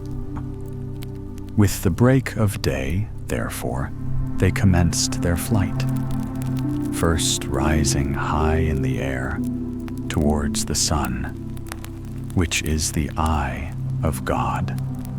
Still higher and higher the ostrich flew, far above the other birds, proudly approaching the light, trusting in its own strength and thinking not of the giver, or saying, "If God will." When suddenly the avenging angel drew back the veil from the flaming ocean of sunlight, and in a moment the wings of the proud bird were scorched and shriveled, and they sunk miserably to the earth. Since that time, the ostrich and his race have never been able to rise in the air. They can only fly terror-stricken along the ground, or run round and round in narrow circles. It is a warning to mankind that in all our thoughts and schemes, and in every action we undertake, we should say, "If God will." Then Helga bowed her head thoughtfully and seriously, and looked at the circling ostrich, as with timid fear and simple pleasure it glanced at its own great shadow on the sunlit walls. And the story of the ostrich sunk deeply into the heart and mind of Helga. A life of happiness, both in the present and in the future, seemed secure for her. And what was yet to come might be the best of all, God willing. Early in the spring, when the storks were again about to journey northward, beautiful Helga took off her golden bracelets, scratched her name on them, and beckoned to the stork father. He came to her, and she placed the golden circlet round his neck and begged him to deliver it safely to the Viking's wife, so that she might know that her foster daughter still lived, was happy, and had not forgotten her. "It is rather heavy to carry," thought Stork Papa when he had it on his neck. "But gold and honor are not to be flung into the street. The stork brings good fortune. They'll be obliged to acknowledge that at last. You lay gold and I lay eggs," said Stork Mama. "With you, it is only once in a way. I lay eggs every year, but no one appreciates what we do. I call it very mortifying. But then we have a consciousness of our own worth, Mother," replied Stork Papa. "What good will that do you?" retorted Stork Mama. it will neither bring you a fair wind nor a good meal. The little nightingale, who is singing yonder in the tamarind grove, will soon be going north, too. Helga said she had often heard her singing on the wild moor, so she determined to send a message by her. While flying in the swan's plumage, she had learnt the bird language. She had often conversed with the stork and the swallow, and she knew that the nightingale would understand.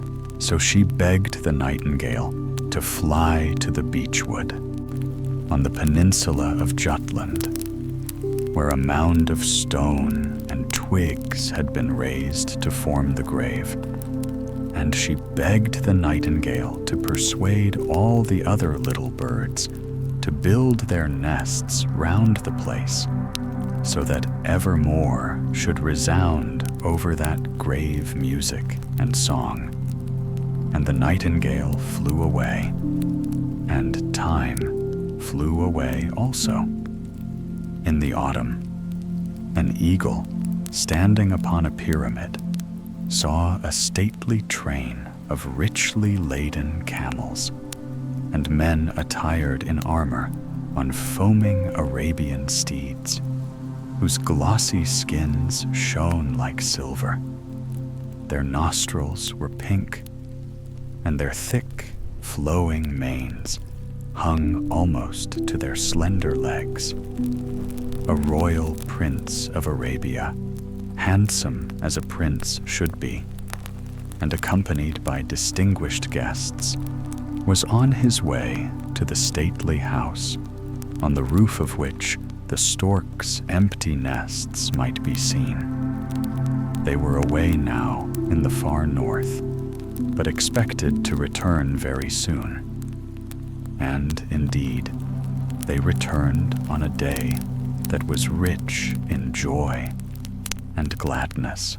A marriage was being celebrated, in which the beautiful Helga, glittering in silk and jewels, was the bride, and the bridegroom, the young Arab prince. Bride and bridegroom sat at the upper end of the table, between the bride's mother and grandfather.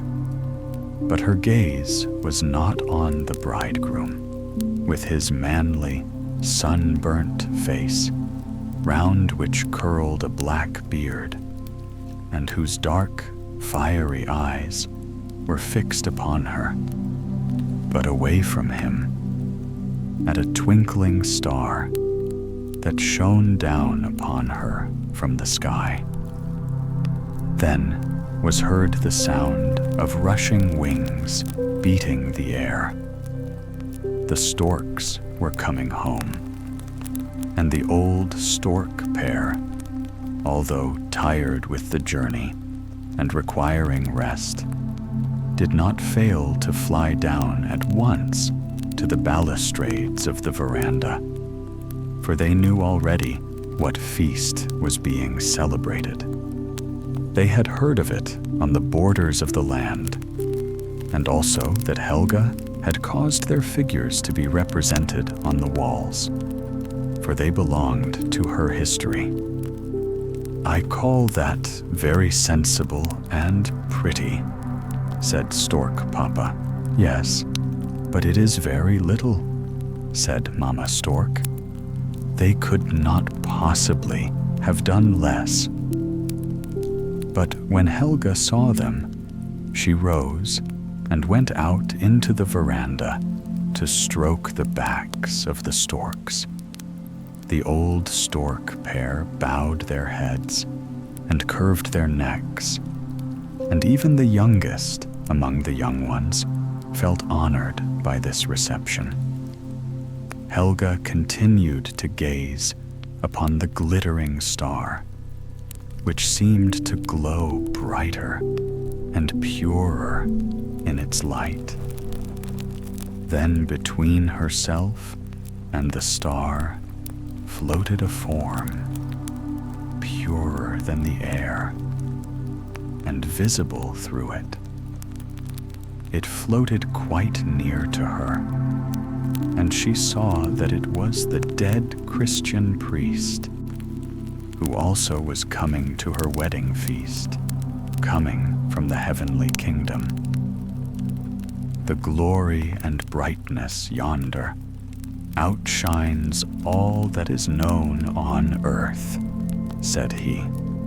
Then Helga the Fair prayed more gently and more earnestly than she had ever prayed in her life before, that she might be permitted to gaze, if only for a single moment, at the glory and brightness of the heavenly kingdom.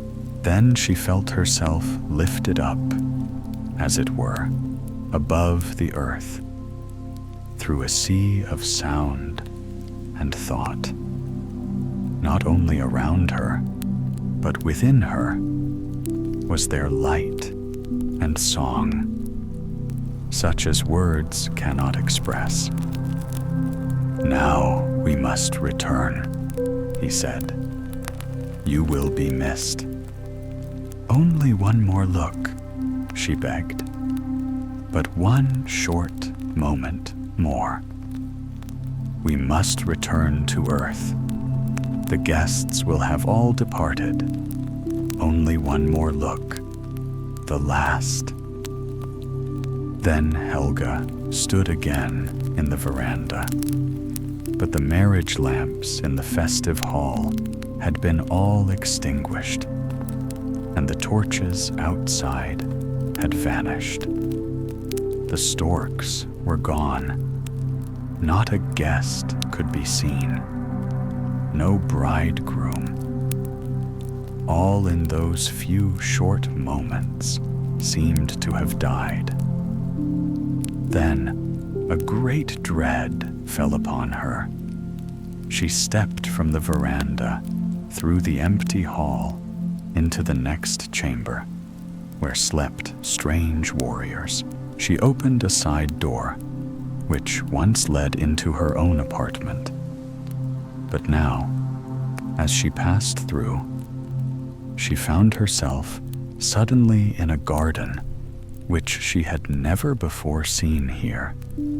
The sky blushed red. It was the dawn of morning.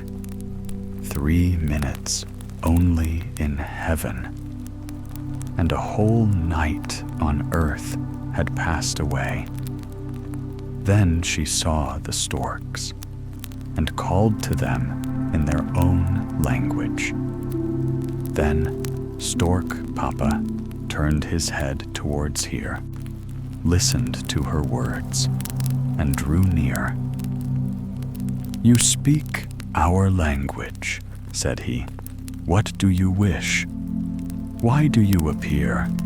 You, a strange woman. It is I. It is Helga. Dost thou not know me?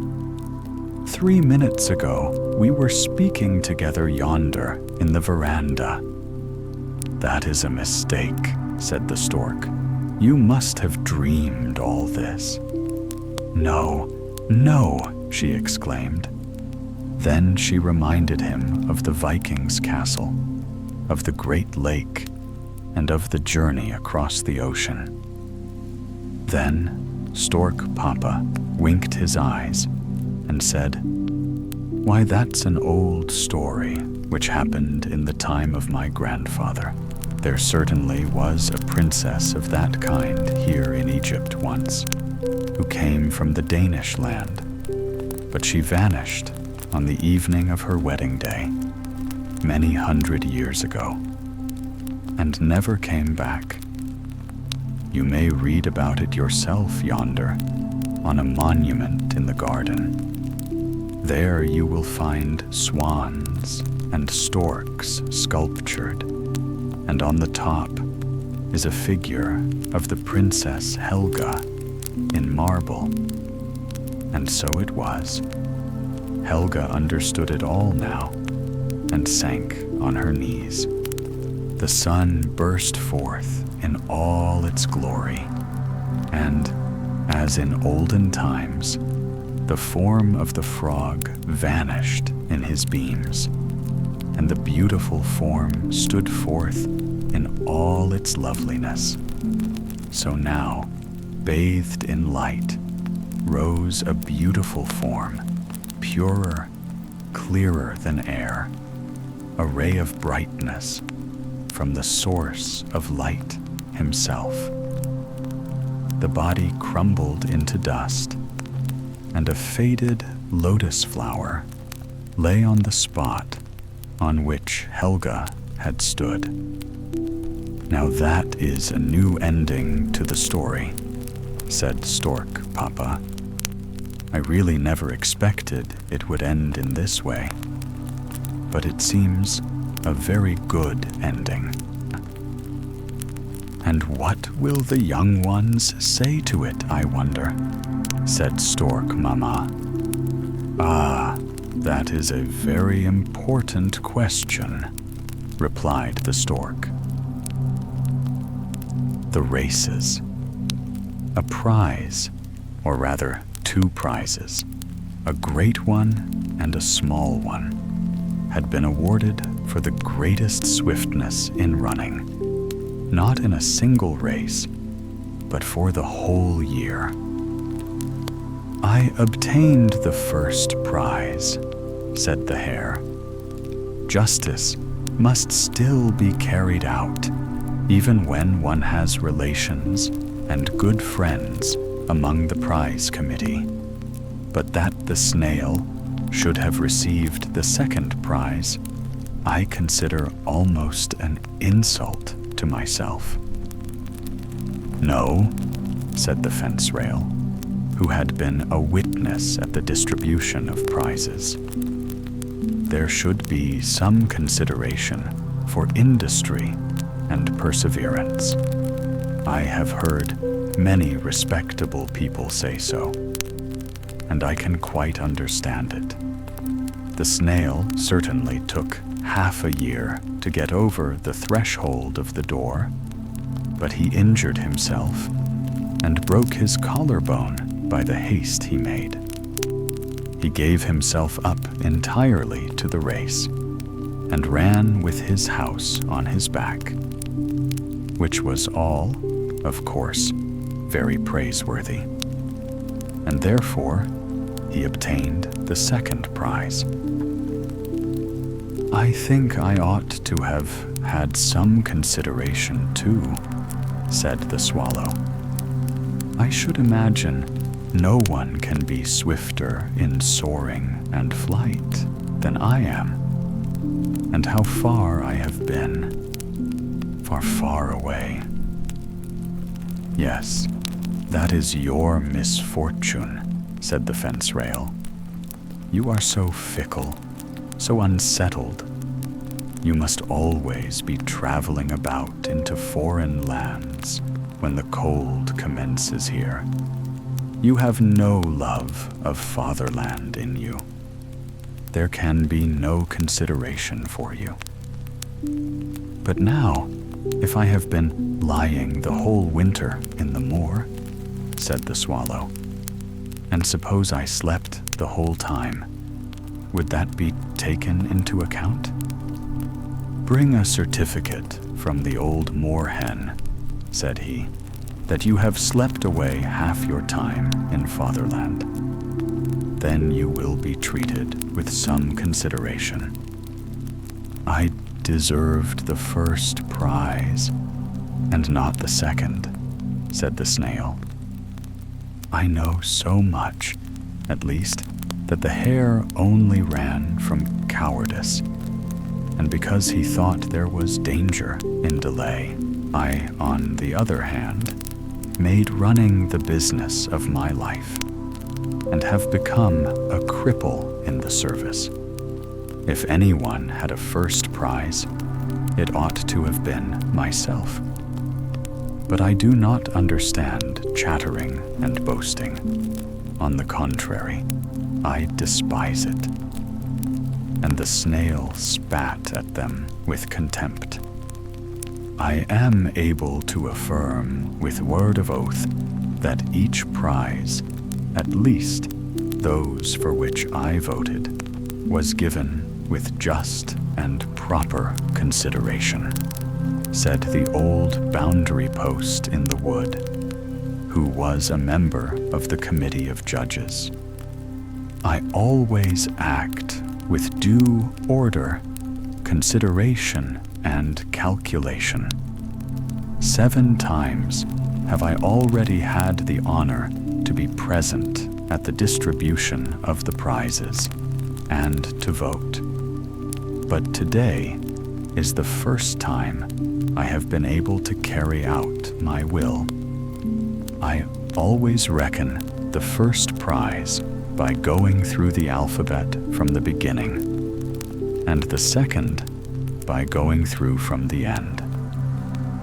Be so kind as to give me your attention, and I will explain to you how I reckon from the beginning. The 8th letter from A is H, and there we have H for hare. Therefore, I awarded to the hare the first prize. The 8th letter from the end of the alphabet is S, and therefore the snail received the second prize. Next year, the letter I will have its turn for the first prize, and the letter R for the second. I should really have voted for myself, said the mule, if I had not been one of the judges on the committee. Not only the rapidity with which advance is made, but every other quality should have due consideration, as, for instance, how much weight a candidate is able to draw. But I have not brought this quality forward now, nor the sagacity of the hare in his flight, nor the cunning with which he suddenly springs aside and doubles to lead people on a false track, thinking he has concealed himself. No, there is something else on which more stress should be laid, and which ought not be left unnoticed.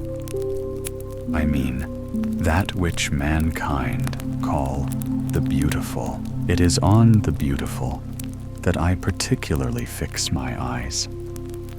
I observed the well-grown ears of the hare. It is a pleasure to me to observe how long they are. It seemed as if I saw myself again in the days of my childhood, and so I voted for the hare. Buzz, said the fly. There, I'm not going to make a long speech, but I wish to say something about hares. I have really overtaken more than one hare when I have been seated on the engine in front of a railway train. I often do so. One can then so easily judge of one's own swiftness. Not long ago, I crushed the hind legs of a young hare. He had been running a long time before the engine. He had no idea that I was traveling there. At last, he had to stop in his career, and the engine ran over his hind legs and crushed them, for I sat upon it. I left him lying there and rode on farther. I call that conquering him, but I do not want the prize. So, it really seems to me, thought the wild rose, though she did not express her opinion aloud. It is not in her nature to do so, though it would have been quite as well if she had. It certainly seems to me that the sunbeam ought to have had the honor of receiving the first prize. The sunbeam flies in a few minutes along the immeasurable path from the sun to us. It arrives in such strength that all nature awakes to loveliness and beauty. We roses blush and exhale fragrance in its presence. Our worshipful judges don't appear to have noticed this at all. Were I the sunbeam, I would give each one of them a sunstroke, but that would only make them mad, and they are mad enough already. I only hope, continued the rose, that peace may reign in the wood. It is glorious to bloom, to be fragrant, and to live in story and in song. The sunbeam will outlive us all. What is the first prize? Asked the earthworm, who had overslept the time and only now came up. It contains a free admission to a cabbage garden, replied the mule. I proposed that as one of the prizes. The hare most decidedly must have it, and I, as an active and thoughtful member of the committee, took especial care that the prize should be one of advantage to him. So now he is provided for. The snail can now sit on the fence and lick up moss and sunshine. He has also been appointed one of the first judges of swiftness in racing.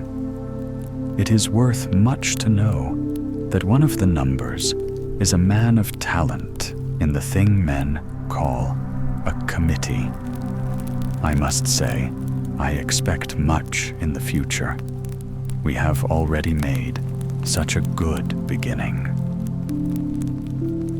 The Stone of the Wise Man. You know the story of Holger Danske, so we won't repeat it, but we'll ask you if you remember how Holger Danske conquered the great land of India, eastward at the end of the world, to the tree called the Tree of the Sun, as Christian Petersen says. Do you know Christian Petersen? It makes no difference if you don't. Holger Danske gave Prester John his power and rule over India. Have you heard about Prester John?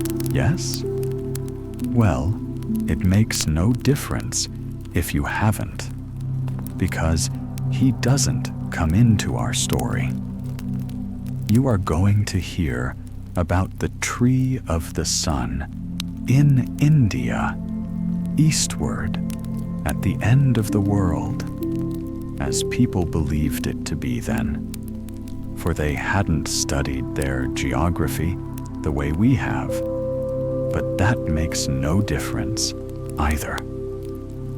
The Tree of the Sun was a magnificent tree, such as we have never seen, and most likely never will see.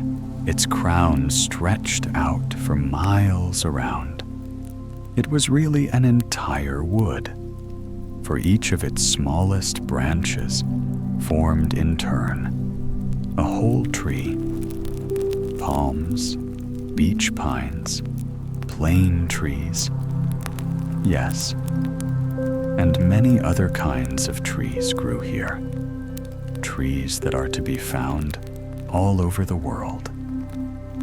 They sprang forth as small branches from the great branches, and these, with their knots and windings, were like hills and valleys, carpeted with soft, velvety green, and covered with thousands of flowers. Each branch was like a great blooming meadow or the most beautiful garden. The blessed sun shone down upon it, for remember, it was the Tree of the Sun. Here the birds from all over the world gathered together. Birds from the primeval forests of America, the rose gardens of Damascus, or the wild woods of Africa, where the elephant and the lion imagine that they alone reign. Polar birds came here, and the stork and swallow naturally did too. But the birds were not the only living creatures here. The stag, the squirrel, the antelope, and hundreds of other beautiful and light-footed animals were at home in this place. The crown of the tree was a spreading, fragrant garden, and in the very center of it, where the great branches rose up into a green hill, there stood a castle of crystal with a view toward every country in the world. Each tower rose up in the form of a lily, and one could ascend through the stem, for inside there were winding stairs. One could step out onto the leaves. These were the balconies.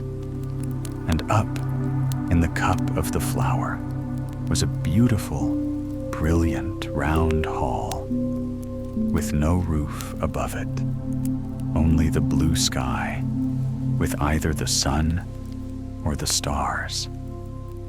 Down below, in the wide halls of the castle, there was just as much splendor, though of a different sort.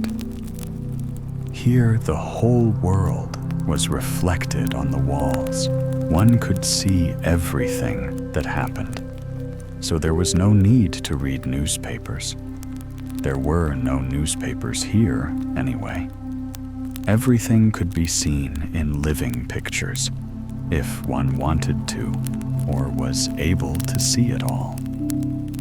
For too much is too much, even for the wisest man. And the wisest of all men lived here. His name is too difficult for you to pronounce, and it makes no difference anyway. He knew everything that a man on earth can know, hope to know.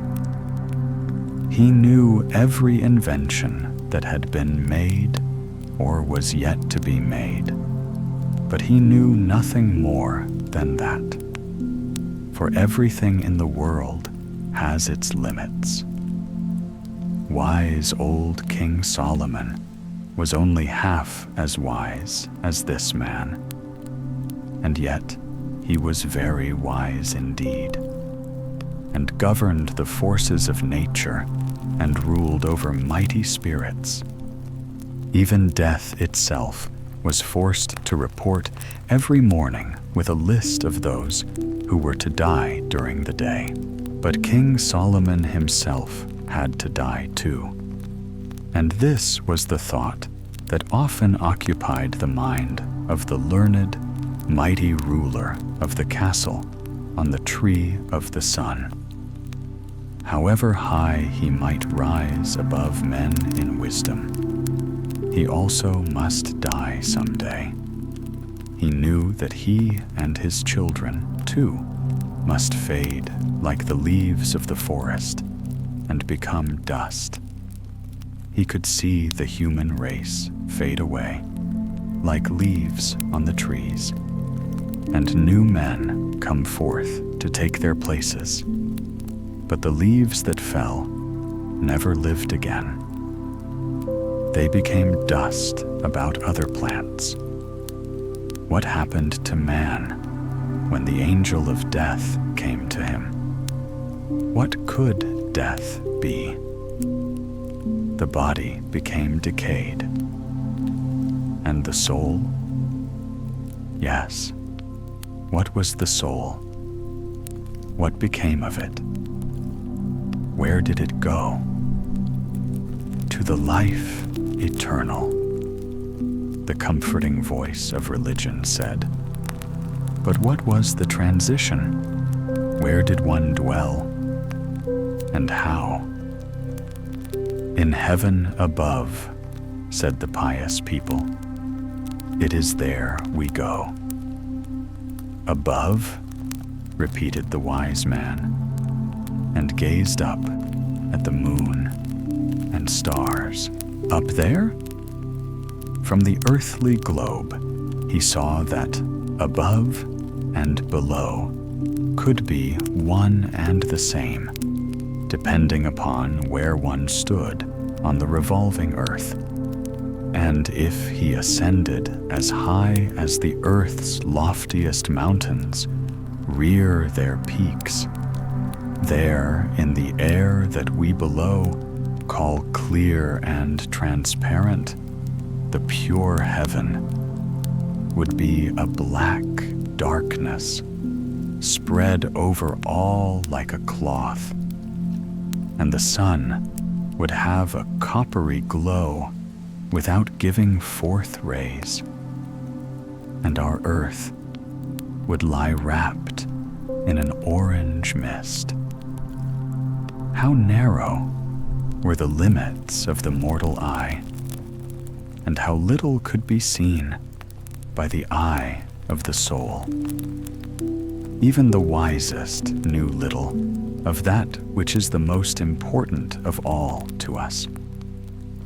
In the most secret chamber of that castle lay Earth's greatest treasure, the Book of Truth. Page after page, the wise man had read it through. Every man may read in this book, but only parts of it.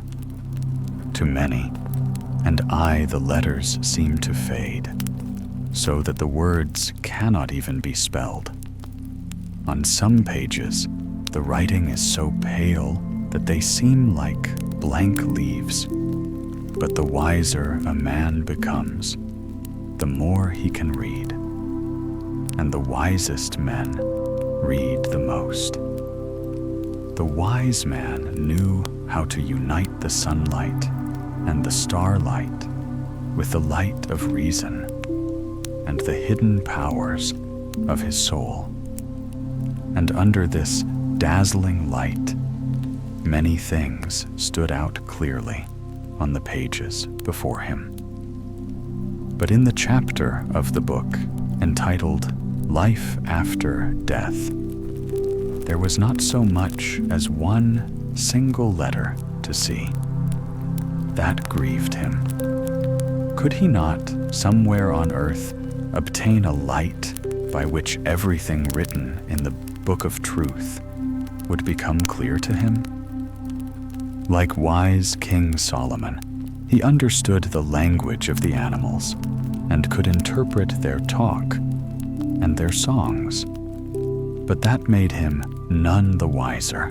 He had learned the powers of plants and metals, powers that could be used for the cure of diseases or for delaying death, but none that could destroy death. In all created things that he could reach, he sought the light that would shine upon the certainty of eternal life. But he did not find it. Blank leaves still appeared in the Book of Truth before him. Christianity gave him words of promise of an eternal life in the Bible, but he wanted to read it in his book. And there he could see nothing about it. The wise man had 5 children, 4 sons, educated as well as the sons of the wisest of fathers should be, and a daughter, lovely, gentle, and clever, but blind. Yet this affliction was no deprivation to her, for her father and brothers were mortal eyes to her, and her own keen perception gave her clear mental vision. The sons had never ventured farther from the castle than the extent of the branches of the tree, nor had the sister ever left the home. They were happy children in the home of their childhood, the beautiful, fragrant tree of the sun. Like all children, they were happy to have stories told them, and their father told them many things that other children would never have understood. But these children were as clever as most of our old people are. He explained to them the pictures of life that they saw on the castle walls, the labors of men, and the march of events in all the lands of the earth. Often the sons wished that they could go into the world and take part in the great deeds of other men. And then their father explained to them that it was hard and wearisome out in the world, that the world was not as they saw it from their beautiful home. He told them of the good, the true, and the beautiful, and explained that these three clung together in the world, and that under the pressure they endured, they hardened into a precious stone, purer than the water of a diamond, a splendid jewel of value to God Himself, whose brightness outshone all things. This was called the Stone of the Wise Man. He told them that just as man could gain knowledge of the existence of God by seeking it, so was it within the power of man to gain proof that such a jewel as the Stone of the Wise Man existed. This explanation would have been beyond the understanding of other children, but these children could grasp it, and in time other children too will learn to understand its meaning. They asked their father about the true, the beautiful, and the good, and he told them many things. How when God made man from the dust of the earth, He gave to his work 5 kisses, fiery kisses, heart kisses, which we now call the 5 senses. Through these, that which is the true, the beautiful, and the good is seen, felt, and understood. Through them, it is valued, protected, and augmented. 5 senses have been given, physically and mentally, inwardly and outwardly, to body and soul. By day and by night, the children thought deeply about all these things. Then the eldest of the brothers had a wonderful dream. And strangely enough, the second brother had the same dream, and the third did too, and the fourth. All of them dreamed exactly the same thing. They dreamed that each went out into the world and found the Stone of the Wise Man, which gleamed like a radiant light on his forehead, when in the morning dawn he rode his swift horse back over the velvety green meadows of home to the castle of his father. Then the jewel threw such a divine light and brilliance upon the pages of the book that everything written there on the life beyond the grave was illuminated. But the sister dreamed nothing about venturing out into the world, for it had never entered her mind.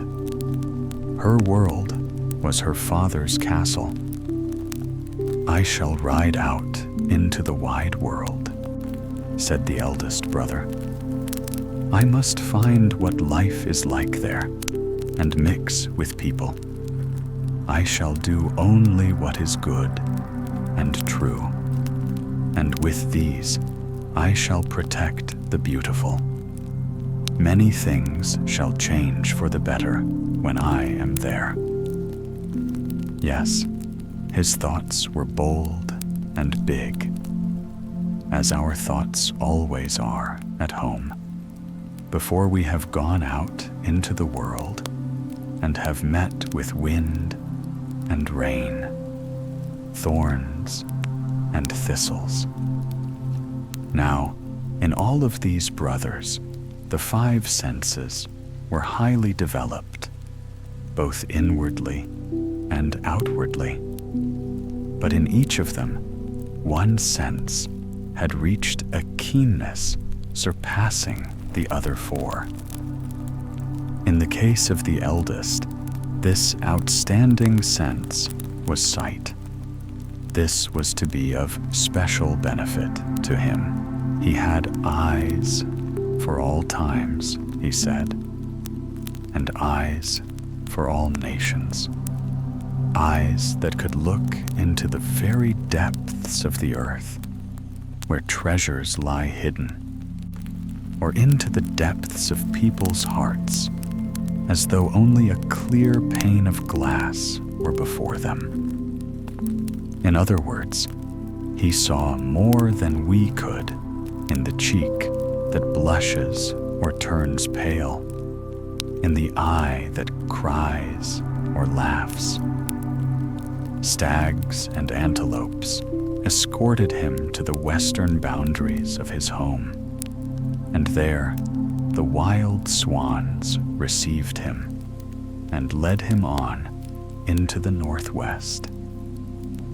And now he was far out into the world, far from the land of his father, which extended eastward to the ends of the earth. How widely his eyes opened in amazement.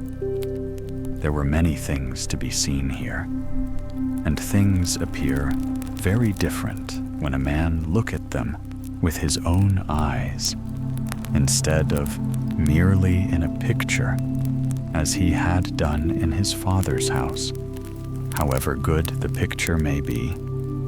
And those in his father's house were unusually good. At first, he nearly lost his eyes in astonishment at all the rubbish, all the carnival-like decorations that were supposed to represent the beautiful. But he did not quite lose them, and soon found full use for them. He wished to work thoroughly and honestly to understand the beautiful, the true, and the good. But how were these represented in the world? He saw that often the praise, which by right belonged to the beautiful, was given to the ugly, that the good was often overlooked, and mediocrity was applauded when it should have been hissed. People looked at the dress and not at the wearer, asked for a name instead of a value, and were guided more by reputation than by worth. It was the same everywhere. I must attack these things, he thought, and he did so. But while he was seeking the truth, there came the devil, who is the father of all lies. Gladly would he have plucked out the eyes of this seer, but that would have been too blunt, for the devil works in a more cunning way. He let him continue to seek and see the true and the good. But while the young man was doing so, the devil blew a mote into his eye, into both eyes, one mote after another. This, of course, would harm even the clearest sight. Then the fiend blew upon the motes until they became beams, and the eyes were destroyed. There the seer stood like a blind man in the great world, and had no faith in it, for he had lost his good opinion of it and of himself. And when a man loses confidence in the world and himself, it is all over with him. All over, sang the wild swans, flying across the sea toward the east. All over, repeated the swallows, also flying eastward toward the tree of the sun. It was not good news that they were carrying to the young man's home. The seer must have done badly, said the second brother, but the hearer may have better luck. For in this son, the sense of hearing was developed to a very high degree. So keen was it that he could hear the very grass grow. He lovingly bade farewell and rode away from home, full of sound abilities and good intentions. The swallows followed him, and he followed the swans until he was far from his home, far out in the wide world. Then he discovered that one may have too much of a good things, for his hearing was too fine. Not only could he hear the grass grow, but he could hear every man's heart beat, whether in sorrow or in joy. To him, the whole world was like the great workshop of a clockmaker, with all the clocks going tick, tock, and all the tower clocks striking ding, dong. The noise was unbearable.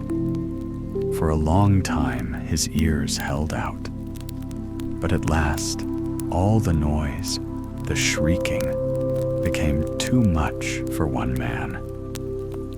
Then street boys of some 60 years of age, for years alone don't make men, raised a tumult, at which the hearer would have laughed, except for the slanderous talk that followed and echoed through every house and street. It was heard even in the country lanes. Falsehood pushed itself forward and pretended to be the master. Bells on the fools' caps jangled and insisted they were church bells, until the noise became too much for the hearer, and he thrust his fingers into his ears.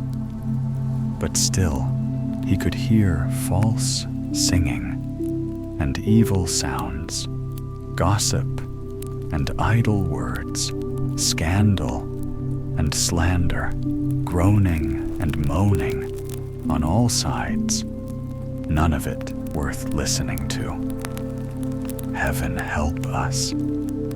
It was impossible to endure. It was all too mad. He thrust his fingers deeper and deeper into his ears, until at last his eardrums burst. Now he heard nothing at all. He could not hear the true, the beautiful, and the good. His hearing was to have been the bridge by which he would have crossed to it. He became morose and suspicious, at last trusting no one, not even himself. And that was most unfortunate. He would not be able to discover and bring home the divine jewel. And so he gave up. He even gave himself up. And that was the worst of all. The birds that flew eastward brought the tidings of this also to the father's castle in the Tree of the Sun. No letters arrived there, for there was no mail service. "Now I'll try," said the third brother. "I have a sharp nose." It wasn't a very good practice for him to boast like that, but that was his way, and we must take him as he was. He had a happy disposition and was a poet, a great poet. He could sing many things that he could not speak, and ideas came to him far more quickly than they did to others. "I can smell a rat," he said, and it was his highly developed sense of smell to which he attributed his great range of knowledge about the realm of the beautiful. "Every fragrant spot in the realm of the beautiful has its denizens," he said. "Some like the smell of apple blossoms, some like the smell of a stable. One man is at home in the atmosphere of the tavern, among the smoking tallow candles, where the smell of spirits mingles with the fumes of cheap tobacco. Another prefers to be near the heavy scent of jessamine, or to scent himself with strong oil of cloves. Some seek the fresh sea breezes, while others climb the highest mountain to look down on the bustling little life beneath." Yes, thus he spoke. It seemed to him as if he had already been out in the wide world and known people from close association with them. But this conviction arose from within himself. It was the poet within him, the gift heaven had bestowed on him in his cradle. He bade farewell to his ancestral home in the Tree of the Sun and went on foot through the pleasant countryside. When he arrived at the boundaries of his home, he mounted an ostrich, which runs faster than a horse. And when he later met the wild swans, he swung himself onto the strongest of them, for he loved variety. Away he flew across the sea to distant lands of great forests, deep lakes, towering mountains, and proud cities. And wherever he appeared, it seemed as if sunlight traveled with him across the countryside. For every flower and bush gave forth a new fragrance, conscious that nearby was a friend and protector who understood them and knew their value. Then the crippled rose bush stretched out its branches, opened its leaves, and gave bloom to the most beautiful roses. Even the black, slimy wood snail saw its beauty. "I will put my mark on the flower," said the snail. "Now I have spit on it, and there is nothing more I can do for it." "Thus the beautiful always fares in this world," said the poet. Then he sang a song about it in his own way, but nobody listened. So he gave a drummer 2 pennies and peacock's feather, and then arranged the song for the drum, and had it drummed throughout the town, in all the streets and lanes. When the people heard it, they said that they understood it. It was very profound. And so the poet sang other songs about the beautiful, the good, and and the true. And people listened to them among the smoking tavern candles, listened in the fresh meadows, in the forests, and on the high seas. It seemed as if this brother was going to have better luck than the other two. But that angered the devil, and so he promptly set to work with all the incense powder and smoke to be found, the very strongest, which can stifle anyone, and which he can prepare artfully enough to even confuse an angel, and surely, therefore, a poor poet. The devil knows how to take hold of a man like that. He surrounded the poet so completely with incense that the poor man lost his head, forgot his mission, his home, everything, even himself. He then vanished in smoke. When the little birds heard about this, they were sad, and for 3 days they didn't sing. The black wood snail became blacker still, not from grief, but from envy.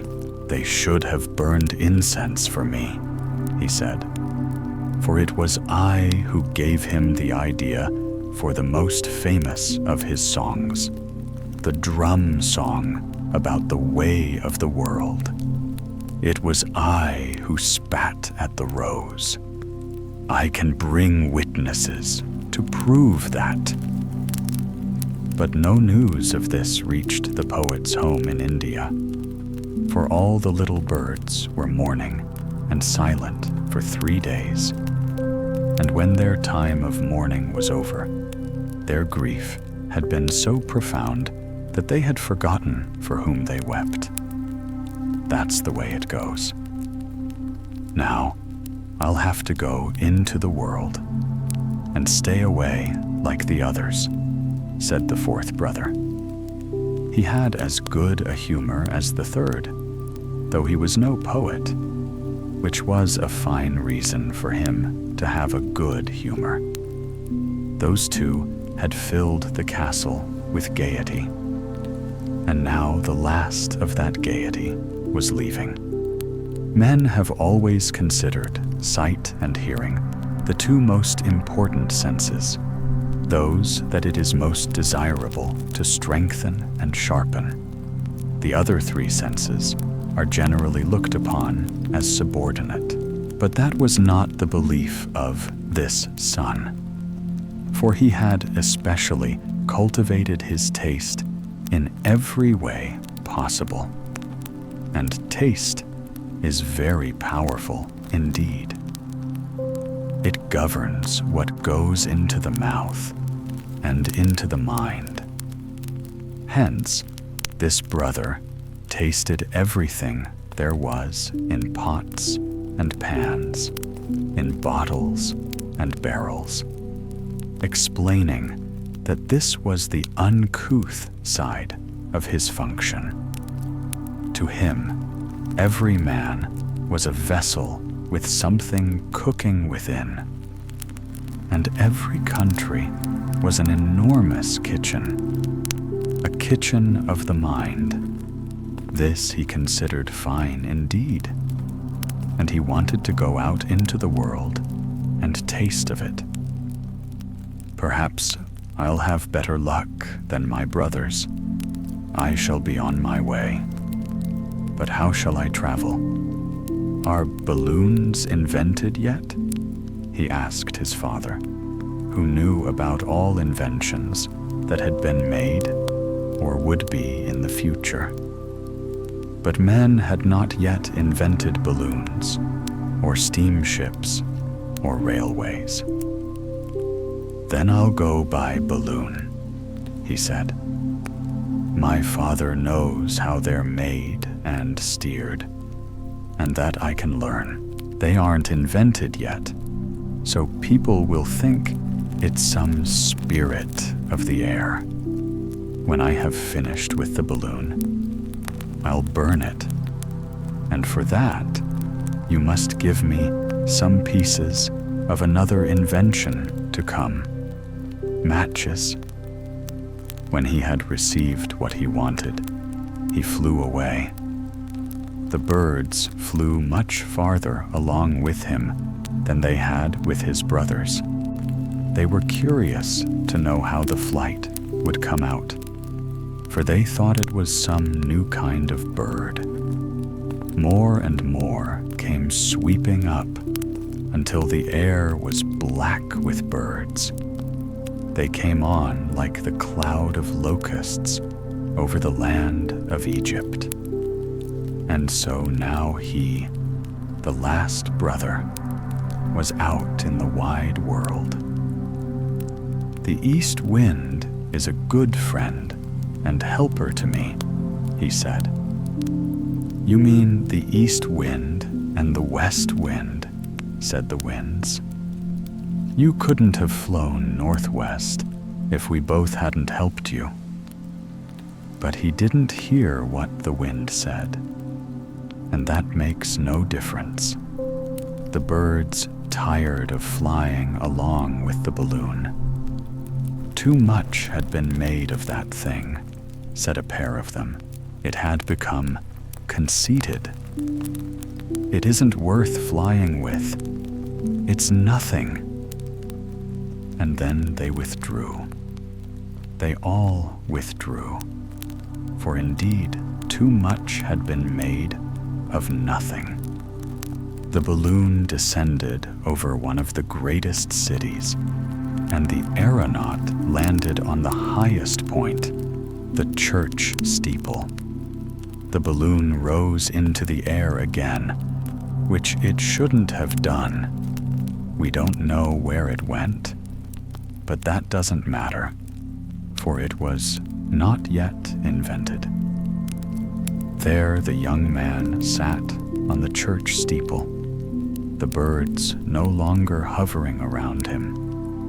He had grown as tired of them as they had of him. All the chimneys of the town smoked fragrantly. Those are altars erected in your honor, said the wind, which thought it ought to say something pleasant. He sat up there boldly and gazed down at the people in the streets. One person was prancing along, proud of his purse. Another was proud of the key that hung at his girdle, though he had nothing for it to unlock.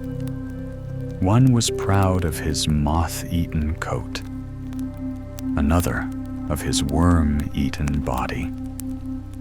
Vanity, he said. I must go down, dip my fingers into that pot, and taste it. But I'll sit here a little longer, for the wind is blowing very pleasantly against my back. I'll take a little rest. It is good to sleep long in the mornings when one has much to do, the lazy man says. Laziness is the root of all evil. But there is no evil in our family. I'll stay here as long as the wind blows, for it feels good. So he sat there. But since he was sitting on the weathercock of the steeple, which turned round and round with him, he had the false idea that the same wind was still blowing. So he remained seated there. He might as well stay a long while and have a good taste. Back in India, in the castle of the Tree of the Sun, it had become empty and quiet after the brothers, one after another, had gone away. Things are going badly with them, said the father. Never will they bring home the gleaming jewel. It is not for me. They are all dead and gone. And then he bent over the book of truth and gazed at the page that should have told him of life after death. But there was nothing for him to see or learn from it. Now his blind daughter was his sole joy and consolation. She clung to him with deep affection, and for the sake of his happiness and peace of mind, she wished the precious jewel might be discovered and brought home. With sorrow and longing, she thought of her brothers. Where were they? Where could they be living? With all her heart, she wished she might dream of them. But, strangely enough, not even in her dreams could she reach them. At last, one night, she dreamed that their voices sounded across to her, calling to her from out in the wide world. And she could not hold back, but traveled far, far away. And yet she seemed still to be in her father's house. She never met her brothers, but in her dream, she felt a sort of burning in her hand that did not pain her. It was the shining jewel she was bringing to her father. When she awoke, she thought for a moment that she still held the stone in her hand, but it was the knob of her distaff that she was grasping. Through that long night, she had spun incessantly, and on the distaff was a thread finer than the finest spider's web. Human eyes could not distinguish the separate threads in it. So fine were they. She had moistened it with her tears, and it was as strong as a rope. She arose. Her decision was made. The dream must become a reality. It was still night, and her father was sleeping. She pressed a kiss on his hand, and then, taking her distaff, fastened the end of the thread to her father's castle. But for this, in her blindness, she would never have been able to find her way home. She must hold fast to that thread and trust neither to herself nor to others. From the tree of the sun, she broke off 4 leaves. These she would entrust to the winds to bring to her brothers as letters of greeting in case she should not meet them out there in the wide world. How could she fare, that poor blind child? She could hold fast to her invisible thread. She possessed one gift that all the others lacked: sensibility. And by virtue of this, she seemed to have eyes in the very tips of her fingers and ears in her heart. Then she went forth quietly into the noisy, whirling, strange world. And wherever she went, the sky became so bright with sunshine that she could feel the warm rays, and the rainbow spread itself through the blue air where there had been dark clouds. She heard the birds sing and smelled the scent of orange groves and apple orchards so strongly that she seemed to taste the fruit. Soft tones and delightful sounds reached her ears, but with them came howlings and roarings. Manifold thoughts and opinions strangely contradicted each other. The echoes of human thoughts and feelings penetrated into the depths of her heart. One chorus sounded mournfully. Our earthly life is filled with mist and rain, and in the dark of night we cry with pain. But then she heard a brighter strain. Our earthly life is like a rose bush, so bright. It is filled with sunshine and true delight. And if one chorus sounded bitterly, each person thinks of himself alone. This truth to us is often shown. From the other side came the answer. Throughout our life, a fairy of love guides our steps from heaven above. She could hear the words, "There's pettiness here, far and wide. Everything has its wrong side."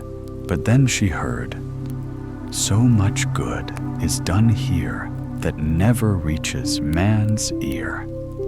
And if sometimes the mocking words sounded to her, "Make fun of everything, laugh in jest, laugh along with all the rest," a stronger voice came from the blind girl's heart. "Trust in God and thyself. Pray then, His will be done forever. Amen." Whenever the blind girl entered the circle of humanity and appeared among people, young or old, knowledge of the true, the good, and the beautiful was radiant in their hearts. Wherever she went, whether she entered the studio of the artist, or the hall decorated for the feast, or the crowded factory with its whirring wheels, it seemed as though a sunbeam were entering, as though the string of a lute sounded, or a flower exhaled its perfume, or a refreshing dewdrop fell upon a withering leaf. But the devil could not put up with this. With more cunning than that of 10,000 men, he devised a way to bring about his purpose. From the marsh, he collected little bubbles of stagnant water and muttered over them a sevenfold echo of untrue words to give them strength. Then he bought heroic poems and lying epitaphs, as many as he could find, boiled them in the tears of envy, colored them with grease paint he had scraped from the faded cheeks of an old lady. And from all this, he fashioned a maiden with the appearance and carriage of the blind girl, the blessed angel of sensibility. Then the devil's plot was consummated, for the world knew not which of the two was the true one. And indeed, how could the world know? Trust in God and thyself. Pray then, His will be done forever. Amen. Sang the blind girl in complete faith. Then she entrusted to the winds the 4 green leaves from the tree of the sun as letters of greeting to her brothers. And she was quite sure that they would reach their destinations and the jewel be found, the jewel that dims all the glories of the world. From the forehead of humanity, it would gleam even to the house of her father. Even to the house of my father, she repeated. Yes, the place of the jewel is on this earth, and I shall bring with me more than the promise of it. I can feel its glow. In my closed hand, it swells larger and larger. Every grain of truth, however fine it was, which the wind whirled toward me, I caught up and treasured. I let penetrate into it the fragrance of the beautiful, of which there is so much in the world, even for the blind. To the first, I added the sound of the beating heart, doing good. I bring only dust with me, but still it is the dust of the jewel we sought, and it is in ample quantity. I have my whole hand full of it. Then she stretched forth her hand toward her father. She was home. She had traveled there with the swiftness of thoughts in flight, having never let go of the invisible thread leading to home. With the fury of a hurricane, the evil powers swept over the tree of the sun, and their wind blasts rushed through the open doorway into the sanctuary of the Book of Truth. It will be blown away by the wind, cried the father, and he seized the hand she had opened. Never, she replied with calm assurance. It cannot be blown away. I can feel the rays warming my very soul. And the father became aware of a dazzling flame, right where the shining dust poured from her hand onto the Book of Truth that would grant the certainty of an everlasting life. Now, on the white page, there glowed one shining word. One word only: believe. And once more, the four brothers were with their father and sister.